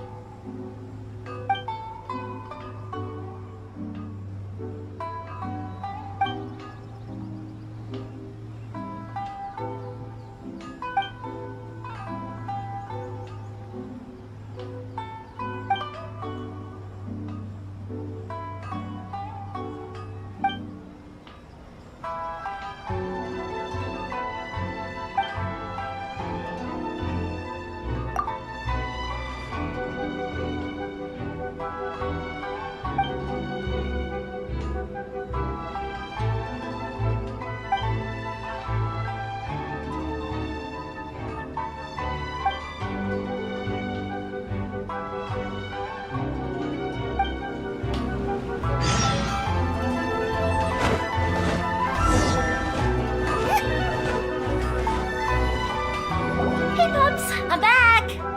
The fireworks show is almost upon us, and the fireworks for each family are almost ready. Oh, new faces? Who are these two? Friends or customers? A bit of both, actually. They arrived in Inazuma just recently. Can't let them miss out on a fireworks show after coming all this way, can we?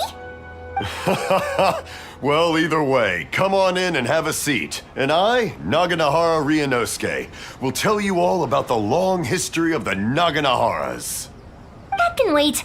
Pops, I need to ask you about something. A long, long time ago. Pops has started telling his stories again. Sorry about this. Ever since Pops had his accident, his ears don't work too well. rock was set alight. Really? But for a moment there, it almost seemed like you were having a coherent conversation. Much, much later, people eventually realized that if you grind certain materials into dust, they burn with many beautiful colors. Pops, wait! Huh? What's that? Did they deliver those firework materials that we ordered yet? Oh! Yesterday's fireworks have all been delivered. So have the ones from the day before yesterday.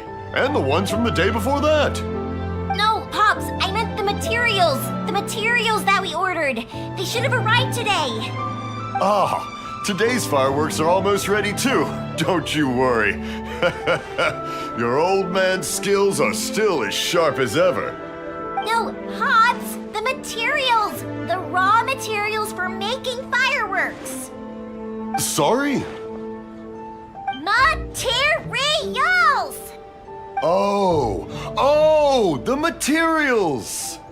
Yes, the materials!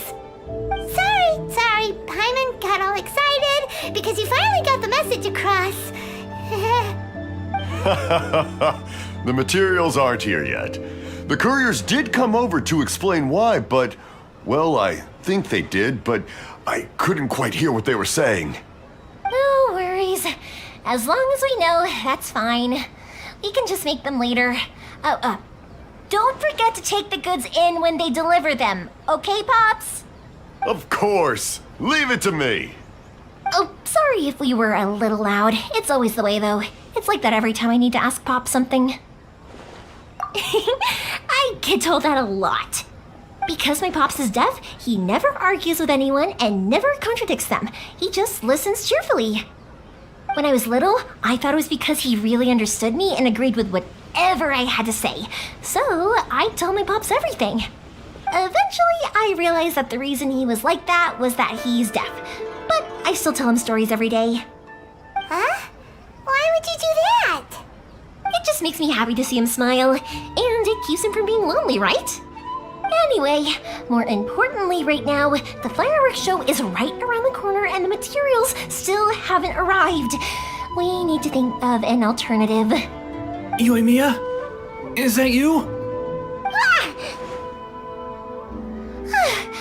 Oh, you scared me there! I thought I told you to be more careful before you speak. Sorry. Hold on, I'm coming over.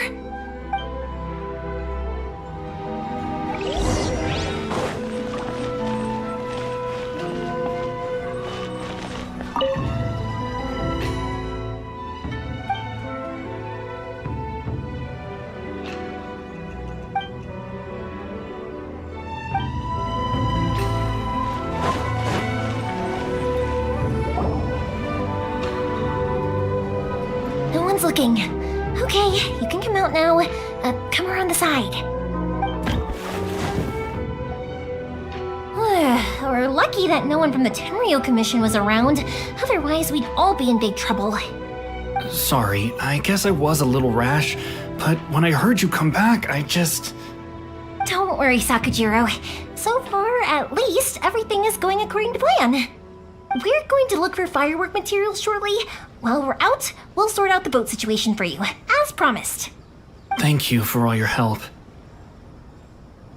He's one of our old customers. He came back to Inazuma from the outside world not long ago. While he was smuggling himself in, the Tenryo Commission found him and put out a warrant for his arrest. An arrest warrant? Shh, keep it down. We don't want to draw any unwanted attention. If Sakajiro was caught, there's no knowing what crimes they could charge him with. All we can do is find him a boat and send him out of Inazuma again. Yeah, we know it's going to be dangerous, but there aren't many other options left. What if the boat capsizes? Drowning is really scary. If things are this bad, couldn't you just not come back in the first place? Well, there's something I felt I had to do. But as soon as I got back, I started hearing about all these unbelievable changes. I had made my mind up originally, but now I'm not sure anymore. I didn't want to cause any trouble for Yoimiya or Mr. Ryunosuke, but I'm very grateful to them for taking me in. Hey, no worries. You're more than welcome. Remember what I said? As long as you've got that little piece of paper, you'll always be a valued customer of the Naganoharas. Little piece of paper? Yep, the same paper slips as the one I gave to the kids earlier. Whenever a customer orders fireworks for a commemorative event, we always include a little paper slip with the goods. Only people from inside my family can understand what's written on it. It's the recipe for the fireworks they ordered. If someone shows a Naganohara that paper slip, we guarantee we can make the exact same firework as the original one they purchased, whether it's 10 or even 100 years later. Wow, that is so awesome! It's a family tradition. All our regular customers know about this. The slip I have is from back when my parents ordered fireworks from Mr. Ryunosuke. Now that I think about it, it must be nearly 20 years ago. Who would have thought that things would turn out the way they have? It'll be fine. Escaping in a boat is just a last resort for if there's no other way. I'll still try and come up with a different solution, because it'd be much better if you could stay in Inazuma. Whatever their reasons might be, if our customers come to us looking for help, we're not about to leave them high and dry. Thank you. This way, I still have some time to consider my options. All right, well, let's not stay out here in the open for too long. Hurry up and get back inside. I'll let you know as soon as I have an update for you. All right, I'll leave it to you then, I guess. It's a shame. They still wouldn't give him a permit, even though he was born and raised in Inazuma. Speaking of, you guys only got here recently. How did you manage to get a permit? Even then, we only got through thanks to some help from Miss Hiragi Chisato of the Kanjo Commission. I see. So you had big shots helping you. I guess that won't be of much help to Sakujiro. I just wish the commissions could be a little bit more flexible. I bet nowhere else you've been is quite like Inazuma, huh?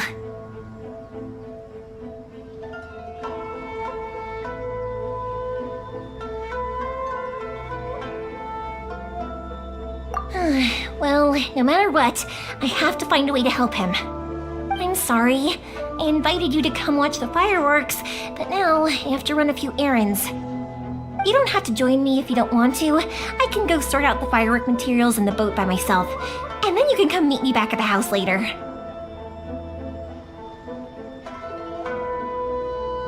Oh, cool! Then let's start with Sakujiro's boat. We can chat along the way.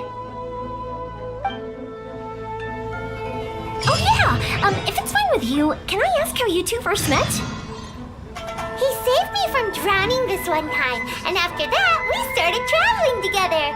Why do you ask? Nothing. I'm just quite envious of your relationship. If my pops had a person like you around, his being deaf wouldn't hold things up all the time. Why do you look so excited? Because you said person and not floating child or mascot. Risu. Koichi, I'm here. How is the boat coming along? Yeah, it's, all right, I guess.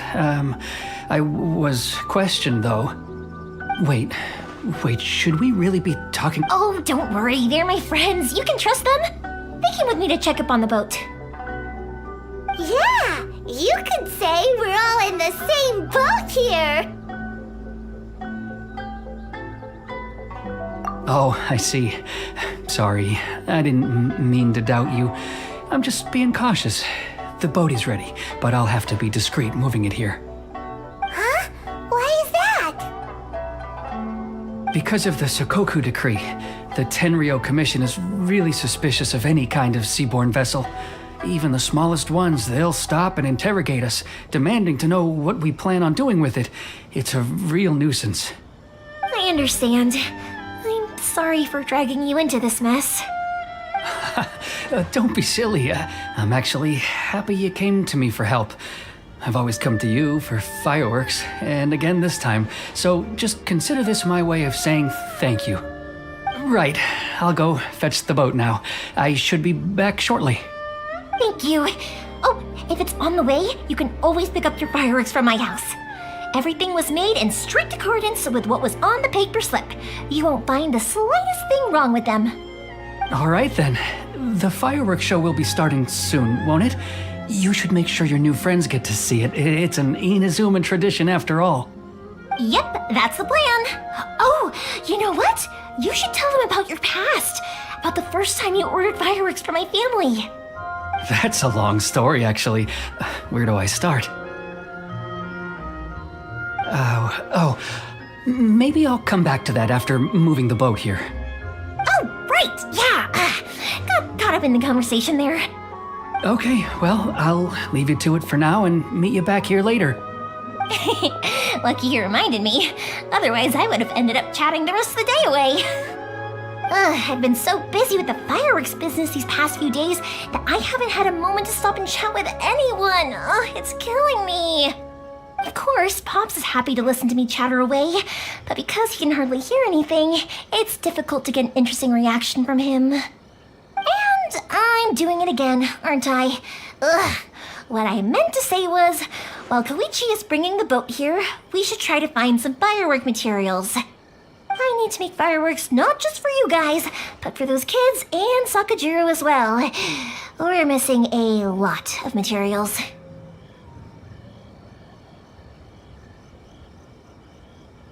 It'll be fine. It's actually like this every year. There's always a bunch of extra orders to slot in here and there. When people want fireworks, it's always because they have something to commemorate. And if they miss the chance, they might never get another one. So, no matter how busy I am, I'm always happy to take their orders. So, what you're trying to say is that you enjoy the work? Oh, I do! I really do! Being born into a family of fireworks makers, I feel like since I was a kid, I've been obsessed with watching things go boom! And then seeing all the lights and colors and... What I really wanted to say was, don't worry about me. It'll all be fine.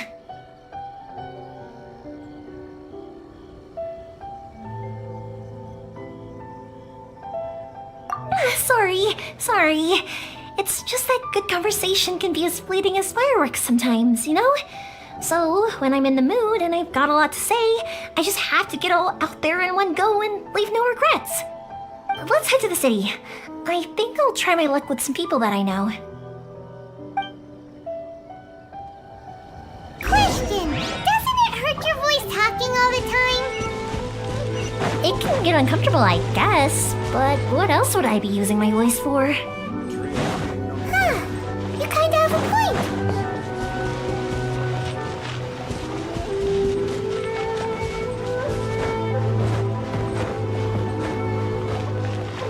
Please speak to President Sangha. I'm just... Race you! Here we are.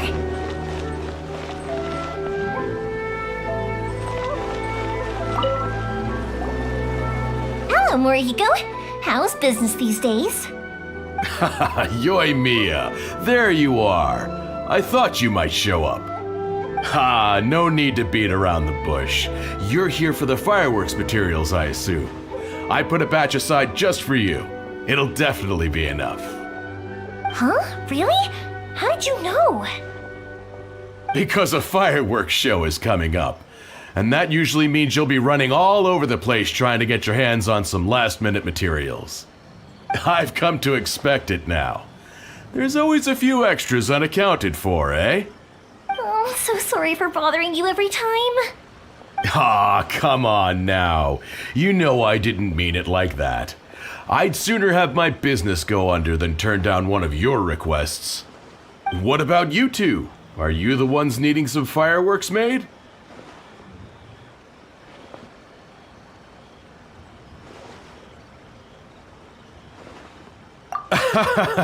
It's no trouble at all, my friend. Once when I had an argument with my son, Yoimiya was the one who came and calmed him down. I'm hopeless at communicating with him. If it wasn't for Yoimiya, who knows, he probably would have run away by now.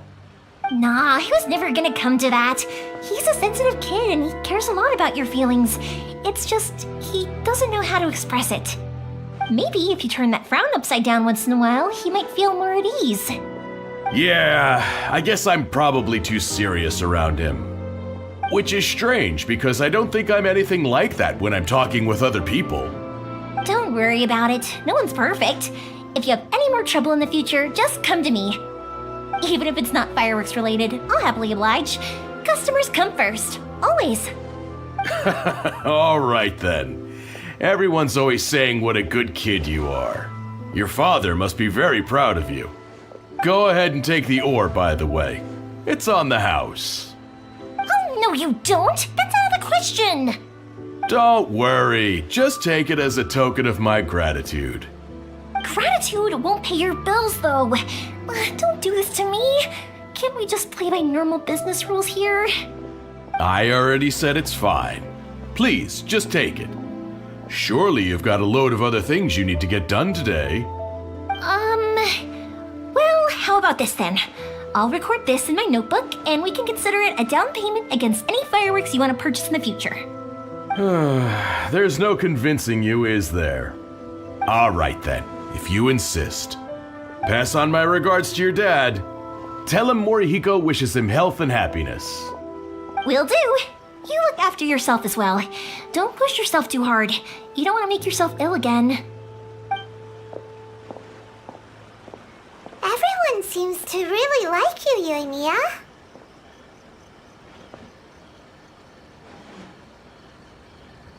You're not the first person to say that. In fact, some people think I'll literally do any favor they ask me to. When that happens, I say to them, hey, this is a fireworks store. We do fireworks.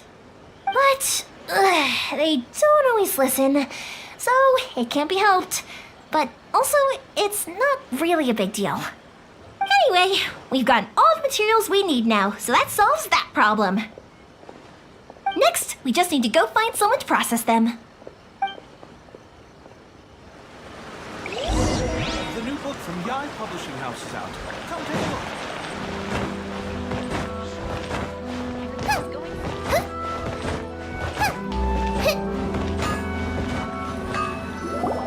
Hajime, Mr. Aminoma, it's me! Ah, Yoimiya. If I'm not mistaken, you must be here for some firework materials.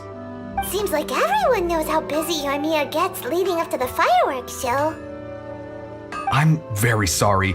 Would you be able to wait for a while? I have quite a backlog of weapons orders right now. No worry. Oh, wait, actually, yeah, that could be a problem. Some worries.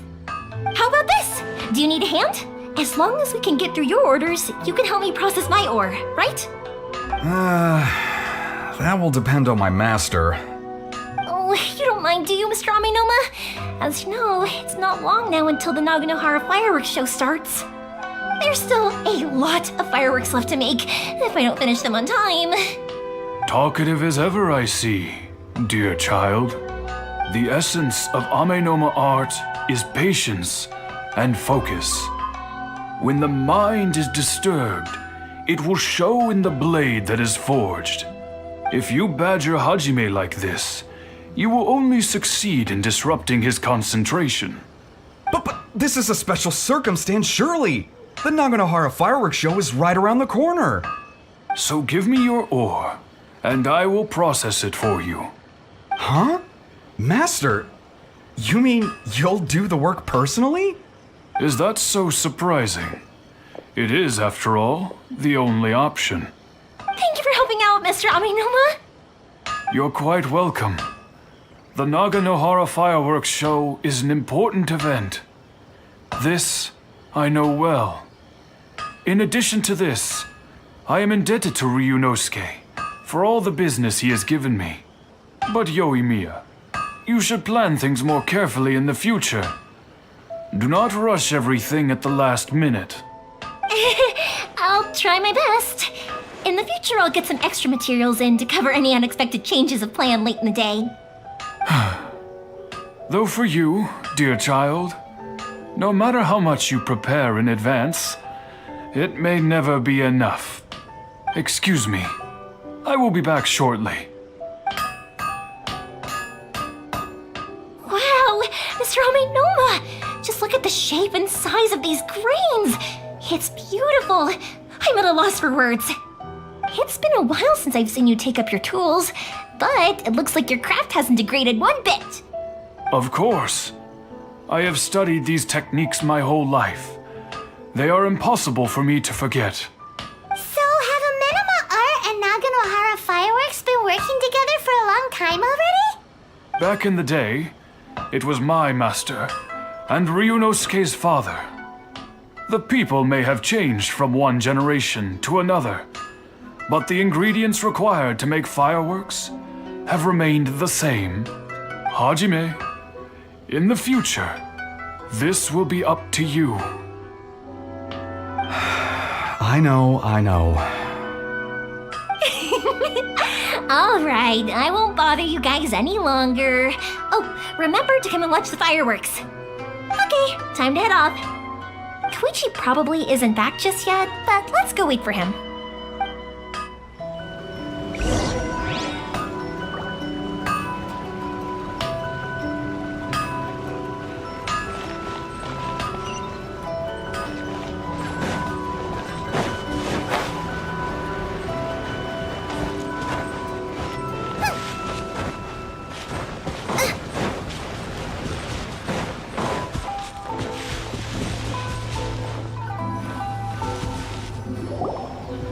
Just as I thought, he isn't back yet. But not to worry, because actually, I've been hoping for a chance to have a nice long chat with you all day. Sorry for dragging you with me everywhere. Everyone's been so good to me, though. It's all gone really smoothly. Feels like Paimon has barely spoken a word this whole trip.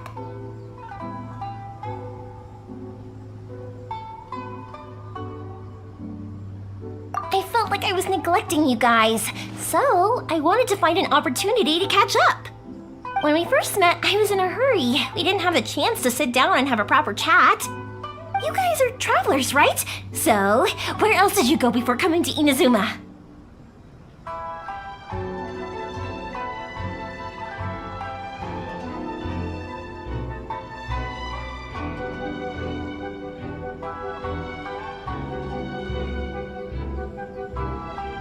Ooh, sounds great! I heard they pretty much have no rules over there, right? So people are free to live their life however they want, doing whatever makes them happy. My pops actually received a gift from one of his old customers over there. It was from the winery or something. Dawn Winery! Their dandelion wine is super famous. Yes, that's the one! I remember when he drank it. I've never seen him enjoy a bottle of wine so much in his life. He was telling me all night about how good it tasted. My friend once said to me that only people with a strong will and a clear purpose decide to go traveling. Maybe it's to see a certain view or to fulfill a certain wish. So, what made you guys embark on your treacherous journey to Inazuma?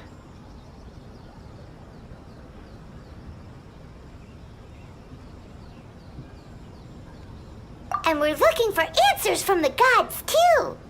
You were separated from your family because of a god? Oh. That must be really tough.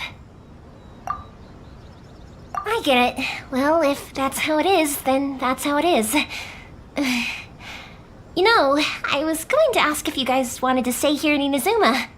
Unlike the outside world, what Inazuma seeks is eternity. In other words, a state of tranquility where very little ever changes. The advantage of that is that if you're ever tired from your journey, Inazuma's a great place to come and rest.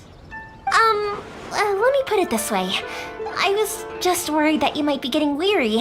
And if you keep pressing on in that state, you might start to lose sight of the things that made you want to start your journey in the first place. Sometimes. That's also just how it is. When you're exhausted, everything becomes an uphill struggle. Even trying to have fun. You won't be able to enjoy yourself if you're too tired. An adventurer friend of mine once told me that if you're too focused on reaching the end of the race, you'll miss a lot of opportunities and precious moments to be had along the way. Don't worry though, I'm sure I can think of some way to get you, and you're here now, so even if you're gonna leave eventually, I want to make sure you at least leave with fond memories. Who knows? Once you're reunited with your family, maybe you'll find Inazuma the right kind of place to call home. I already have an idea of the color and type of fireworks I want to give you guys. I'll keep it a secret for now, though. Yoimiya, I'm back.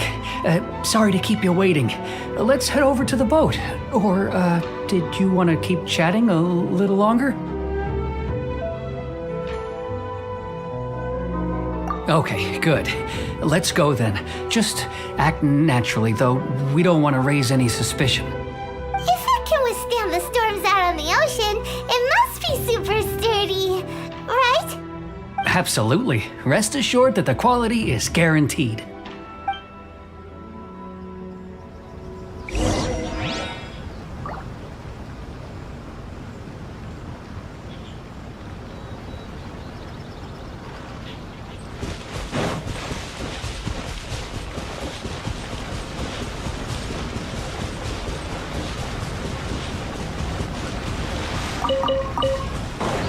Race you! That's way too small.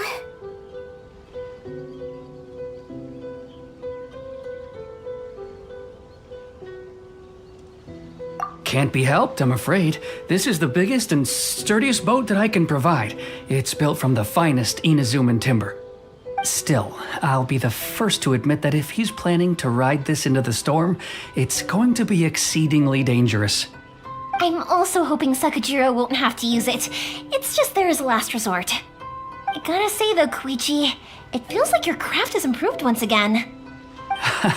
I'm not the one you should be praising. It's all thanks to the guys who kindly pitched in. To avoid detection, we each worked on our own materials separately, then assembled them secretly in the night. This is the largest we could afford to build. Any bigger and there's no way it would pass the Tenryou Commission's inspection. Let's store the boat here for now then. I'll fill Sakajiro in when I get back.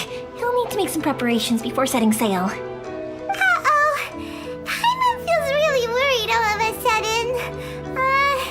Doesn't helping Sakajiro make you a collaborator in the eyes of the Tenryou Commission? Maybe it does, but I knew what I was getting into from the moment I agreed to help him. My family has pretty good connections with the Yashiro Commission. We work very closely with them. And whenever there's a national event of any sort, the other two commissions come to us too. As long as I'm polite and respectful and don't cause a fuss, they won't look to cause trouble for me either. And anyway, to your point about collaboration, you've been helping out too, right? That's true. This was all a collaborative effort.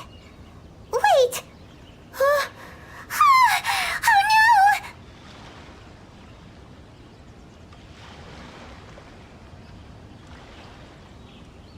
Ah, so you're seasoned crooks already, eh? Don't know what I was worried about then. Anyway, thanks for everything, Koichi. And your fireworks are ready, so just go pick them up from my house whenever you want. While you're there, you can get my pops to settle the boat construction fees. Oh, don't worry about paying anything. Third Sis would be sure to scold me if she found out I'd taken Mora from the Naganoharas. Who's Third Sis? Oh, let me explain this one. It's a story my pops told me. There used to be a thriving merchants guild in Inazuma. It got really prosperous. At one point, there were a dozen or so kids born around the same time to the families of the guild. They all grew up together, each of them learning their respective family's business. They were a tightly knit group of friends, but eventually, they all grew up and decided they each wanted to go into business themselves. It was inevitable that business would send them all to different corners of the world, and that they'd have far less opportunity to see each other in the future. That's right. Just before we went our separate ways, the eldest of the group suggested that we should all go watch some fireworks together one last time. They were all very ambitious types, and each had their own knack for doing business. One by one, they left, until Koichi was the only one of them remaining in Inazuma. After that, he hardly saw them. But whenever one of them did come back to visit, fireworks would always be involved. Yeah, no matter how close you and your friends are, there's always gonna be some distance after being separated for a long time. But as soon as the fireworks lit up the sky, it'd instantly take us right back to our childhood, and we'd be chatting away like in the old days. To us, those memories are eternal. Oh, so this is what you meant when you were talking about commemorating things. Yep, that's exactly right. That's why I can't let people down when they're counting on me for their fireworks. Anyway, I need to go update Sakujiro.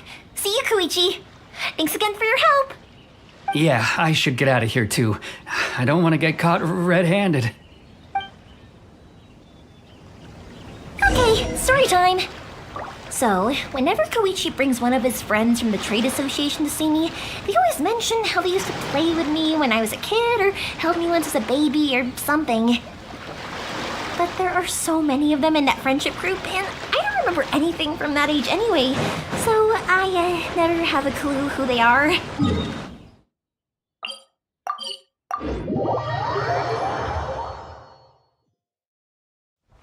One time, he shows up with another one of his friends, and the friend asks me if I remembered him. So I'm like, yes, I do! You held me once when I was just a baby. Koichi just bursts out laughing and says, actually, this is one of his carpenter friends. Turns out he's a lot younger than he looks, just a few years older than me. I went bright red and must have apologized like a million times. It was so embarrassing.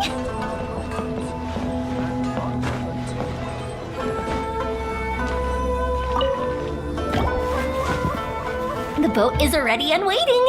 I'll mark the location for you on the map. Before you leave, I recommend that you pack some food and water. You can never be too prepared. After how much effort it took to get back in, it's hard to convince myself to leave again. Especially when I'll be going up against the stormy ocean on a tiny little boat. My prospects don't look great. Well, they won't look much better if you get caught by the Tenryo Commission. I'm afraid that sooner or later they are going to find you here. Time is starting to run out. I'm sorry. I'll make sure to get out of here before they come. I promise I won't cause you and your family any more trouble. I didn't mean it like that. If we ever ran into any problems, I'm sure I'd figure something out. But if the Tenryo Commission does catch up to you, then make a run for the boat. Okay, I won't let them catch me. But... no, I guess this whole trip was a waste in the end. Why did you want to come back to Inazuma anyway? Is there something you wanted to do? I didn't used to like this place at all. That's why I left. But looking back on things now, I was really just running away from my responsibilities. Once I started to realize that, I got restless. I couldn't stop thinking about the people and the things I'd left behind. So forget it. What does it matter now? It's too late anyway. I originally wanted to make up for all my regrets, but instead, I found myself in the situation I'm in now. What a pity. Talk to us about it. Maybe we could... If only there was no Sakoku decree, huh? Anyway, don't worry. We're not going to bother you about it. We'll keep trying to buy you as much time as possible until you reach your final decision. The Tenryo Commission. If only they weren't so overzealous, there might be a way. Oh, that's right! That elderly couple, old customers of ours, their son's in the Tenryo Commission, isn't he? Yeah, quite high up as well. That's it. I'll go talk to them. Maybe they can do something. Are you sure they won't just report me instead? Oh, don't worry about that. They're really nice people. I know them well. They won't cause us any issues. All right, you should get back indoors, Sakujiro. We'll be back in no time at all. Okay, let's go. Time waits for no one. Wait, hang on. What about the fireworks? All those materials? There's so many orders to finish. Pops! Pops! No, never mind. I know. I'll write him a note telling him to sort out the fireworks. Why did you cut Paimon off earlier? Because what he needs isn't an answer, just time.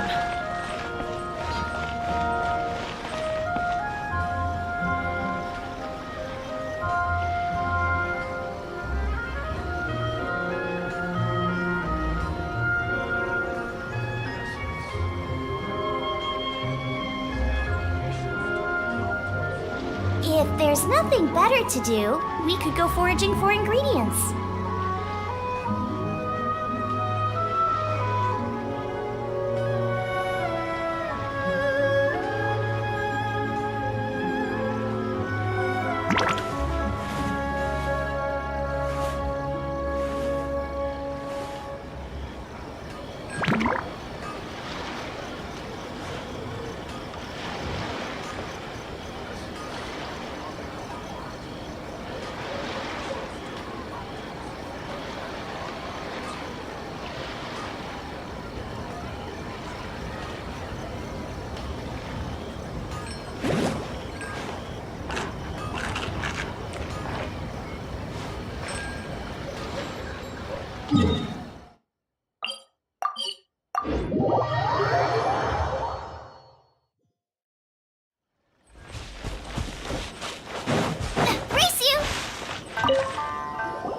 Well, if it isn't Yoimiya, come on in, dear. Come and take a seat. Are these two your friends? Yes, they're travelers from afar.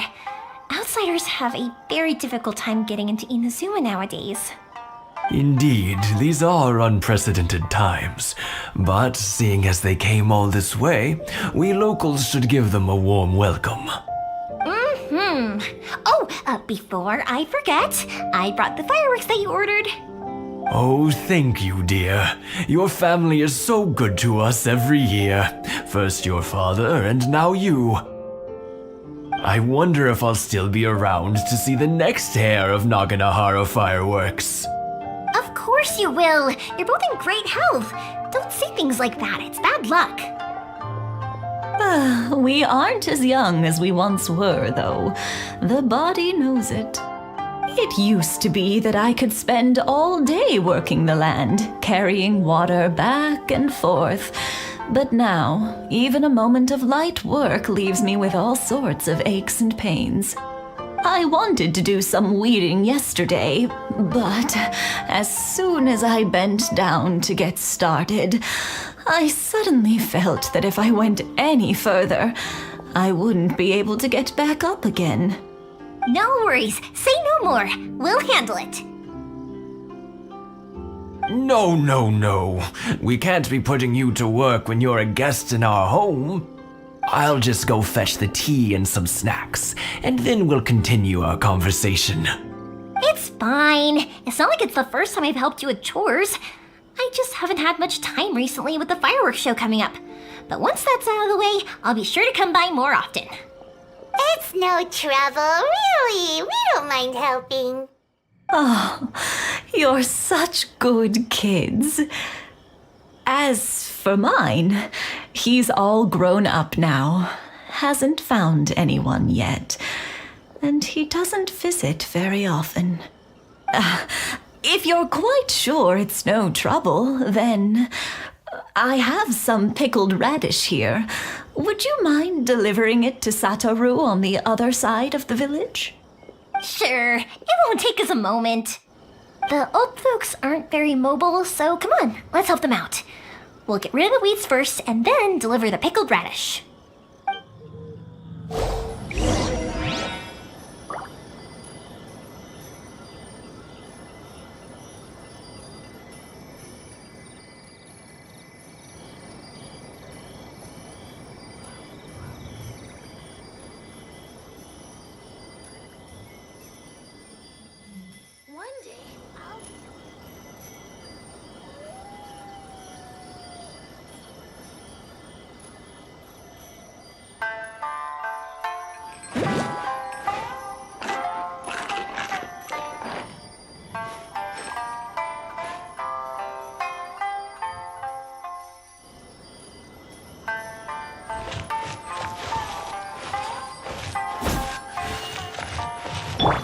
Absorption test. Stand clear.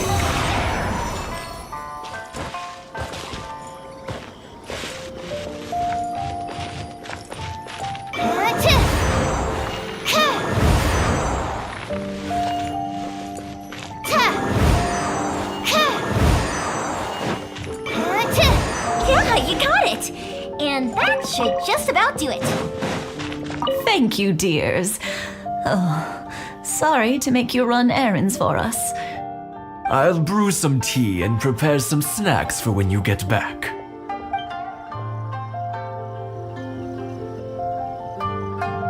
Satoru is on the other side of the village. Let's go see him now.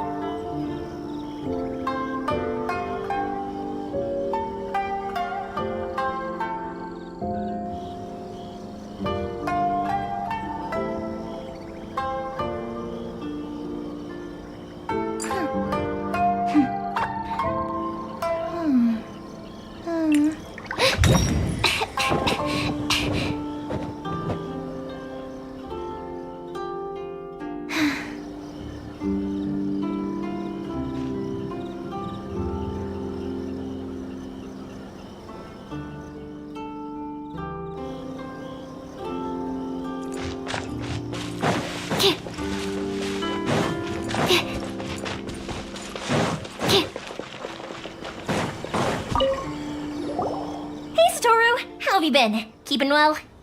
Yeah, same as usual. Not much has changed. You're looking full of life, as always.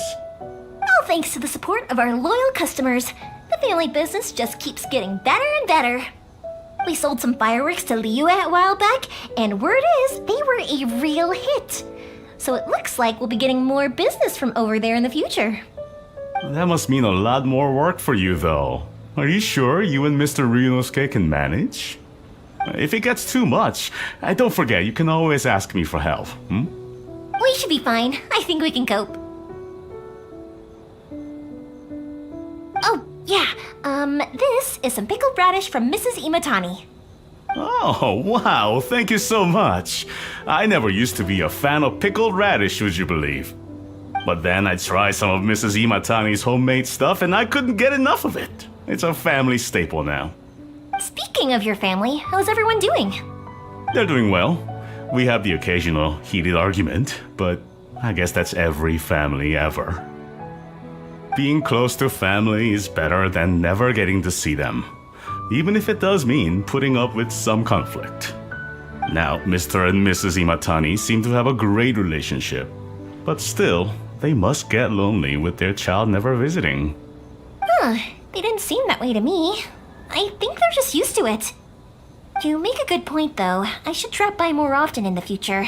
That way, they won't get so bored. Oh, I'm sure they'd love that, as would all of us in Konda Village. You're always welcome here. Thank you! Now that we finished all the chores, it's time to talk to the Imatanis about Sakujiro.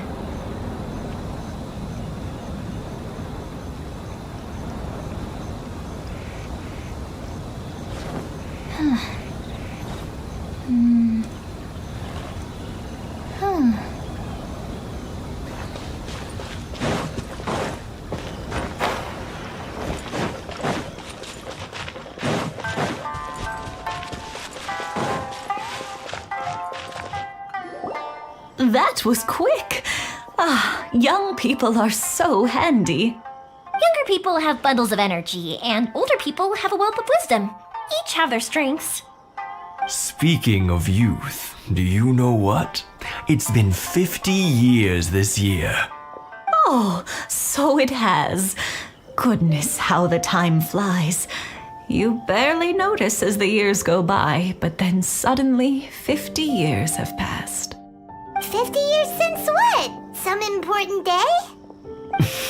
Well, if you must know, it was 50 years ago, back in the days when this young lady was still trying to win me over, that... Oh, stop trying to impress them. We both know you were the one who was hopelessly smitten and desperately trying to win my affection. Well, maybe you're right. 50 years ago, I proposed to my wife at the Naganahara fireworks show. We've been together ever since. To tell the truth, I was still a little uncertain. I wasn't sure what I was doing when I walked into the Naganahara's shop and ordered my firework. Even as it was rising up into the sky, I still had no clue what I was going to say. But then it exploded, the sky lit up, I looked back at her and saw her eyes twinkling in the light of the fireworks. Before I knew what was happening, apparently, I'd already said it. And, well, she'd said yes. 50 years. In some ways, it's a long time. In others, it's no time at all. Really, it's just a number. But 50 years of being together? Now that is something worth commemorating. I had no idea it was your 50th anniversary. If I'd known, I would have made some extra fancy fireworks just for you. Oh no, it's quite all right. We always set off the same firework every year. It wouldn't be the same without it. Seeing that firework go off takes us right back to those days. Even at this age, we still look back with not a single regret. Ah, what a great relationship they have. Enough about us, though. Yoimiya, aren't you busy with the fireworks show coming up? Was there something you needed to discuss?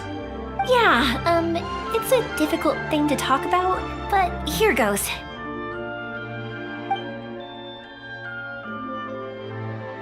Sakujiro. So he came back. Huh? You know him? He was our boys' best friend when they were young. They were inseparable. They grew up together, shared everything with each other, and went everywhere together. But one day, they had a terrible argument. Sakujiro seemed to feel that Inazuma was too peaceful and wanted to see what the outside world was like. But our Keisuke took after his father and mother. He felt that there was nothing wrong at all with being peaceful. You know what children are like. They get terribly worked up about these sorts of things. In the end, Sakujiro stormed off, and that was that. I see. Keisuke said nothing to me or my wife about the fight. We could sense that he was very hurt by it, but he didn't want to talk with us about how he was really feeling. Eventually, whether out of pent-up anger or for some other reason, he joined the Tenryou Commission. He rarely comes home anymore.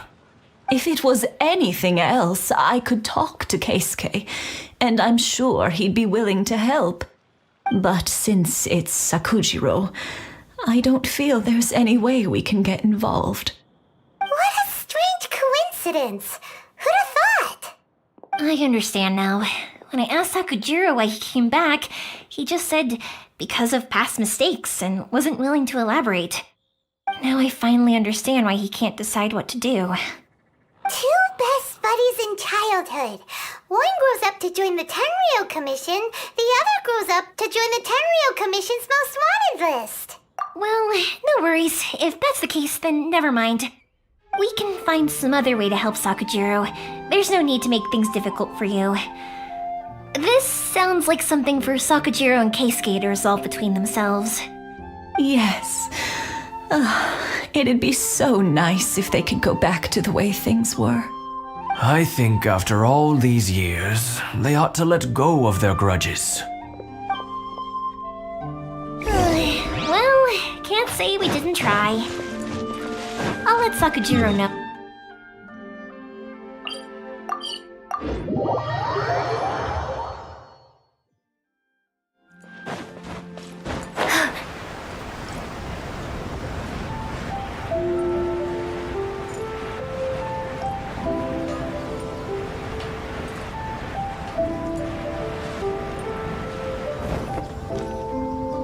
Yoimiya, something bad's happened.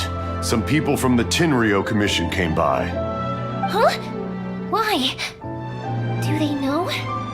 Pops, are you alright? They didn't do anything to you, did they? I told them the show was starting soon and the place was filled with fireworks, so they shouldn't go in because it's a fire hazard. But they didn't listen. It seemed like they knew Sakujiro was inside. Luckily, Sakujiro heard them coming in time and managed to escape through the window. The Tenryou Commission wasn't able to capture him. Oh, Oh, this is bad news. I don't think Sakujiro had enough time to make his mind up. Pops, did you see where he went? Oh, the Tenryo Commission will definitely be chasing after him. Good point. Names. Reading names. Suddenly showing up like this, surely it must be Keisuke's doing. The Commission wouldn't normally cause this big of a fuss over a stowaway. Sorry, my ears are no good. And I didn't get a good look at them either. If you're wondering which way they went, they left the city. I wish I'd caught their names.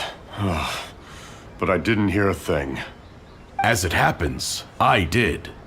I was getting some ore from my friend's place and happened to bump into them on the way over.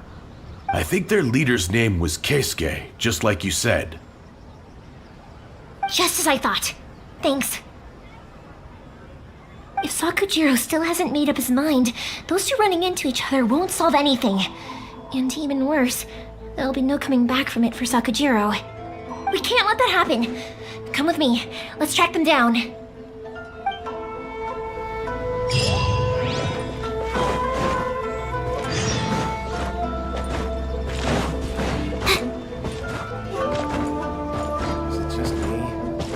Mosusaka and his friends.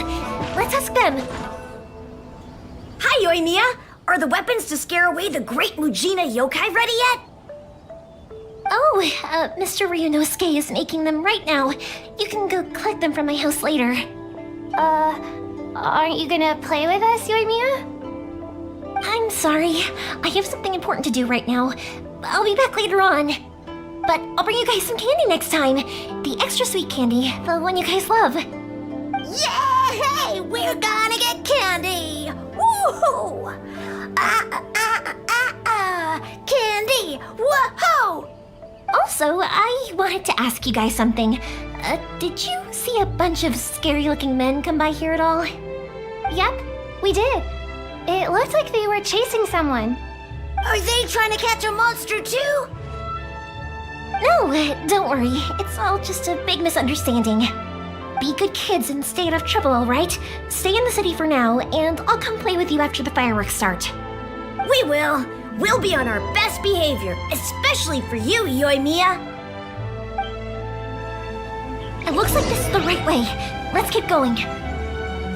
If Sakujiro still hasn't made up his mind, I guess I'll have to step in. Look! There are people from the Tenryo Commission over there! It must be them!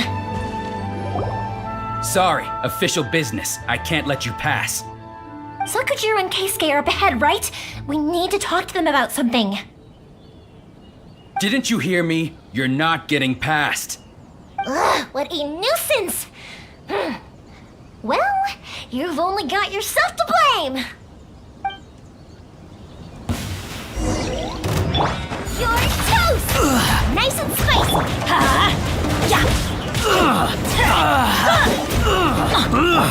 No, my sword! Rain outlines your fate!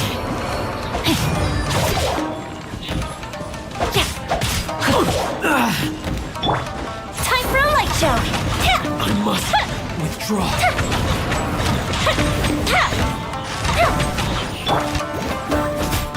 Let's light it up! Everybody stand! Let me weave you a verse.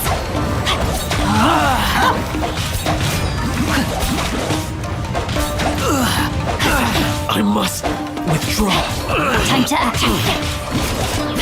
I must withdraw.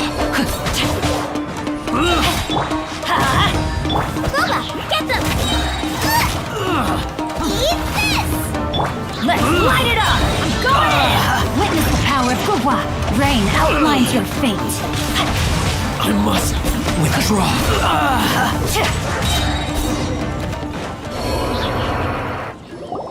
How dare you impede the work of the Tenryo Commission? You will be punished for your actions. There is nowhere you can escape justice. Not even at the edges of the world. Look at that! The one with the loudest mouth had the fastest feet. We can't waste any more time on these guys. Let's push on. They should be just ahead.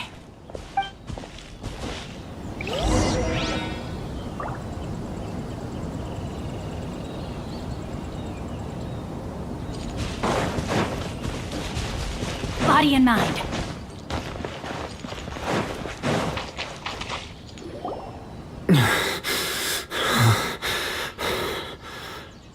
Your skills with the sword have stagnated, Sakujiro. You should have known that you stood no chance against me in a duel. I never imagined I'd fall into your hands.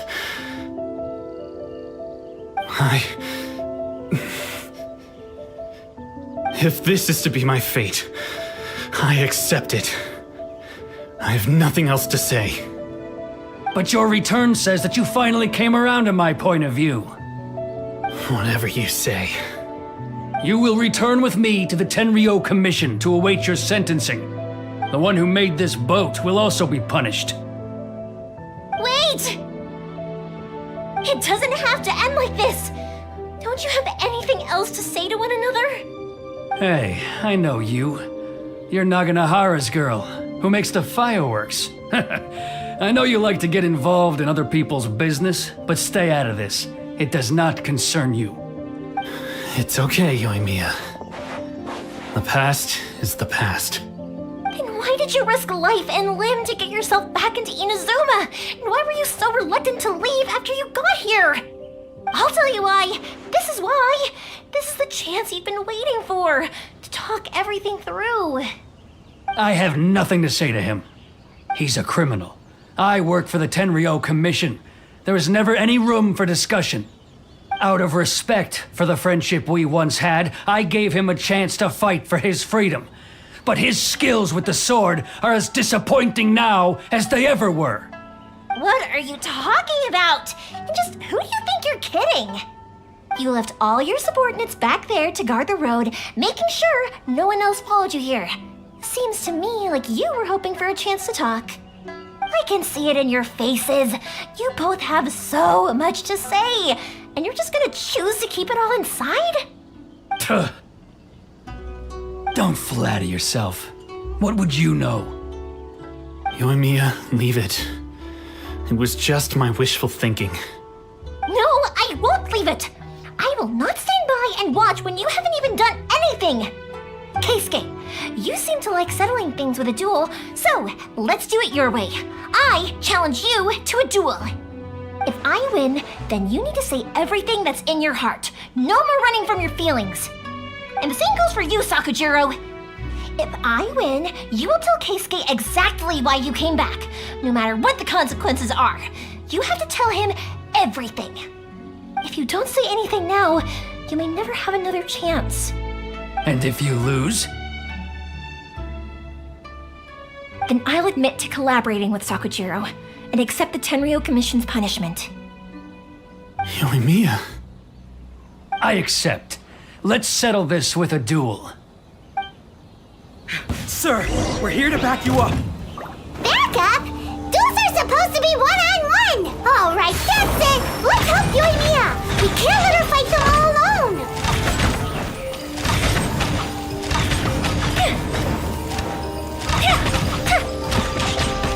Out of the frying pan, it's...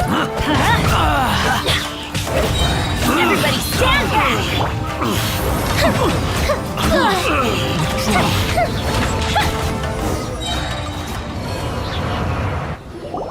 Sir, they are too strong.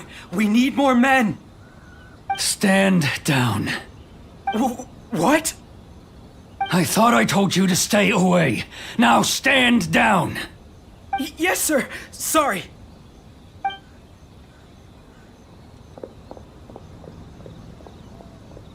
Young lady, you are just as obstinate as Sakujiro was back then.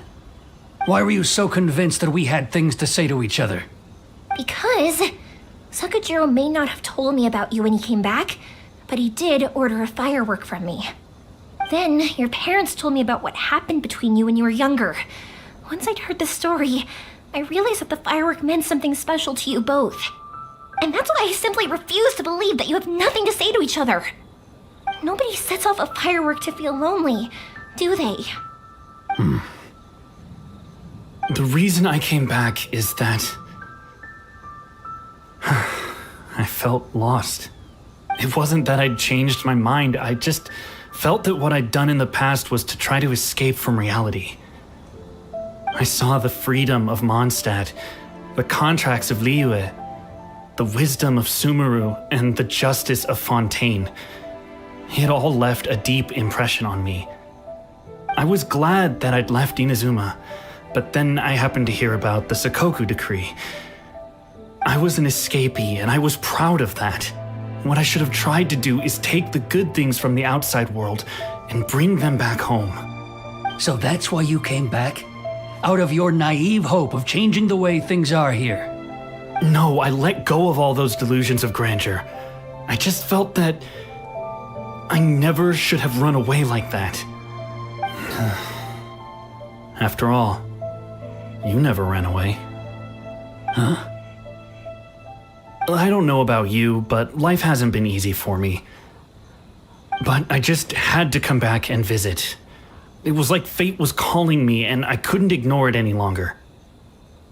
Life isn't easy for anyone. I truly worship the Raiden Shogun. Her ideas were my personal creed, and I desired nothing more than to see her will done. But now, my role is to punish violators of the Sakoku decree and confiscate people's visions. It's not what I signed up for when I joined the Tenryo Commission. I do wonder, am I really doing the right thing? The boat is yours. Huh?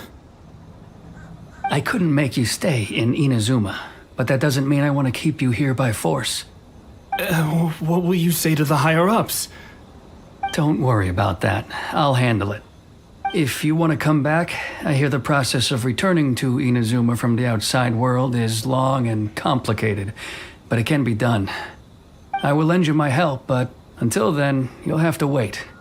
And don't kick the bucket on the way out. Don't worry, Keisuke. I won't. Any chance we can watch the fireworks together? Maybe next time.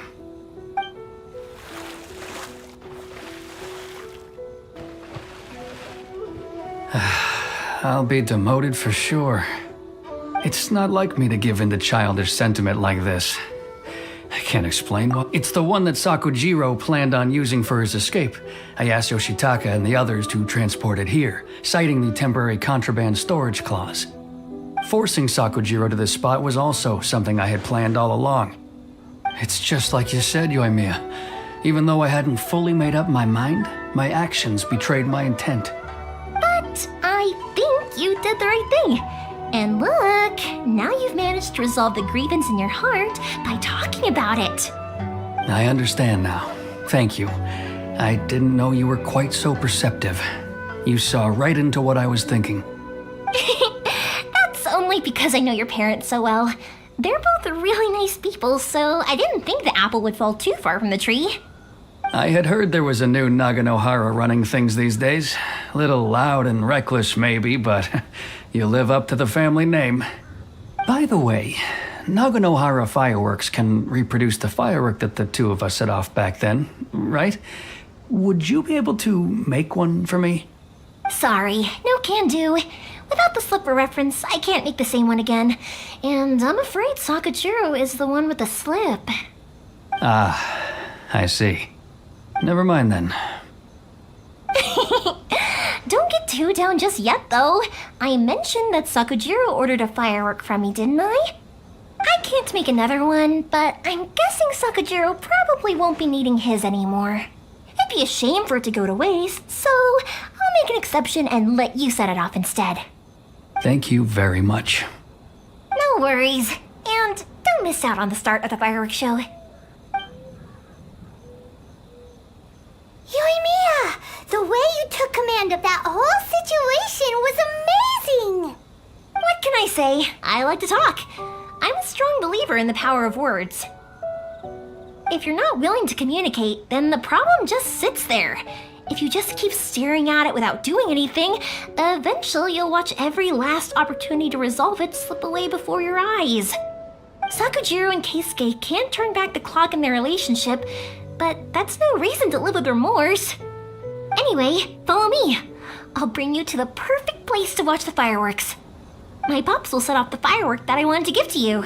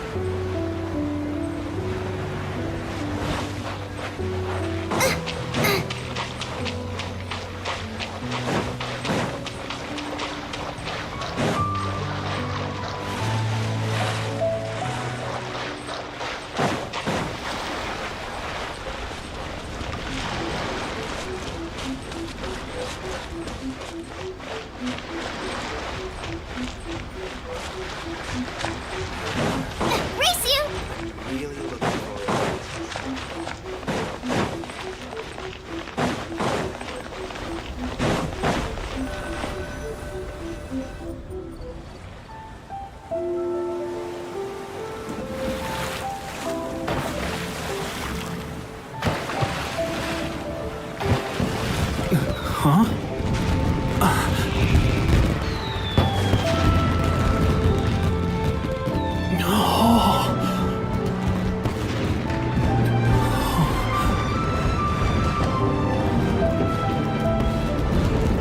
Oh, it's...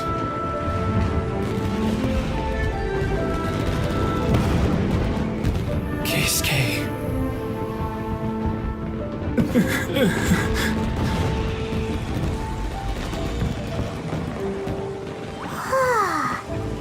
So, Yumiya, these fireworks, what do they mean to you?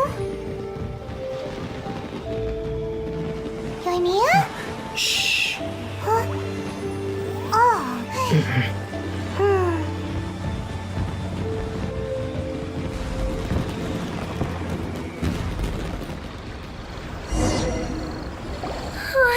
That was amazing. It was so beautiful I could weep. I didn't actually cry though, right? I just feel a bit misty-eyed. Oh, remember that big one that went up first? The gold one? That's the one I had Pops make for you. Oh, Paimon saw it! It was one of the best ones! They won't forget that anytime soon! That's what I wanted to hear. I was hoping it would leave a deep impression on you guys. No matter where your journey takes you, and no matter what hardships might lie ahead, I hope you'll always be able to look back fondly on the fireworks you saw tonight. I believe that as time goes by, this firework will only grow brighter and more beautiful in your heart. Oh, and also, you're technically my customers now. Here, this is your paper slip. If you ever want to see that golden firework again, just come and see me. You know, Yumiya, you seemed to turn into a completely different person during the fireworks. You were so quiet, and it was like you couldn't hear anything at all. Oh, I can hear you. I just have a habit of being silent while I'm watching fireworks. Quietly watching something you made with your own hands rise into the sky feels like a sacred ceremony to me. You asked me what fireworks mean to me, right? Yep. Well, for Koichi, who built the boat for us, and his friend, Third Sis, fireworks commemorate friendship. For Keisuke's parents, they commemorate marriage. And for Keisuke and Sakujiro, they were commemorating...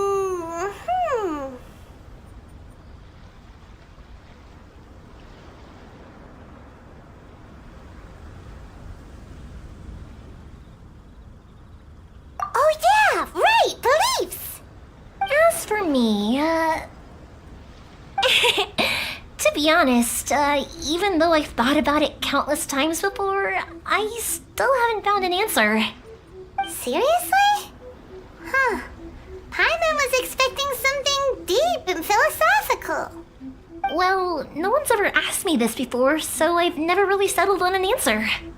It was by chance that I happened to be born into the Naganohara family, so it was by chance that I ended up learning this craft from my pops. It's also by chance that I've met so many people, learned so many things, and discovered that people associate watching fireworks with the things that are most precious to them. Fireworks that disappear in a flash of light are probably the furthest thing away from the eternity that our shogun desires. But people's feelings don't just disappear, and it's those feelings that give fireworks their purpose. If nobody wanted to watch fireworks, then also consider this. You have to have the Naganoharas because so many people are emotionally invested in the existence of fireworks. If we didn't exist, their wishes would go unfulfilled, wouldn't they? You know, I don't really think about complicated things like this very often. But I'm proud that I was born into the Naganohara family and have the chance to make so many pretty fireworks.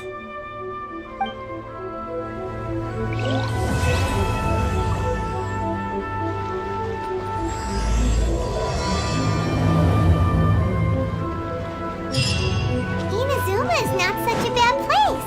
Paimon's having a pretty good time. But...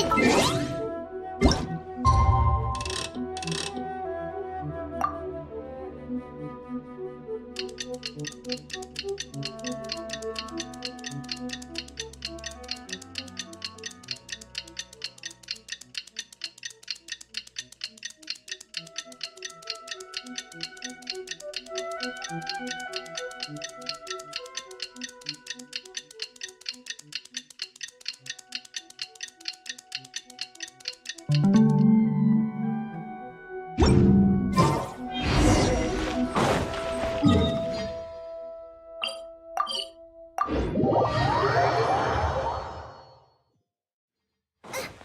usual, it's the first stop, Komori Tea House. Are you ready to head over?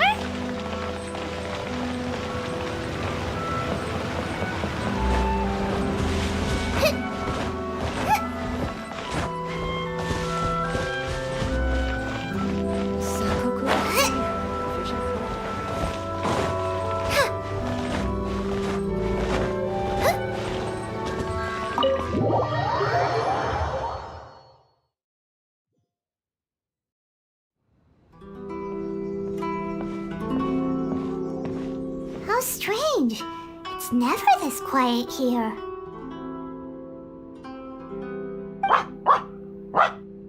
Toma's playing his ventriloquist game again, huh? Toma? Toma! Hey, you can come out now. Paimon's seen you already. Huh, not a peep. So where the heck is he then? Huh, what's got Taro Maru so worked up today? He's always such a good boy. Hello. Have either of you seen Toma? No, we thought he'd be with you. Why? Has something happened? Then it's as I feared. On the way here, I heard that Toma had been taken away by the Tenryou Commission. I wasn't certain whether it was true, so I came right here. The fact that he hasn't arrived here as we arranged suggests that it is true. The Raiden Shogun is holding a vision hunt ceremony at the statue of the omnipresent god today to mark the 100th vision seized under the decree. And the 100th vision bearer in question, the one who will have their vision seized, I fear, is Toma. Hold up a second. So the ceremony that Toma said the Tenryou Commission were busy preparing for, that was this vision hunt ceremony? And he was the target all along? I believe so. The Shogun and the Tenryou Commission see the ceremony as a milestone. With the 100th vision, they wish to mark the success of the vision hunt decree to date. This cannot happen. I must go and rescue him. Yeah, like it or not, you represent the whole Yashiro Commission. So if you go and pull a stunt like that, you're basically declaring you and the Raiden Shogun are enemies now, right? And by doing it so publicly, you might be implicating a lot of other people from the Yashiro Commission too. There is no other option. I must act with haste. The ceremony is about to begin. I will not abandon Toma like this. He is my friend. To think that not long ago we were all eating hot pot together.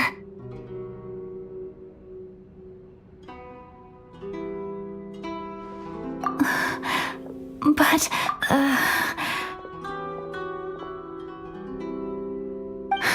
okay, I'll wait here for your return. Get back safely. Don't worry, Ayaka. A friend's life is on the line. We ain't about to mess this up.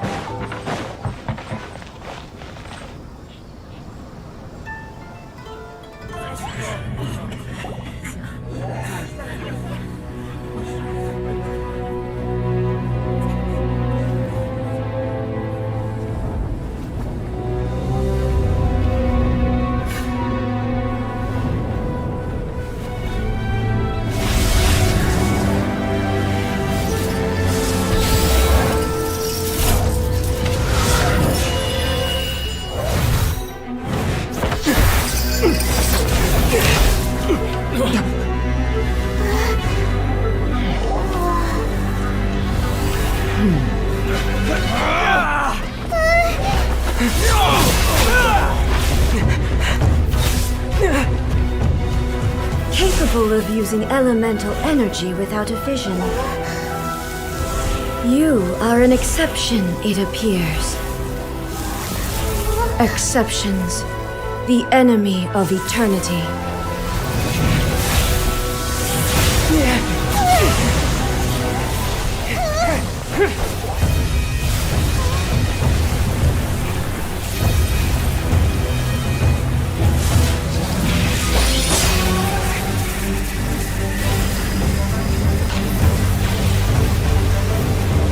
You will be inlaid upon this statue.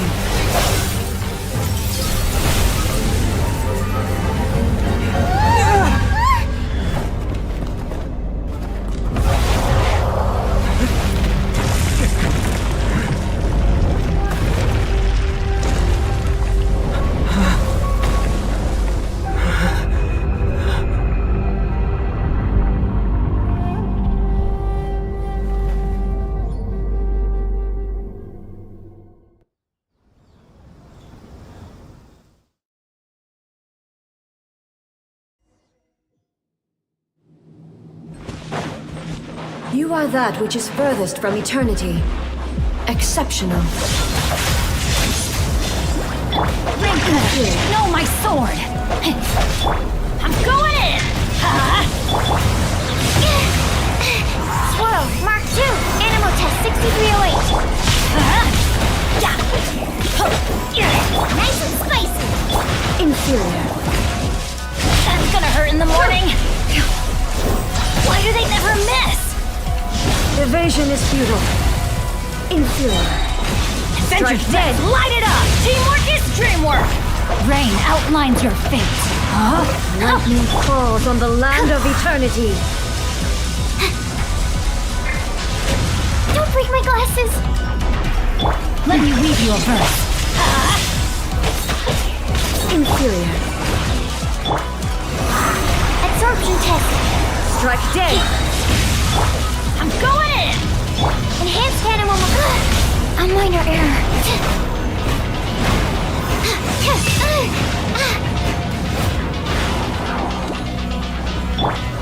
Eat this! Octopi tip, it's we go out! Instabilities will be removed.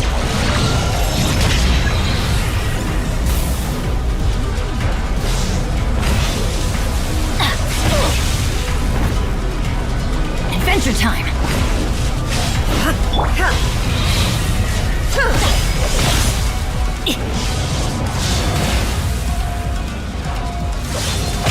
Time to act.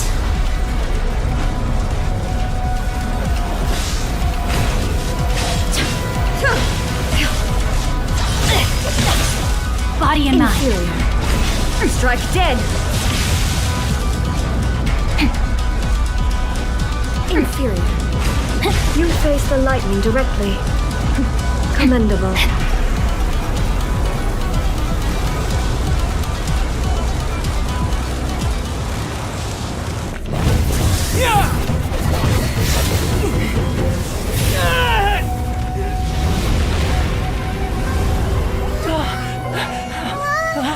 Wake up, wake up!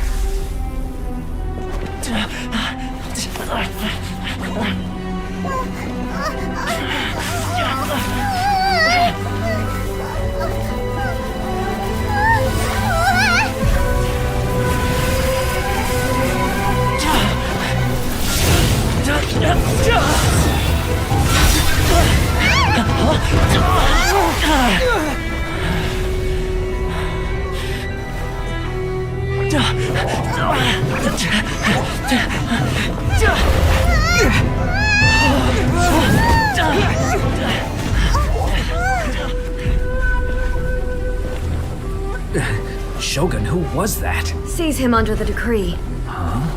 Next time, I will strike twice.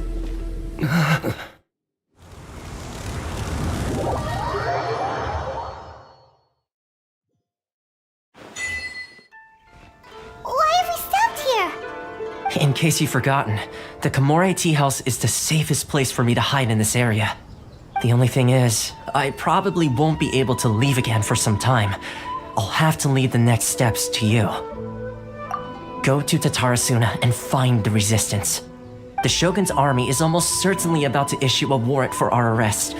There are very few parties that will be willing to shelter us, but the resistance is an exception. Paimon's pretty sure Ayaka mentioned them before. Oh yeah! Sangonomiya's group! The ones who came together to fight the Vision Hunt Decree! That's right. The resistance was founded by Sango no Miya Kokumi, the divine priestess of Watatsumi Island. Currently, it's her subordinate, Goro, who leads them in their war against the Shogun's army. However, the Yashiro Commission is not on especially close terms with the resistance, so your dealings with us would normally be frowned upon. But you're different, so that shouldn't work against you. As far as I can see, the resistance shouldn't have any reason to turn you away. The only issue is that we can't be sure of the resistance force's current location. You'll have to ask around along the way. You'll likely pass through territory occupied by the Shogun's army at some point, so be sure to stay on your guard at all times.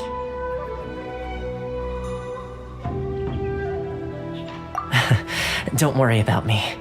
I can remain hidden when I want to. I won't make it easy for them. We gotta hurry up! The Tenryou Commission could be right around the corner! Let's get out of here!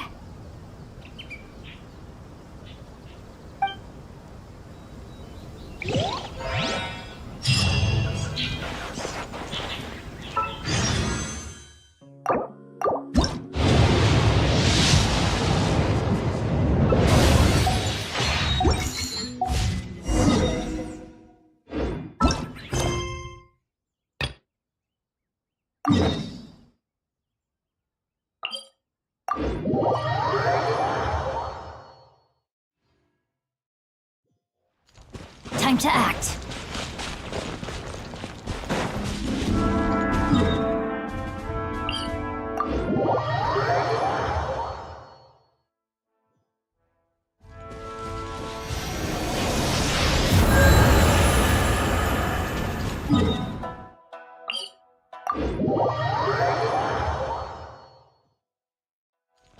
Body and mind.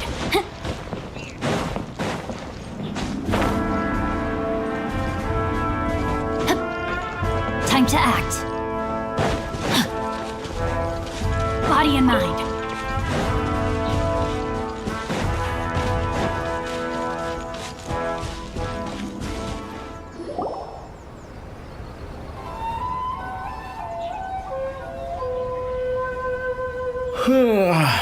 I heard they added a couple more people to the wanted list. They're high priority targets, apparently. But most of our forces are out on the front line. How are we supposed to effectively prioritize them? We'll just have to make sure we keep our eyes peeled when we're out on patrol. I wonder how they're faring on the front line. Last thing I heard was that we'd pushed the resistance back to just northwest of Musojin Gorge. I don't know if that's true. I doubt it. Their rearguard isn't far from there. We're gaining ground at the moment, but I don't think we pushed them back that far. Anyway, we should focus on patrol. Come on, we're up. Fair point. Time to go to work. The northwest of Musojin Gorge. So that's where the resistance forces are based. We should keep asking around though, just to be safe.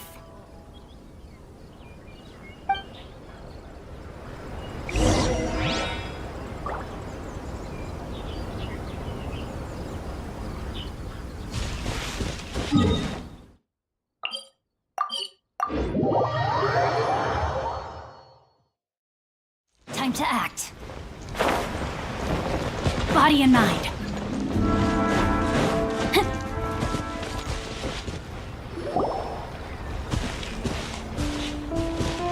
Oh, hey. You managed to escape too? Yeah. Where are you headed? Higi Village. I've heard the rumors, but it's still gotta be a safer place than a war zone. What about you? Don't get me started. I was recuperating on Nozuchi Beach. It's complete chaos over there. The Resistance aren't having an easy time of it. They don't have the manpower for an all-out confrontation, so they can't contend with the Shogun's army. The front line used to be further forward, but they had to retreat a couple of times. Now they're back to Nizuchi Beach. And that's where I've just come from. I was lucky to get out. It's much too dangerous. Their forces are so scattered that no one knows who's who, and anyone you run into pulls their weapon. I just dropped my luggage and ran here. I think we need to keep moving. Things are changing so fast. The further away we can get, the better. Agreed. Why don't we stick together? Can't hurt to team up with someone. Nizuchi Beach. Sounds like that's where the Resistance and the Shogun's army are battling it out right now. Let's head over and take a look.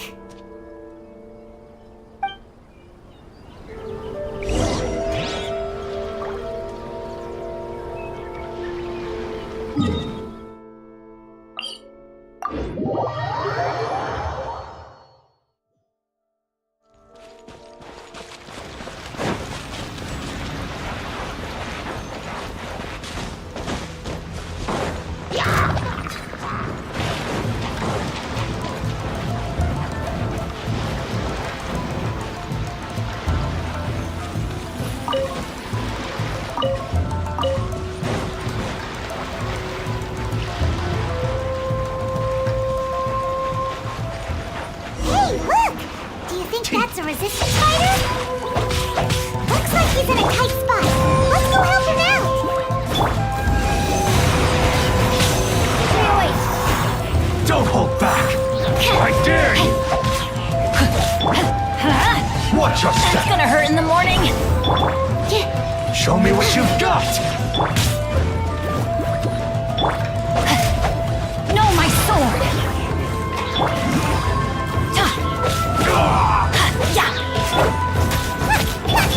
Allow me. This time first! Show me what you've got!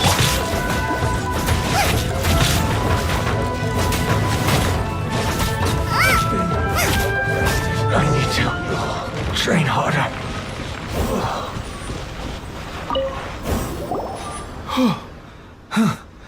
You saved me. I thought I was about to die. Thank you so much for your help. I'm Teppei, of the Gobius platoon. I'm with the Resistance. I was sent to the front line just recently. I was looking forward to doing my part. Instead, it seems I fell at the first hurdle. So, you aren't dressed like Resistance fighters? Have you come here looking to sign up? Great! Just the other day, I heard General Goro complaining about how desperate we are for more people. Your support will make a big difference. I'll escort you back to our camp. But first, let me bring you up to speed on our current situation. As you can see, the Resistance are at a constant disadvantage when it comes to open confrontation. The goal of the Shogun's army is to uphold eternity. To this end, they have the support of the Tenryou Commission's general, Kujosara, who commands an exceptionally strong force. As for us, vision bearers are few and far between as it is. And because of the Vision Hut decree, they're rarer than ever.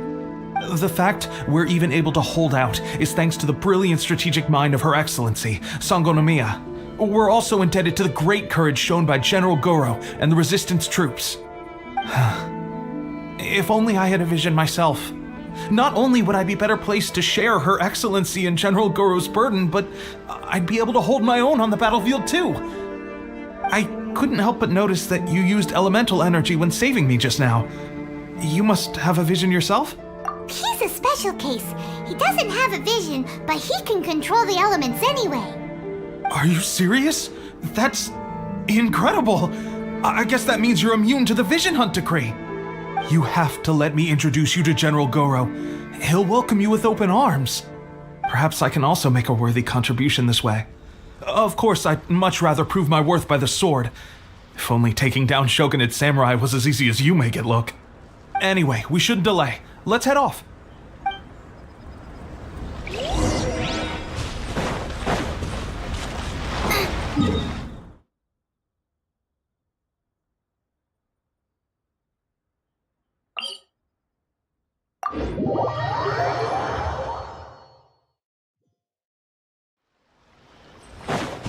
Race you!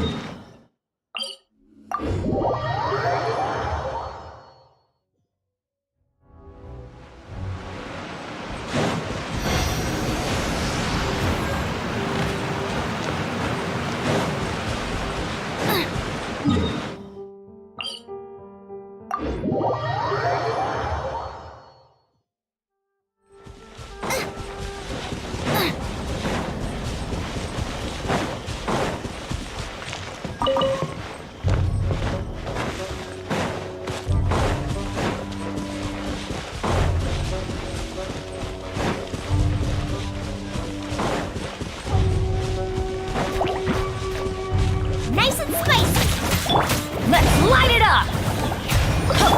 Absorption test. Stand clear.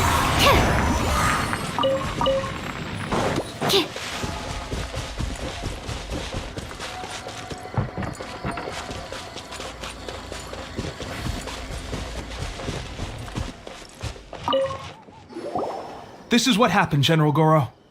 I was surrounded by Shogunate samurai, and they came to my rescue. They can use the elements without a vision. The Resistance could really use people with that kind of skill. We should bring them in. I presume you've heard that the goal of the Resistance is to defeat the Shogun's army and repeal the Vision Hunt Decree. This is no easy task.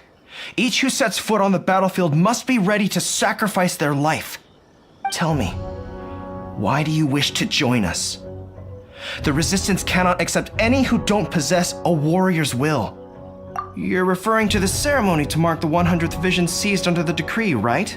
Yes, we received some news of it here, despite it taking place over in Inazuma City. There was a disturbance, allegedly. Highly unusual considering that the Raiden Shogun appeared in person. But why do you wish to discuss this all of a sudden? What? Yep, we had a fight with the Raiden Shogun and everything. Then we grabbed the Vision Bearer and whisked him off to safety. After that, they added us to the Army's wanted list. That's why we came here. Now that you mention it, we did just recover a bounty notice from a Shogunate samurai defeated in battle. It read, "Reward for the capture of a blonde-haired traveler and their mysterious flying pet." So this refers to you two? What? Who are they calling a mysterious flying pet? My apologies. I understand your situation well enough for now. On behalf of the Resistance, welcome to our ranks. Her Excellency is currently away from the camp. We don't know where she went, but she instructed us to take care of everything in her absence. I will ask Teppei here to show you around the camp first, and then dispatch you straight to the front line. If you're ready, of course. Yes, sir. I used to be in the logistics division, so I'm the right person to show you around. I know the setup like the back of my hand. I'll make sure you get a warm Resistance welcome. Let's start with the field hospital. Some of my friends are recovering there. Last time I saw them, I promised that I'd introduce any new recruits. When they're finally back on the battlefield alongside us, we'll all be brothers in arms. There's no other choice.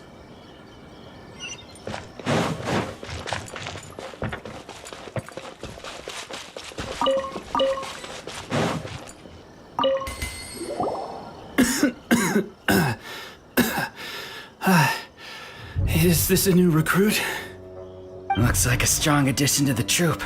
Hopefully someone I can spar with after I've recovered. Whoa. Brand new recruit and your first thought is to start sparring with them.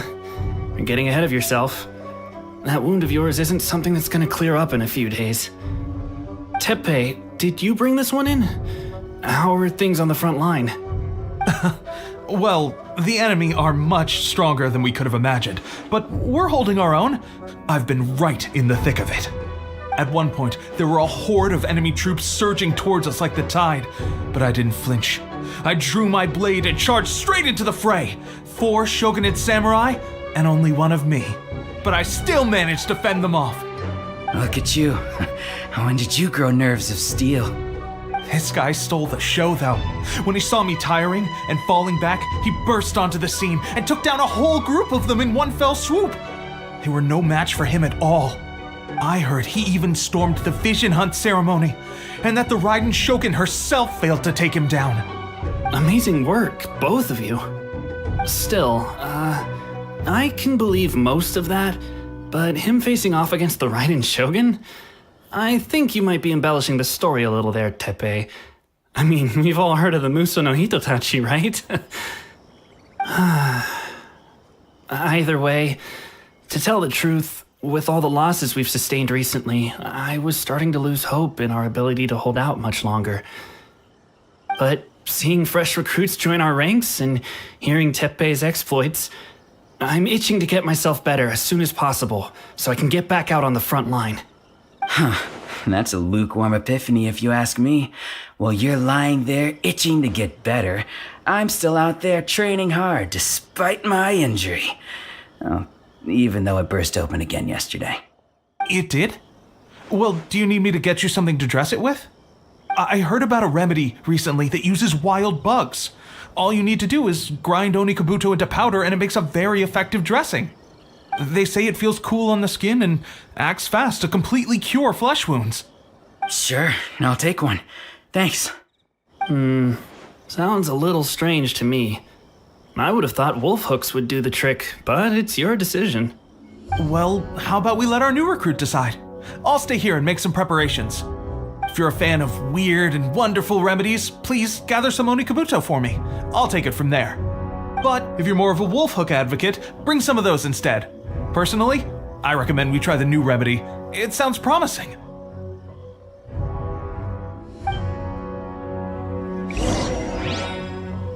Thanks for your help.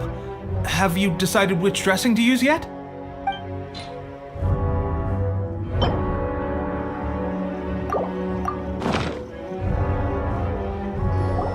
Oh.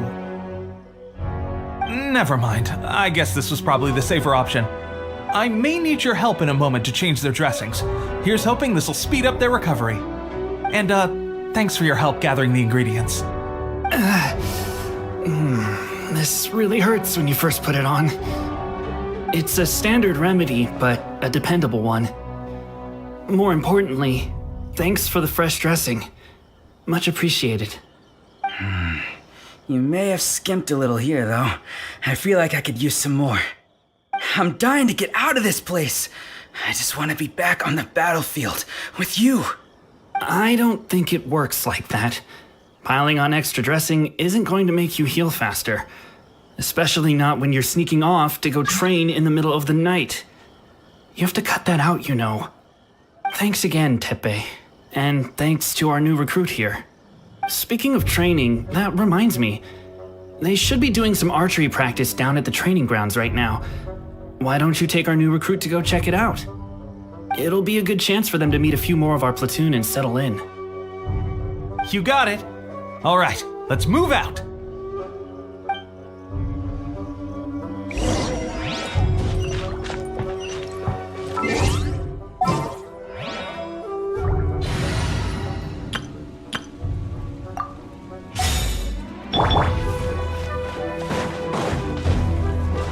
Curse the vision hunt decree.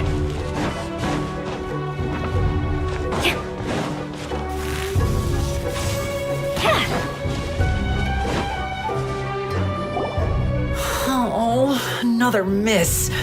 This sucks. Let's see now. I've loosed exactly 10 arrows and only one. Bullseye? Only one hit the target. This isn't good enough. It's evident from these past few days the practice alone isn't enough to improve our marksmanship. How hard could it be? Just draw the bow, aim, and shoot. Clearly, I underestimated the skill involved. With progress like this, who knows when we'll be fit for battle? I suppose all we can do for now is wait for the drill master's next visit and ask him for more tips. Seems things have gotten tough on the front line recently. All the best drill masters have already been dispatched to fight. I guess we'll just have to keep practicing ourselves. At this rate, who knows if we'll ever become resistance fighters. Come on, guys, less complaining, more training. Teppei-senpai? Listen up for a second. I've come to introduce our newest recruit. In battle, he single-handedly slayed multiple shogunate samurai without so much as breaking a sweat. And that was after interrupting the vision hunt ceremony with a feat of stunning bravery. Not to mention surviving an encounter with the Raiden Shogun. Is that true? Perhaps you'd be willing to give us some archery tips? We promise not to take too much of your time. A quick demonstration would be all we need. Our previous training was so rushed that we hardly remember the proper technique. It would mean a lot. Oh, you got it. We won't let you down.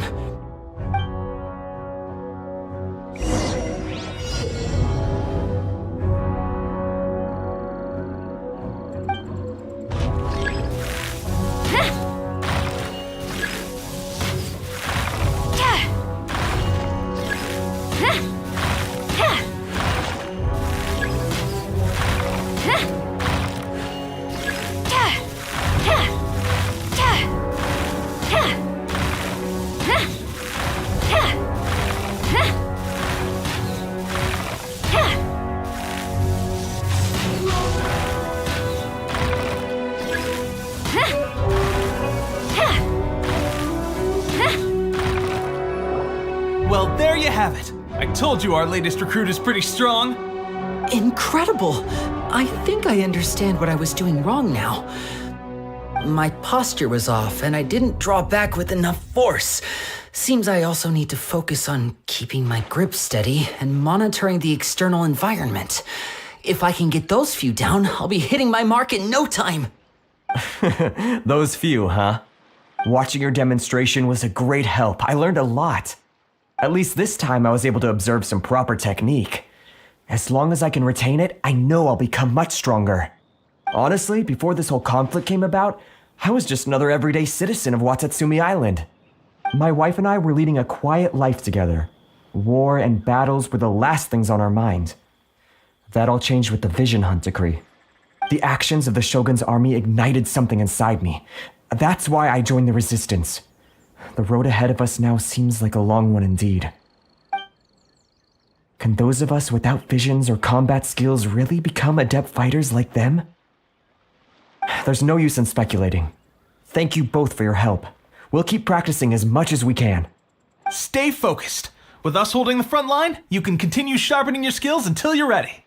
Now then, let me show you around some other places. Where should we head next? Sir, we've got trouble. The Shogun's army is attacking. There are still many wounded in the camp. We mustn't let the enemy break through. We'll need your help to hold them off. What? Impossible. How could they have reached us all the way out here? We'd better go assess the situation. A chance for us to prove our worth in battle.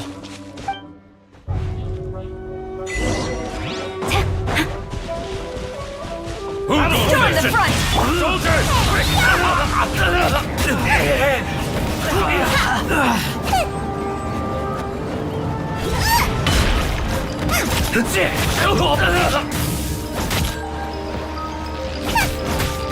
I must withdraw. Get them! Enemy hypostasis emulation! I won't get this.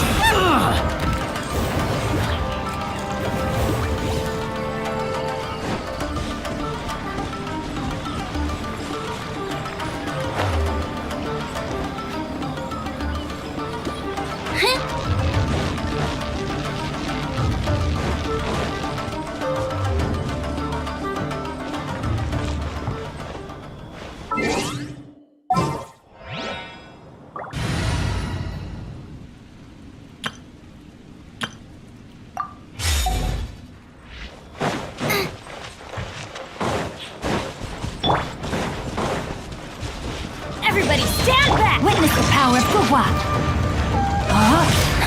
No, my soul!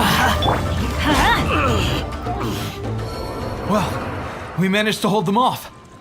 But what would the Shogun's army be doing here? We have sentries and patrols posted all around the perimeter here. The enemy should never have been able to reach us this far unnoticed. Unless we have a traitor in our midst. They must have an informant, feeding them intelligence and helping them to approach unseen. That's the only possible explanation. Our priority is finding the agent and protecting the camp. This is my chance to show what I'm made of. Sir, if I may.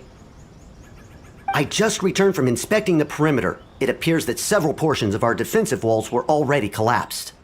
The Shogun's army must have known about this vulnerability and made their way over from the cliffs nearby before attacking through the gaps in our defenses. I suggest we repair the walls and double the guard. That should keep them from sneaking up on us like this again. In that case... Understood. Leave the repairs to us. We can make use of the wooden rope nearby to patch up the defenses. Why don't we make this more interesting, recruit? A contest between the two of us. Just don't underestimate me. If there's anything I know, it's logistics. You'll see.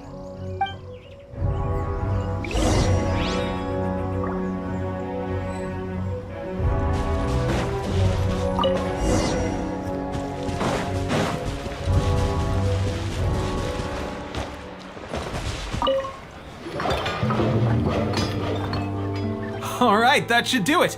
The Shogun's army will have a hard time getting past this, no matter how determined they are. Seems I've made another valuable contribution to the resistance. But why does it always have to be logistics work? I thought getting transferred to the front line would be a chance to showcase my abilities and square off with the enemy. Instead, here I am.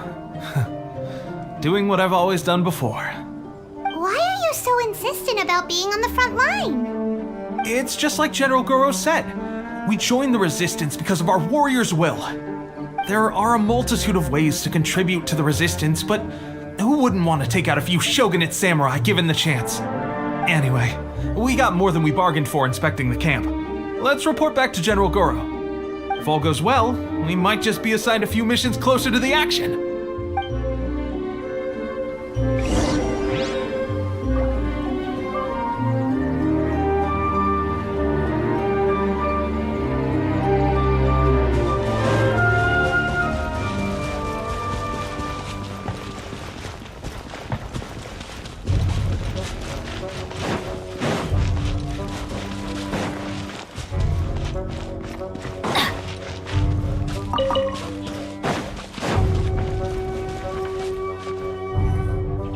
Strange. I don't see General Goro anywhere. We've had a change of plans. The general has been dispatched to the front line to lead our forces into battle. The Shogun's army is attempting an advance on the main front. Reports have it that Kujo Sara is now personally leading the enemy forces. As for us, it's been days since Her Excellency last made an appearance here. We've executed almost all the directives she gave us, but have received no further instruction. The situation is becoming grim. If we retreat any further, I fear morale may falter. For now, we can only pray that General Goro will be able to turn the tide, however difficult that may seem. We should go to the front line. Our forces need all the help they can get. We're no use to them here. We mustn't let Tatarasuna fall to the enemy.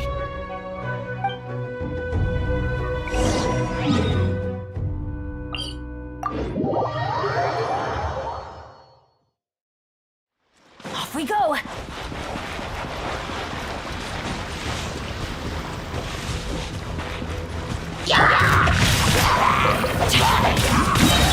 Let's light it up! Booba, get them! Absorption test. Stand clear.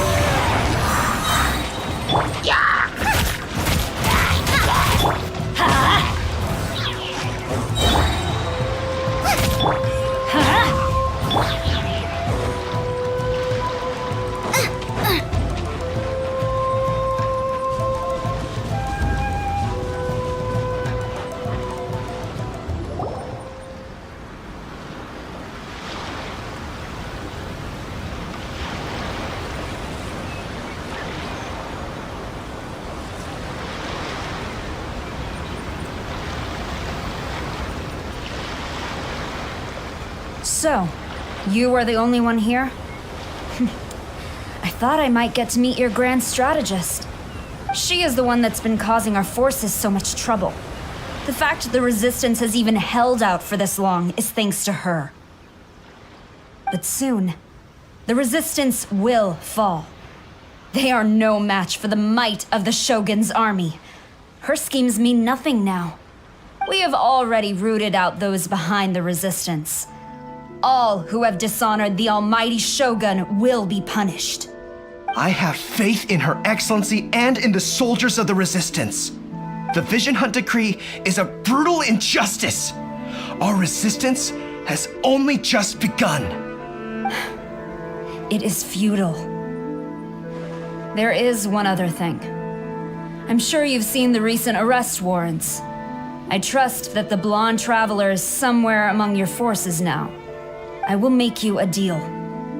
Hand him over to us, and you'll buy yourself some time.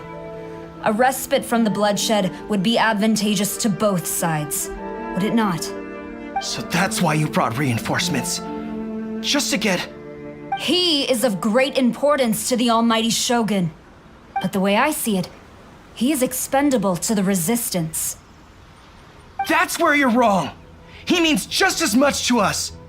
As a member of the Resistance, he's a comrade. I'll never surrender him to you. The Resistance never betrays its own. Her Excellency made that clear to everyone from the very beginning. General Goro! Teppei and the Traveler. What are you doing here?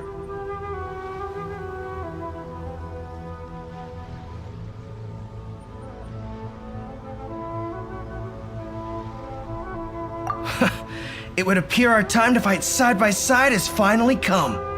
Well, well, we meet again. This time, I won't let you get away. I thought that you would seek refuge with the Resistance in the hope of receiving asylum.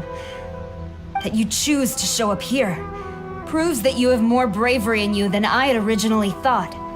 And now that you're here, I have a proposal. Why not represent the Resistance in a fight of honor? A fight of honor? What's that? Before the battle begins, each side chooses their finest warrior for a match of single combat. To the superior force, there's little significance in such a duel. But to the weaker force, victory could constitute an important boost to their morale. Her motives are clear. She wants to use the match as an opportunity to capture you. Do not feel compelled to participate. We can take the fight to them without such a ceremony. Well, what do you think?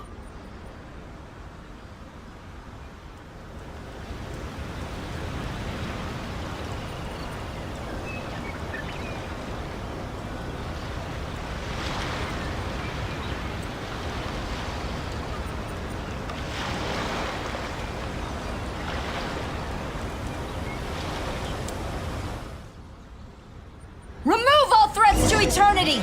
By order of the Almighty Shogun! Be wary! You're up against a powerful opponent!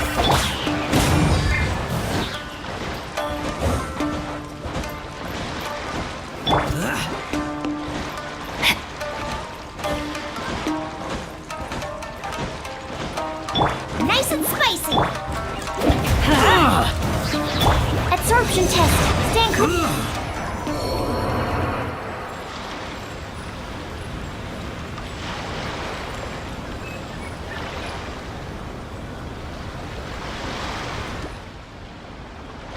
You got this!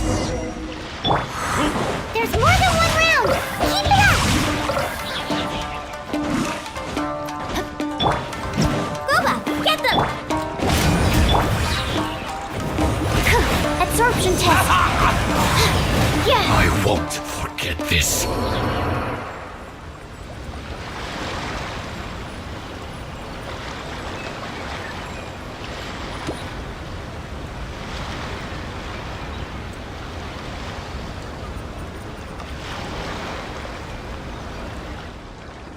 Look! That's 2 rounds in a row!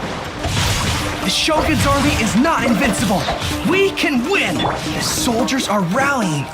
Your warrior's will is bringing them hope, Traveler!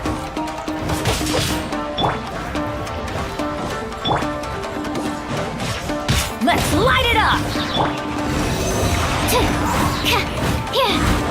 A word, opponent.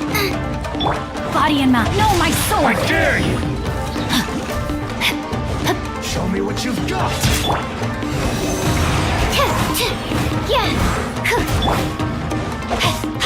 Allow me to strike first! I've been bested. Stronger than I anticipated. This contest has served its purpose. Soldiers, attack! Glory to the Shogun and her everlasting reign! Prepare to engage! All of you, with me!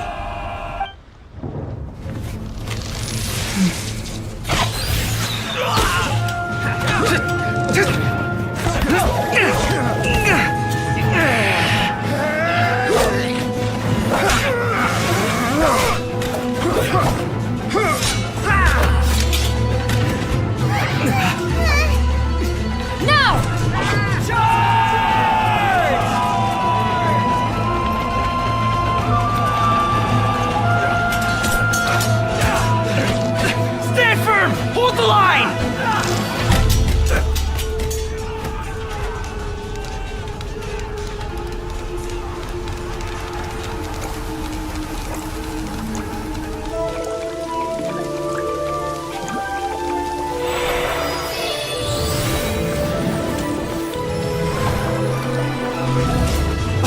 Her Excellency!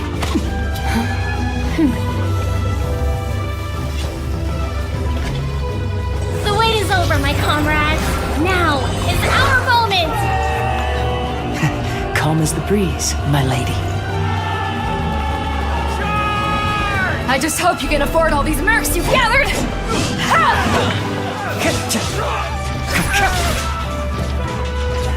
Kazuha! We meet again, old friend.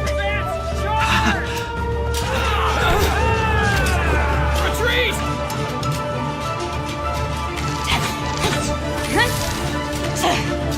All forces, retreat!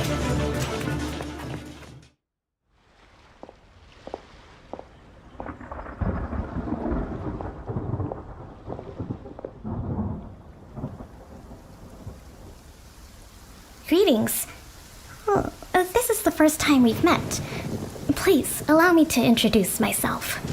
I am Sangonomiya Kokomi, organizer of the Resistance and also the Divine Priestess of Watatsumi Island. Perhaps it's the first time you're hearing that title. To put it simply, I'm the person currently in charge on Watatsumi Island, which is also the home front of the Resistance. I've actually heard all about you from Beidou and Kazuha. I hadn't expected to find you join the Resistance, though. Do you have a plan beyond this point? In that case, shall we continue our conversation at the Shrine of Sangonomiya? Although the Shogun's army has retreated for now, the war is far from over. The Vision Hunt Decree has not been repealed, and neither the Tenryo Commission nor the Raiden Shogun show any sign of stopping. In short, our problems have yet to be resolved. I suggest we move to the shrine to discuss our counterplan. What say you? Can I come too? I know Watatsumi Island very well. I can carry on being your guide if you'd like. Goro, thank you for all you have done. Our forces are weaker than the Shogun's army, and my absence can only have made the recent days all the more trying for you. I'm afraid I must still ask you to stay a while longer, to keep eyes on the Shogun's army and also to see to the wounded. But I will ask the mercenaries to remain stationed here, and Kazuha is here too. Hopefully this will serve to reduce the pressure you are under. Well received, Your Excellency. I must return to Sangonomiya now. I have a few things to attend to. Once you're ready, please rendezvous with Teppei. He will escort you there. Thank you for all your efforts so far. From this day on, I fight alongside you. Fight for the future of Inazuma.